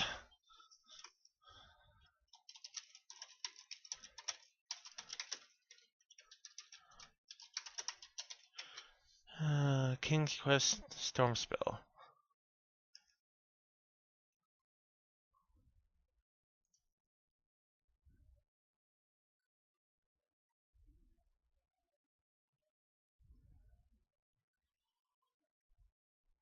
Man, this magic isn't working.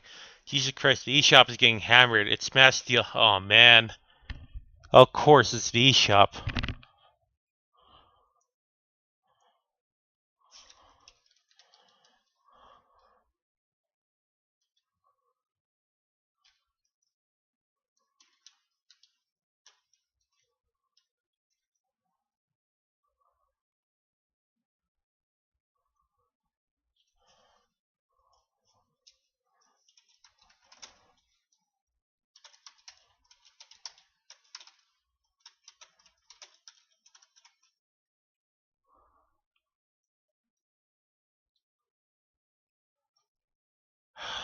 Friggin' A. I gotta look at video to see what I have to frickin' say, because I'm saying the frickin' thing right. And this is getting kind of annoying.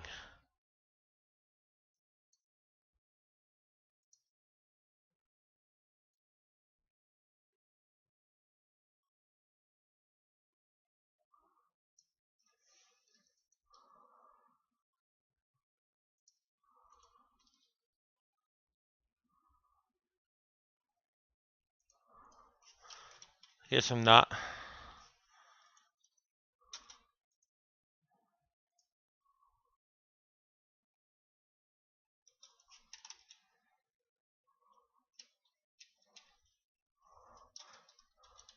Of storms.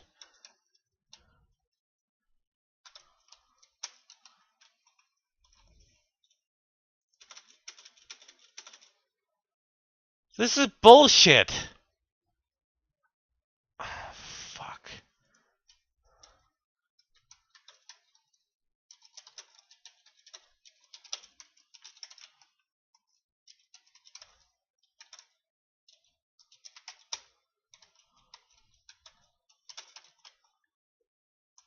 Oh my god.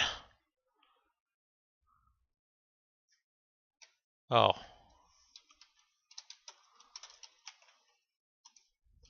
This isn't freaking working.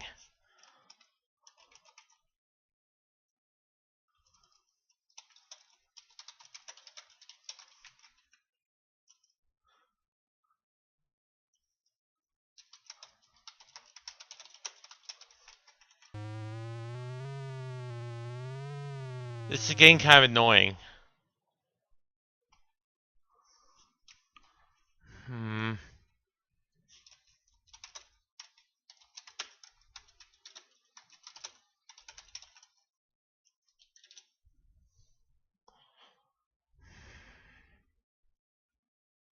Okay, so the spell says right here, Storm Brew.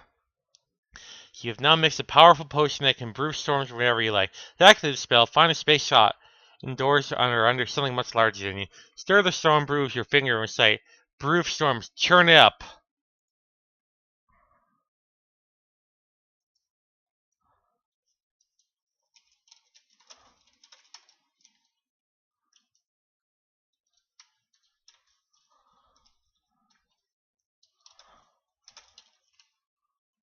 Now you work. Roof storms, churn it up. Bolts of lightning strike the huge dragon. He howls in pain and falls to the ground, dead. Your magic spell is wearing off.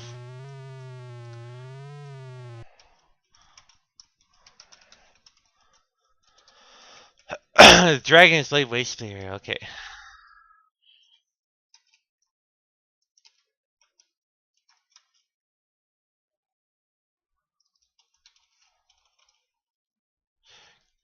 Will you relax there, Rosella?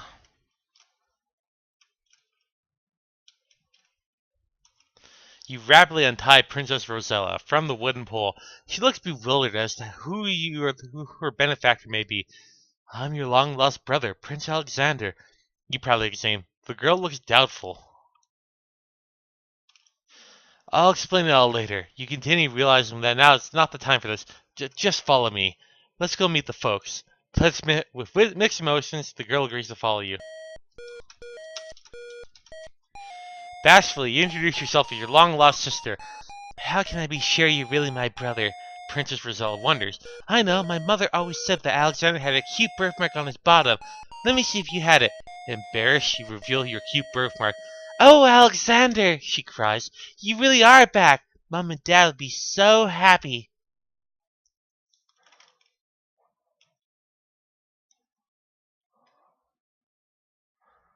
Well, we rescued the princess. Can't really date her because she's also our twin sister. No.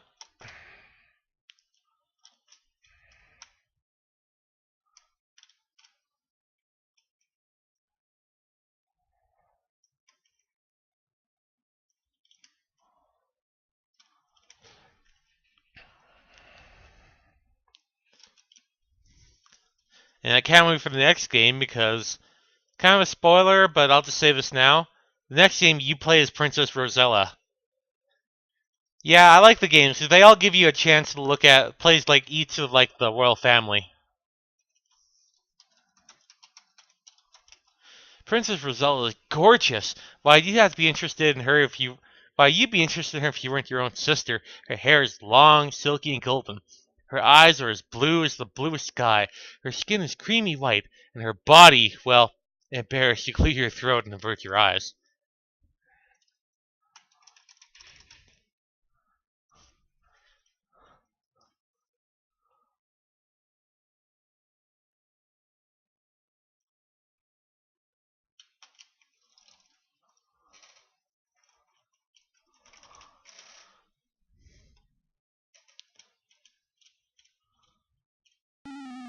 Ah! No fair taking shortcuts. You beat the game. No, you didn't. You got earned that ending, Bab. Oh, come on.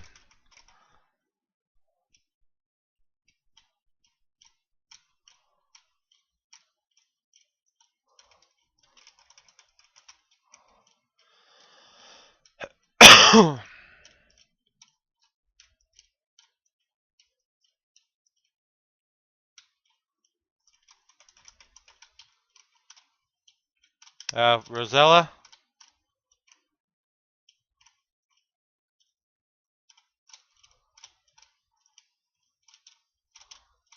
I swear she's gonna kill me.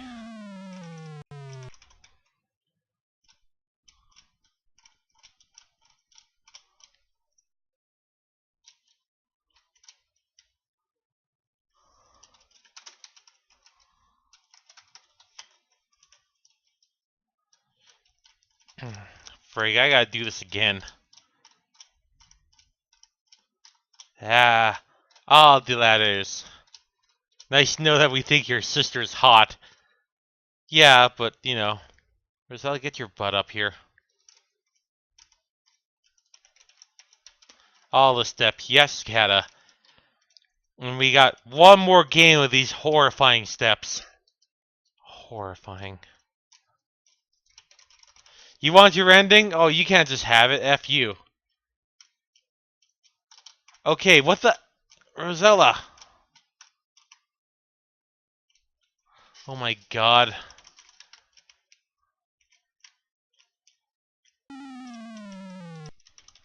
So how'd you kill the dragon? I used a storm brew. I created a storm and lightning bolts killed the dragon. Ah!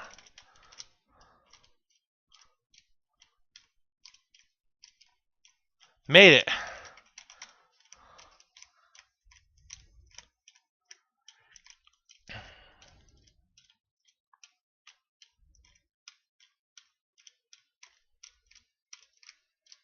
To the stairs are the final boss. Yeah, they pretty much are. She'll play catch up.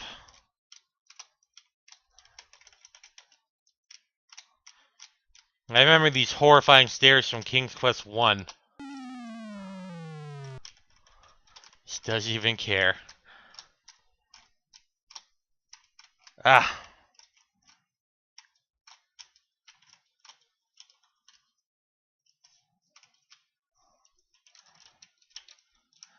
Did they seriously give her jiggly physics? Yes, in 1987. And hey, this game is also made by a woman, so you know, that's her choice too. Good old Roberta Williams.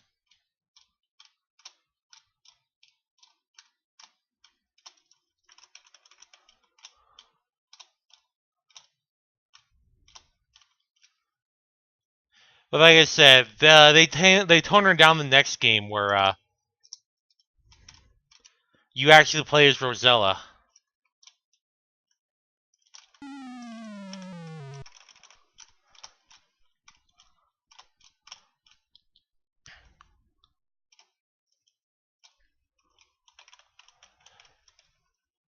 How old are these two? Gwydian's about to turn 18, and same with Rosella. Well, frig.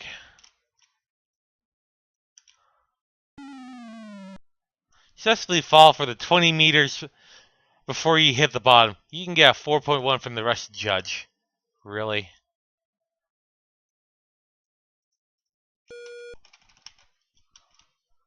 Now where do I go?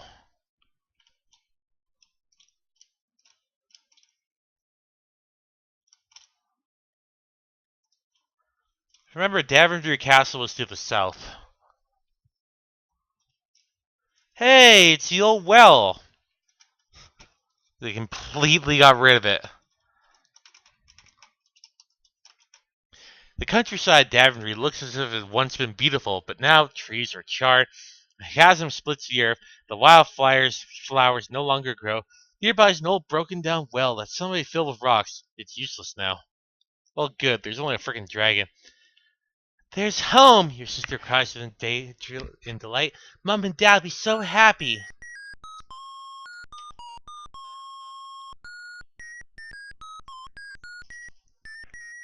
Was that the Smurfs theme? Hey, Deep Freeze, and hey, Burning.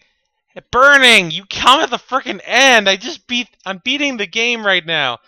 And King's Quest 3, it was pretty aggravating, but I beat it. Punt annoying old man. You stare at the rundown shack. Upon the porch, a withered gnome. Ugh, Rumpelstiltskin. I mean, upon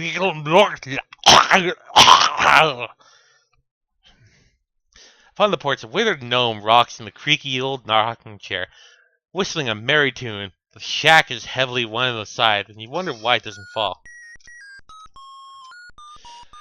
Oh, yippee! You did it, your majesty! The gnome squeals in delight. I knew you could save us all. King Graham and Queen Valenice would be overjoyed to see you two. He claps his gnarled hands.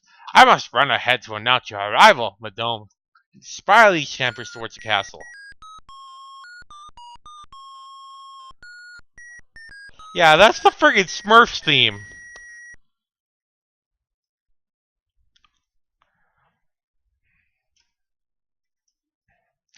The castle doors are wide open to welcome home a long-missing son and a much-loved daughter. Atop the castle, the banner proudly waves. The heavy feeling of oppression is gone. Hope has at last returned to Daventry. Yay! It's the throne room!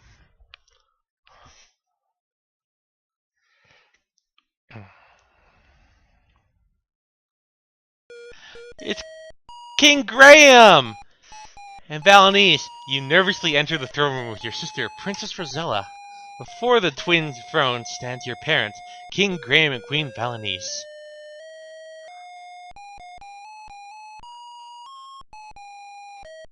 I love how Graham's still yellow.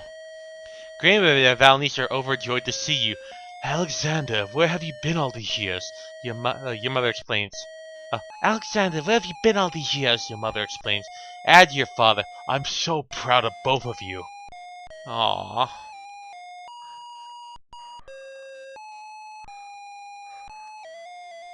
What a joyous family reunion. You're home at last.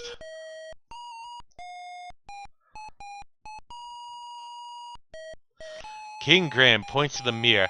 That was once a magic mirror, son, he says sadly, but it has been clouded ever since the night you disappeared from your cradle.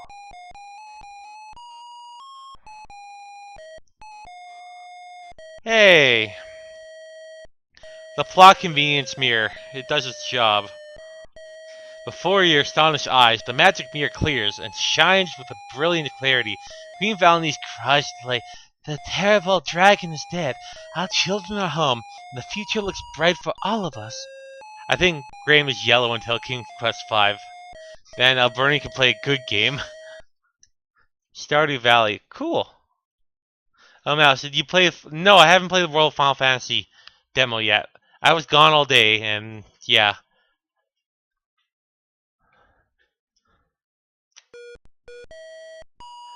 The cap! King Graham lovingly retrieves his adventurer's hat, the red feather. The adventurer's cap! With emotion, he tells you, Alexander, Rosella, this old hat and I have been through a lot together. Now it's time we had a new travel companion. He flings it in your direction. Up and up it gently arcs. You raise your arms to catch it, and so does Princess Rosella. Down it comes nearer and nearer. The end. So, I got a score of 202 out of 210, so I missed something. Pretty damn good, though.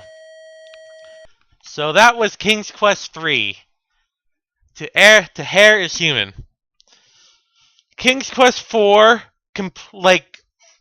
it starts up literally at the scene. So, but I will say one thing: King's Quest 4 gets an actual brand new graphics engine, and compared to King's Quest 3, holy crap! It also gets proper sound card use. So yeah, King's Quest 4 is a big advancement in King's Quest, and 5 pushes you even further. 4 still uses the text parser system though, but it looks so damn good. So, I'm not sure when we'll stream King's Quest 4, either tomorrow or Wednesday. We'll play it by ear, but when we do, we will be playing as Princess Rosella in her quest. Yep, the princess gets her own good quest. Missed something? Start over! No! And when the game came out, I think it was like 88, 89, or 1990, having a female protagonist was pretty revolutionary. Granted, I don't think 4 is nearly as hard as 3, because 3 got pretty hard. Yep. Good old King's Quest. I'm glad I'm playing these games. Oh, they're so good and BS, but in a good way, you know?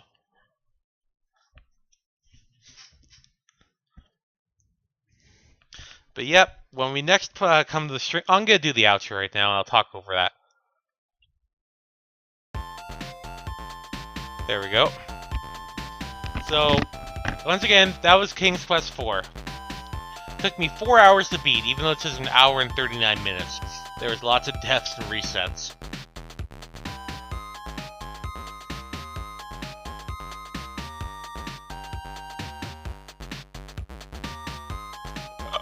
Ugh.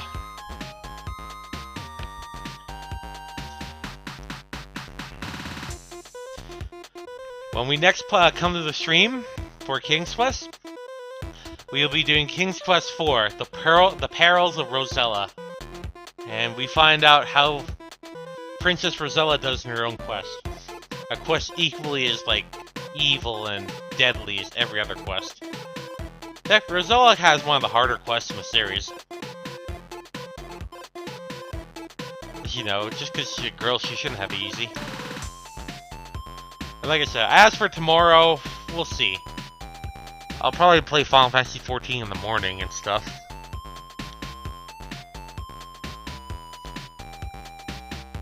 Let's see who's streaming right now. I don't think anyone.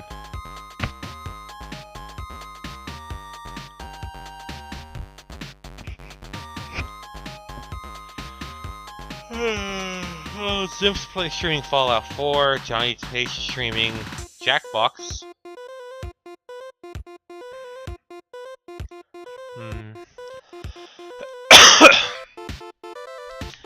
Yeah, King's Quest 4 is great. King's Quest 5 completely ditches the text parser and added an actual point and click. And the graphics look amazing. And King's Quest 6 is probably one of the best games in the series, storyline-wise. King's Quest 7 kind of dumbed things down, but it's still a good game. And we don't talk about King's Quest 8. No, we don't. I can't shit on King's Quest 8 until I play it, but I don't want to play it. But yeah, we'll see. Either tomorrow or Wednesday I'll do more King's Quest. I'll do 4. Because next week I'm going to be busy with Dark Souls or Kanan. I'll get the games one way or another.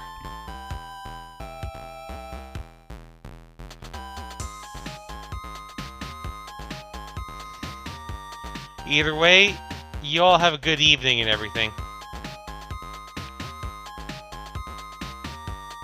As always, lady.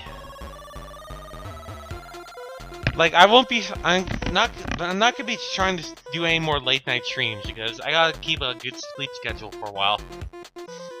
I have to do a lot, like, I gotta get back to doing, like, taking my nephews to daycare every 2 days. It sucks, but I'm the only one that can do it. So, I gotta get up at a decent time. My sleep schedule is just always so fickle. Anyways, good night, everyone. Wah. And we'll see you next time for more lovely King's Quest, where I die a lot, and a lot, and a lot, and a lot, and a lot, and a lot, and a lot. Alright, good night.